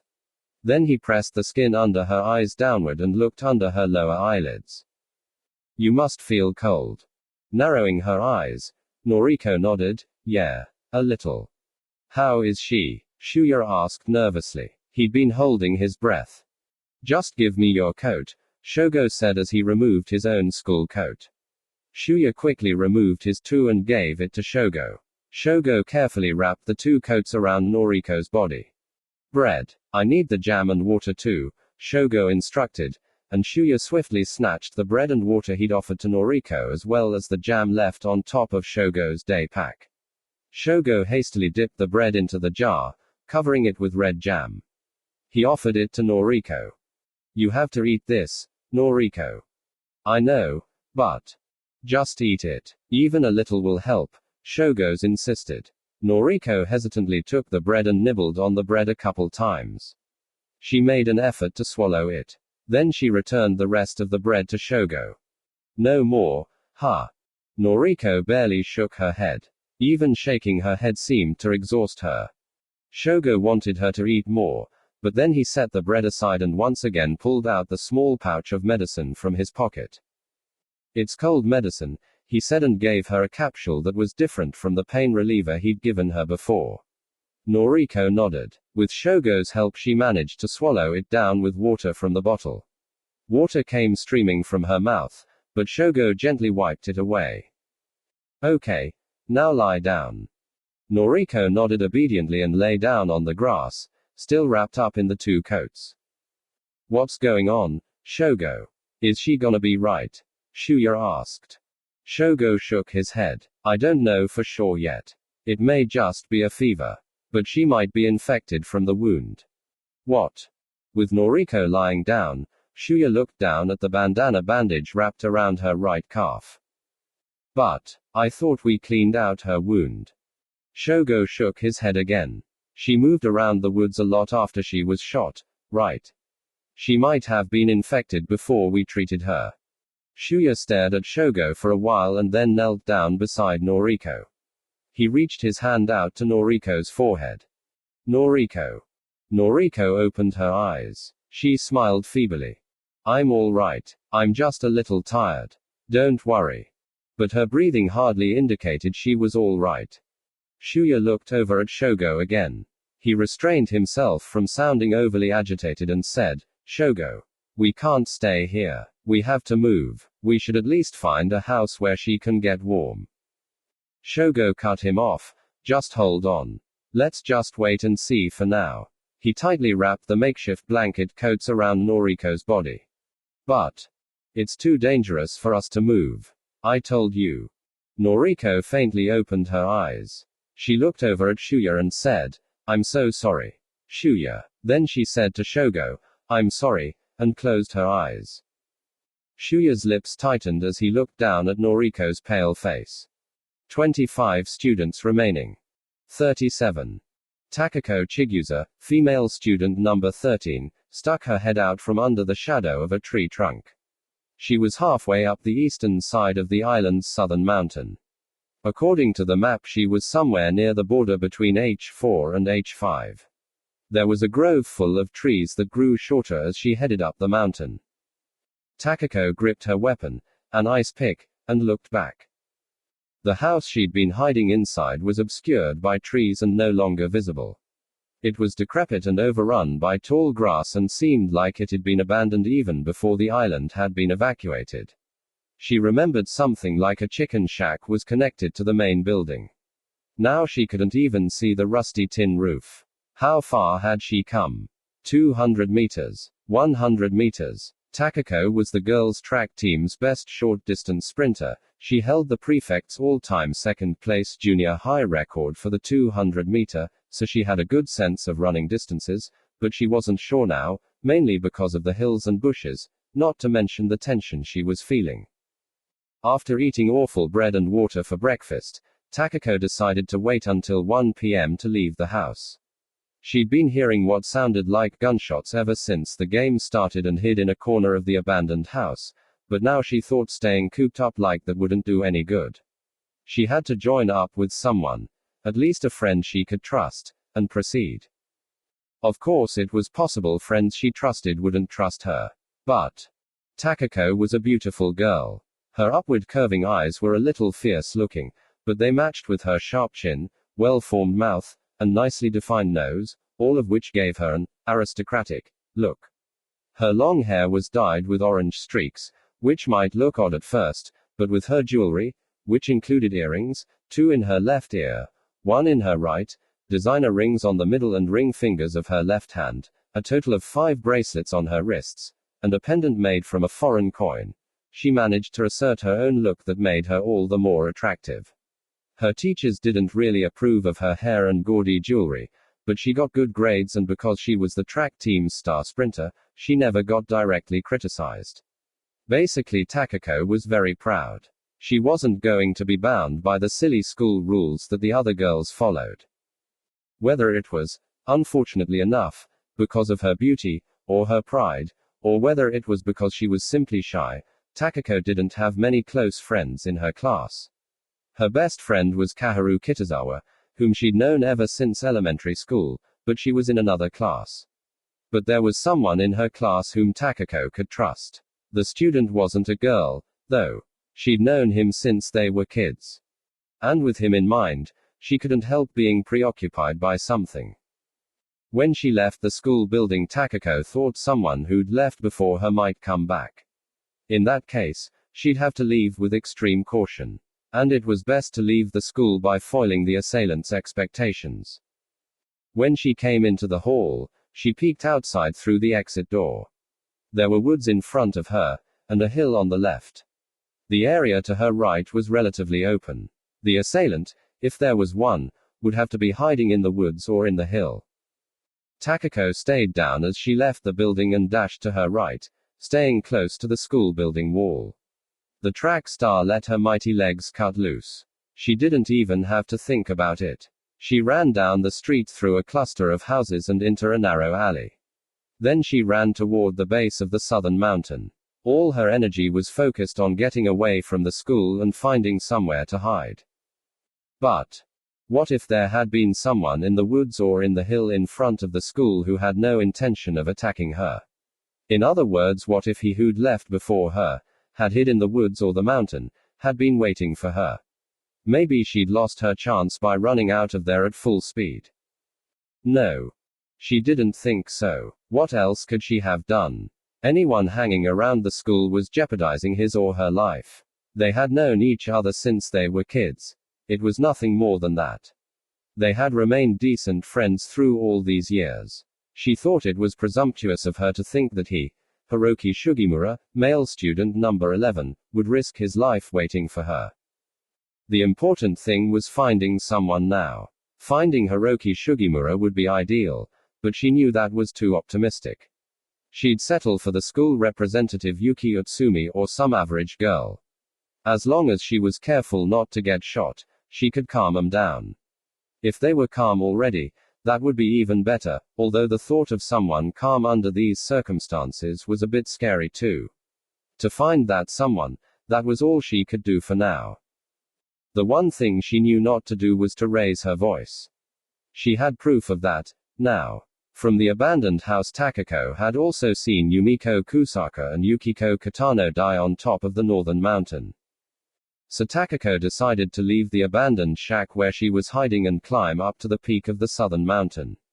Once she was there, she'd descend the slope by circling the mountain, checking for anyone hiding in the bushes. She could throw pebbles at the bushes just as she'd been doing ever since she left the shack. Once she figured out who it was, she could decide whether or not to approach that person. At noon, Sakamoki had announced that the area around the peak of the southern mountain would become a forbidden zone at 3 p.m., but as long as she didn't run into any problems, she'd be able to completely survey the area before then. Also, if there was anyone in the area, then he or she would have to be out of there by 3 p.m. She'd have a better chance locating someone on the move. Takako checked her supplied wristwatch.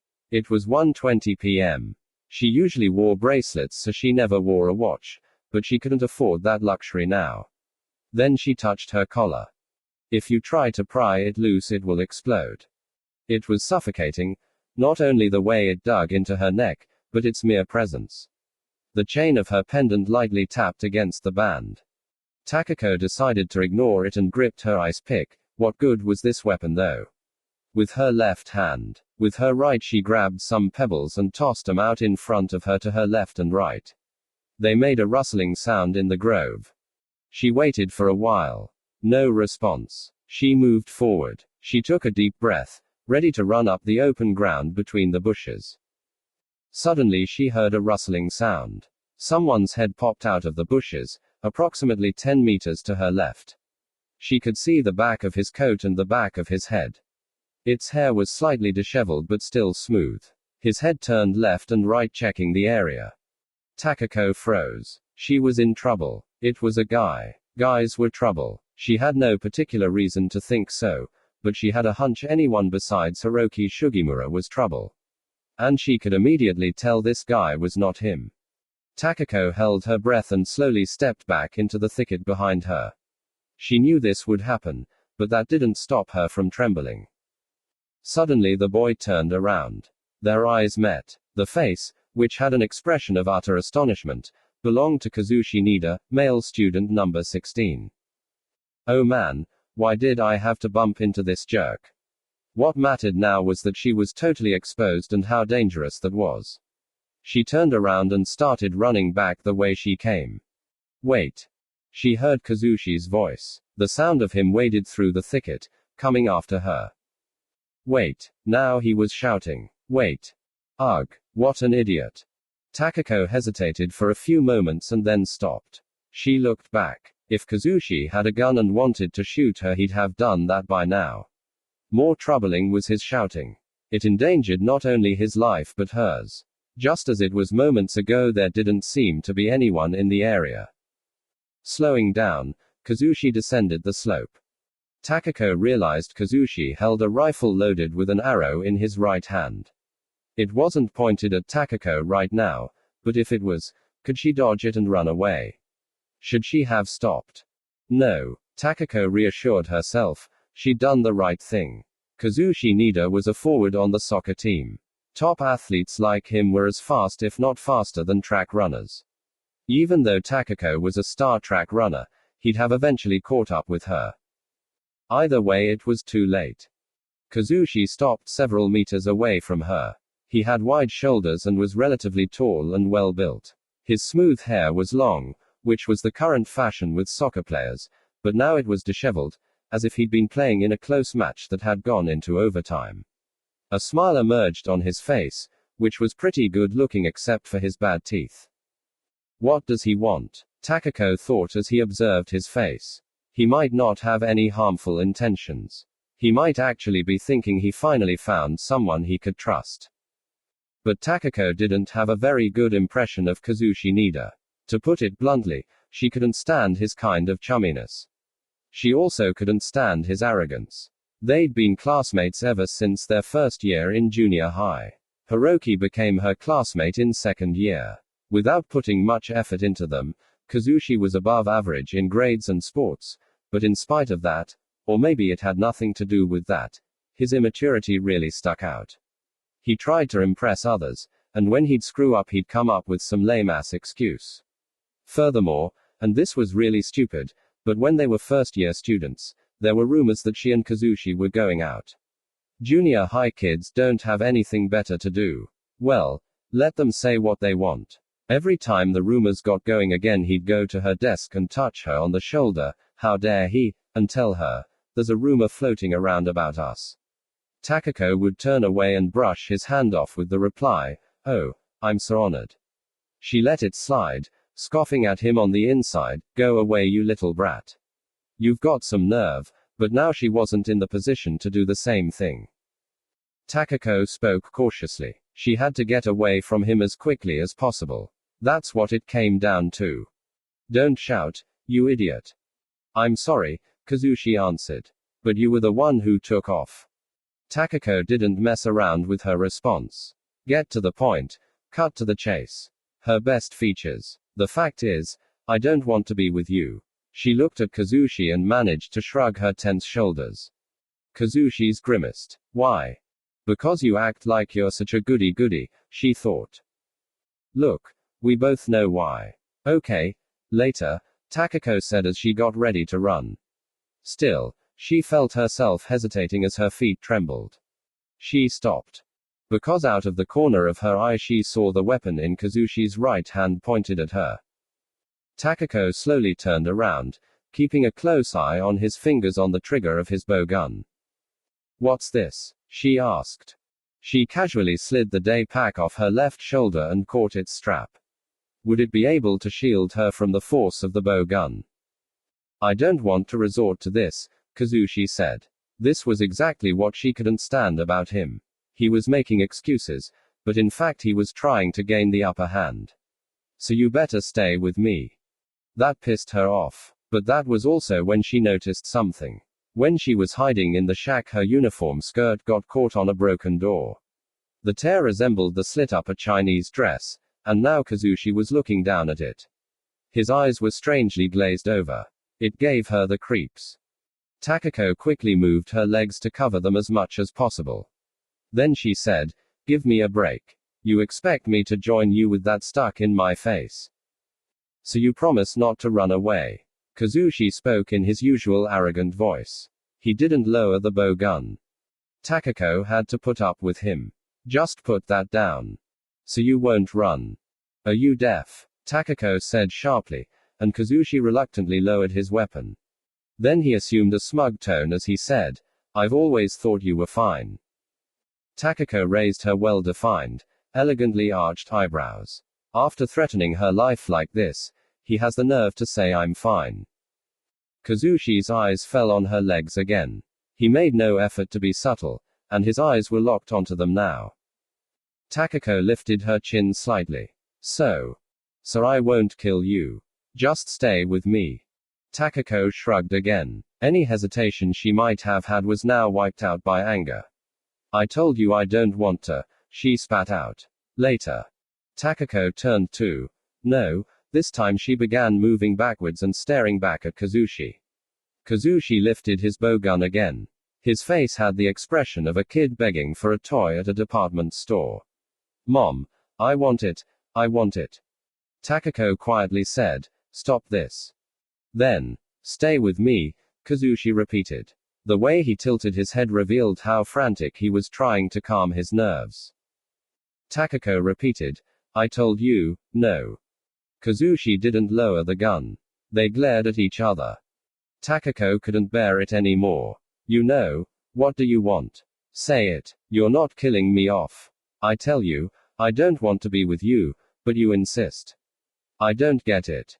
Kazushi stared at Takako with that leer in his eyes and said, I'm saying I'll protect you. So just stay with me. We're safer together, right? You've gotta be joking. You have the nerve to threaten me like that and say you'll protect me. I can't trust you. Get it? Can I go now? I'm going. Kazushi replied, if you move I'll shoot you. He aimed the bow gun directly at her chest. By openly threatening her like this, Kazushi lost any chance he had of keeping to a civilized code of conduct, not that he had much of sense of that to begin with. He stood still and said, you better obey me, girl. A woman obeys his man. Takako was furious. Then he had the nerve to say, you're a virgin, aren't you? In a casual tone, as if he were only confirming her blood type, B. Takako was at a loss for words. What did this asshole say? Am I wrong? Hiroki wouldn't have the guts to sleep with a girl. Kazushi said this because probably he, along with many of her other classmates, had the mistaken assumption that she was going out with Hiroki Sugimura. She had two reasons to be especially annoyed, though. First of all, her relationship with Hiroki was none of their business. Second, Kazushi's making fun of Hiroki pissed her off. Takako broke into a grin. She'd realized a long time ago how she could always grin when she was absolutely furious. So she grinned like this at Kazushi and said, what's it got to do with you? Kazushi might have misinterpreted Takako's grin. Kazushi grinned back. So I'm right. Still smiling, Takako glared back at him. Yes, in fact you are right. I might look a little flashy, but just as you said, I'm a virgin. An innocent 15-year-old girl. However, it's none of your business, asshole.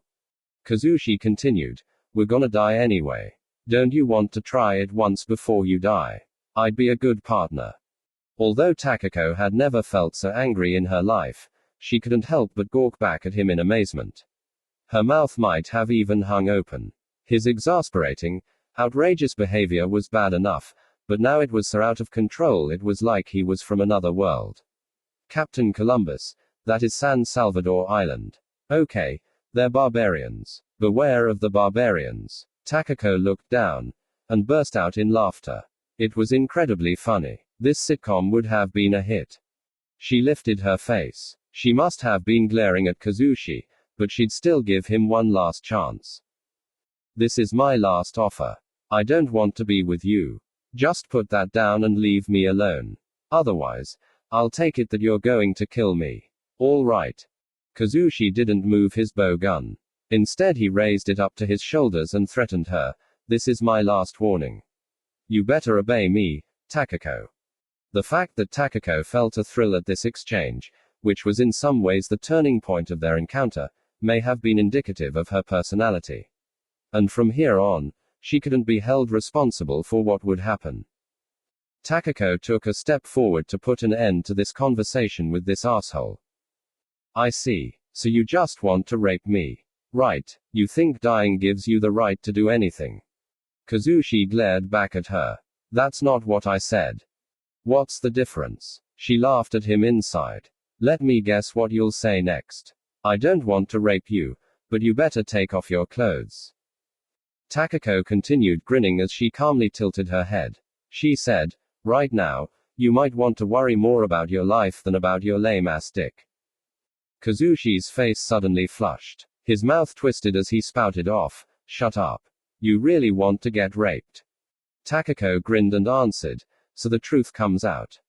I told you to shut up. Kazushi repeated. I can kill you if I want, you know.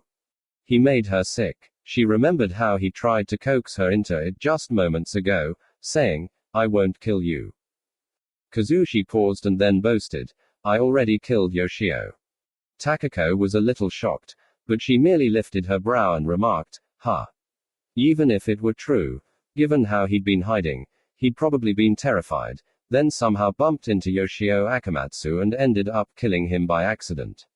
After that, too scared of anyone stronger than him, he probably spent this whole time hiding. But knowing him, she knew that if he ended up surviving by hiding until he had one weaker final opponent, he'd say something like, I have no choice, and kill him or her without hesitation. I was thinking, Kazushi continued, confirming Takako's suspicion. I decided this is a game. So I'm not going to pull any punches. Takako continued staring at Kazushi, still wearing that grin. Aha, I understand now. So whether it was by consent or by raping me, you were going to fuck me and then kill me. As long as you could survive by having everyone else, including myself, die. I see. Did you calculate how many times you could fuck me too? Her spine tingled with disgust and fury. A game, she repeated after him and then gave a big smile. But aren't you ashamed doing this to a girl? Kazushi looked shocked, but then his face became sulky again. His cold eyes shone. You want to die? Go ahead, shoot me. Kazushi hesitated. It was her chance. Takako threw the pebbles she'd cautiously taken out of her pocket at his face. As Kazushi covered his face to shield himself, she quickly turned around, dropped the daypack, and dashed back the way she came, all the while holding onto the ice pick. She thought she could hear him curse behind her. With a good runner's sprint, she'd coveted 15 meters when suddenly she felt a blow against her right leg and fell face forward. Her cheek got cut as it scraped against a tree root poking out of the ground. She was more upset over this wound on her face than she was over the sharp pain in her leg. That asshole cut my face. Takako twisted her body around. A silver arrow pierced her skirt and was planted in the back of her right thigh. Blood dripped down her well-toned leg muscles. Kazushi caught up with her. Seeing her sitting there, he tossed aside the bow gun and took out a pair of short sticks chained together, nunchaku, from under his belt and held them in his right hand. The chain rattled. This weapon, by the way, had been in Mayumi Tendo's daypack, which Kazushi then took after killing Yoshio Akamatsu. His own weapon, for some bizarre reason, was a plain shamisen banjo that was completely useless. Of course, this had nothing to do with Takako. Takako glanced at the bow gun on the ground and thought, you'll regret you put that down. It's your fault, Kazushi said, panting. You provoked me. Still seated, Takako glared up at Kazushi. The bastard was still making excuses. She couldn't believe she'd actually been classmates with this idiot for over 2 years.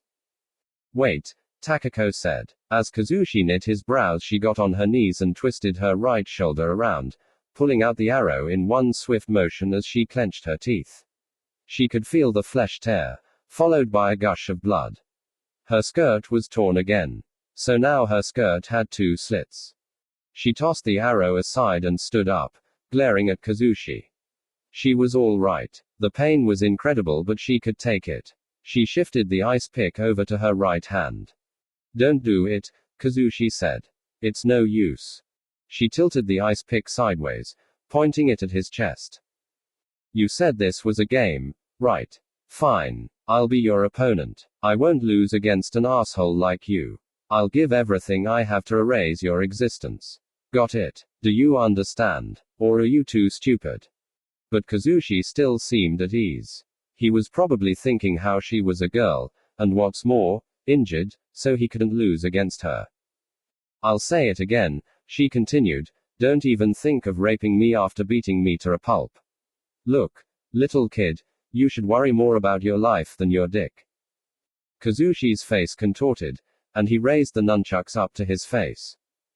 Takako gripped her ice pick. The tension between them mounted. He was probably 15 centimeters taller, 20 kilograms heavier. Takako was probably the number one female athlete in her class, but she had little chance of winning. On top of this, her right leg was pretty badly injured.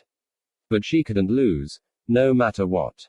Suddenly, Kazushi made a move. He came forward, swinging the nunchucks down. Takako blocked them with her right arm. One of her two bracelets flew into the air. It was made by South American Indians. It was a favorite, damn. She felt a sting run up her arm up to the center of her skull. Despite the sting though, she thrust the ice pick upward. Kazushi grimaced as he stepped back, dodging it. Once again they were 2 meters apart. Takako's left arm was stinging now. But she was all right, nothing was broken. He resumed his attack. This time he swung the nunchucks with the motion of a backhand tennis swing. Takako dodged them by crouching down. The nunchucks skimmed her long, streaked hair. Several strands flew into the air.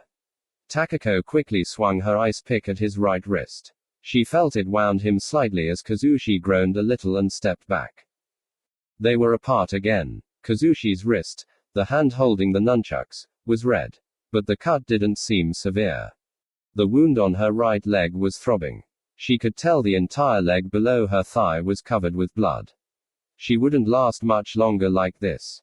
She also noticed a panting sound. It came from her lips.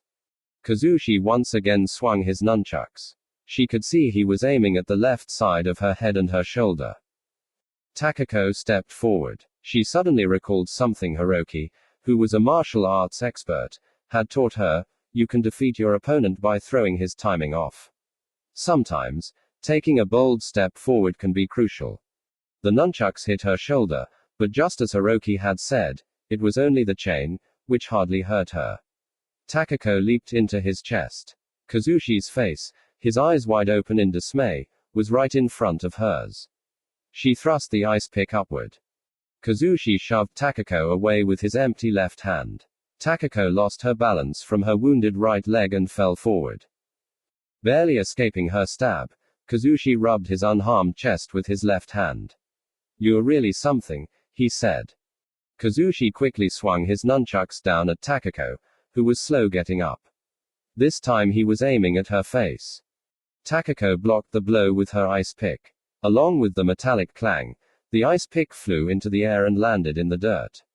The only thing left in her hand now was intense pain.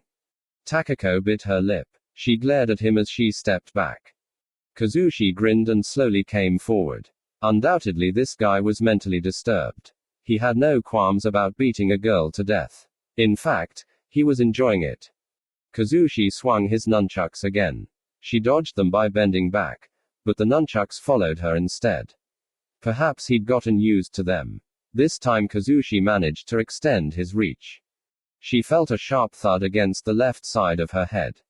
She began to sway. A warm liquid came flowing out her left nostril. She was on the verge of falling. Kazushi must have looked like he was sure he'd won. Still swaying, Takako's pretty, sharply curved eyes squinted. As she fell, she stretched out her long legs and with all her might kicked Kazushi's left knee from the right side. Kazushi let out a painful moan and fell on his left knee.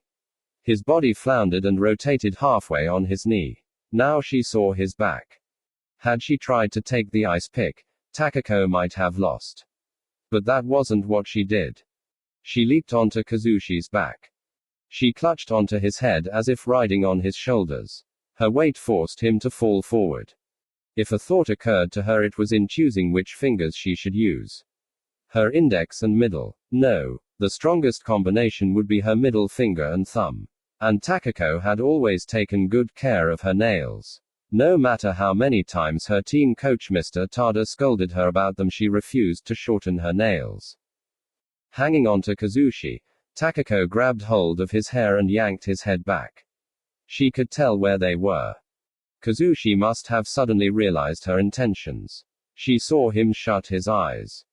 It was useless though. Takako's right middle finger and thumb tore through his eyelids and dug into his eye sockets.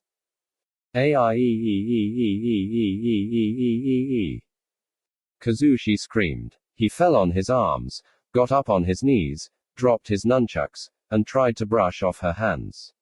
His body moved frantically as he tried to get rid of her. Takako held tightly onto Kazushi and refused to let go. She pushed her fingers in further. Her thumb and middle finger dug in up to their second joints.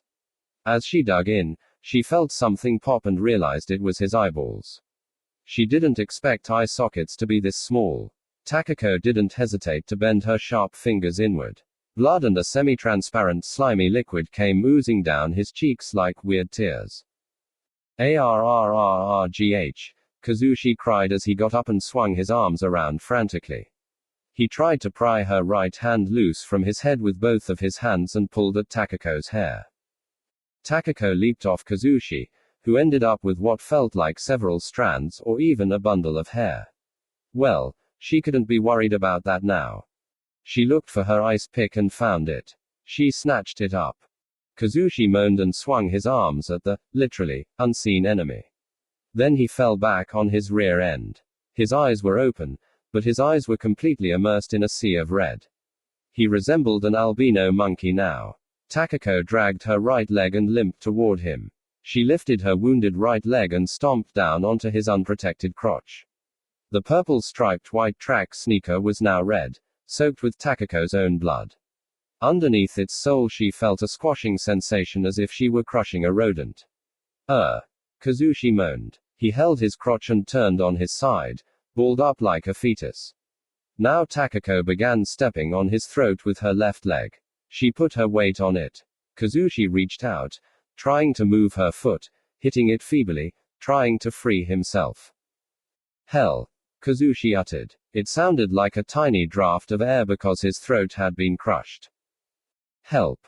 Yeah right, Takako thought. She could tell her mouth was breaking into a grin. She realized she wasn't angry anymore. She was actually enjoying this. She was sure about it. So what? She never claimed to be Pope John Paul II or the 14th Dalai Lama.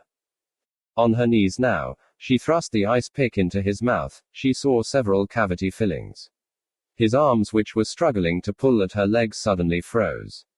Takako pushed further. It sunk into his throat without much resistance. Kazushi's entire body, from his chest down to his toes, then went into convulsions as if swimming the submariner. Then it stopped. The albino eyes still remained open, surrounded by a spider's web pattern of gooey blood like running paint. She felt a sudden surge of pain in her right leg and fell on her back by his head.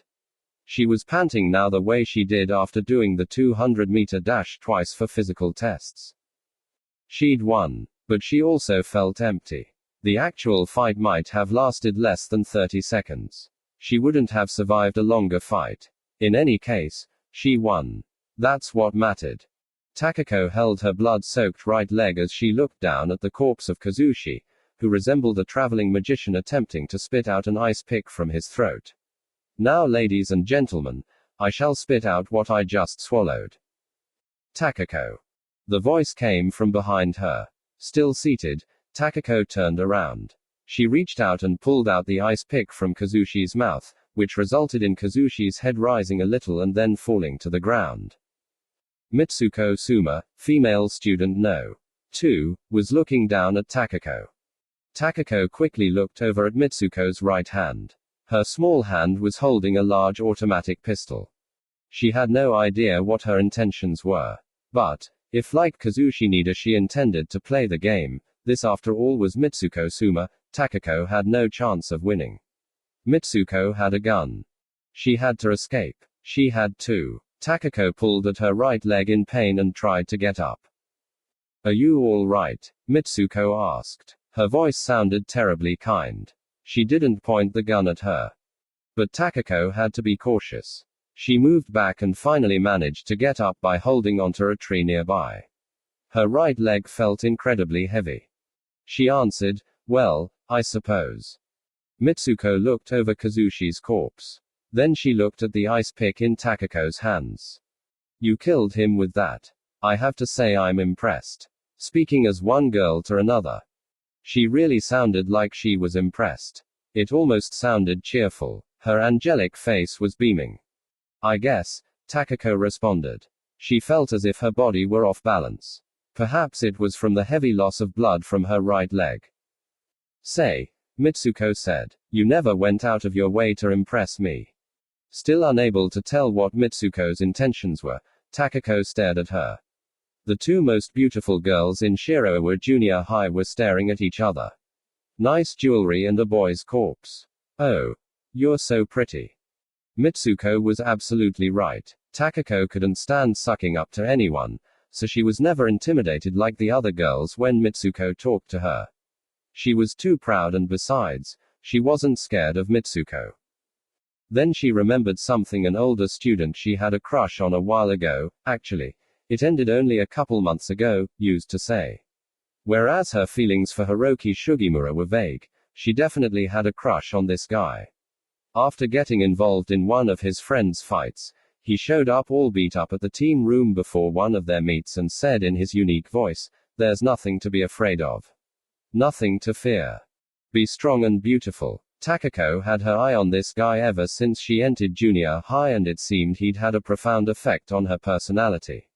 But he also had a girlfriend. Someone very elegant, yes, someone like Sakura Ogawa, someone calm as a serene lake hidden deep inside a forest. Well, that was all in the past. But, Takako thought, the fact that she suddenly recalled his words, which hadn't occurred to her even when she was fighting Kazushi Nida just moments ago. Did that mean that she was in fact afraid of Mitsuko? "I was always a little envious," Mitsuko continued. "You were so pretty, and you were a better girl than me." Takako listened quietly. She immediately realized there was something wrong. Why was Mitsuko referring to her in the past tense? But, Mitsuko's eyes twinkled playfully. Now she was back to the present tense. "I really like girls like you. Maybe I'm a bit of a dyke. So it's." Takako's eyes opened wide. She turned around and began running. Her right leg dragged a little, but it was still a respectable sprint for the track star. "So it's." Mitsuko lifted the .45. She pulled the trigger 3 times in a row. Takako had managed to run down the hill and through the woods, covering a quick 20 meters when 3 holes appeared in the back of her uniform. She fell forward as if diving in a head-first slide. Face down, she slid across the ground, and her legs contrasted against each other, the left one white and the right one red as they flew into the air, her skirt fluttering against them. She was lying on the ground.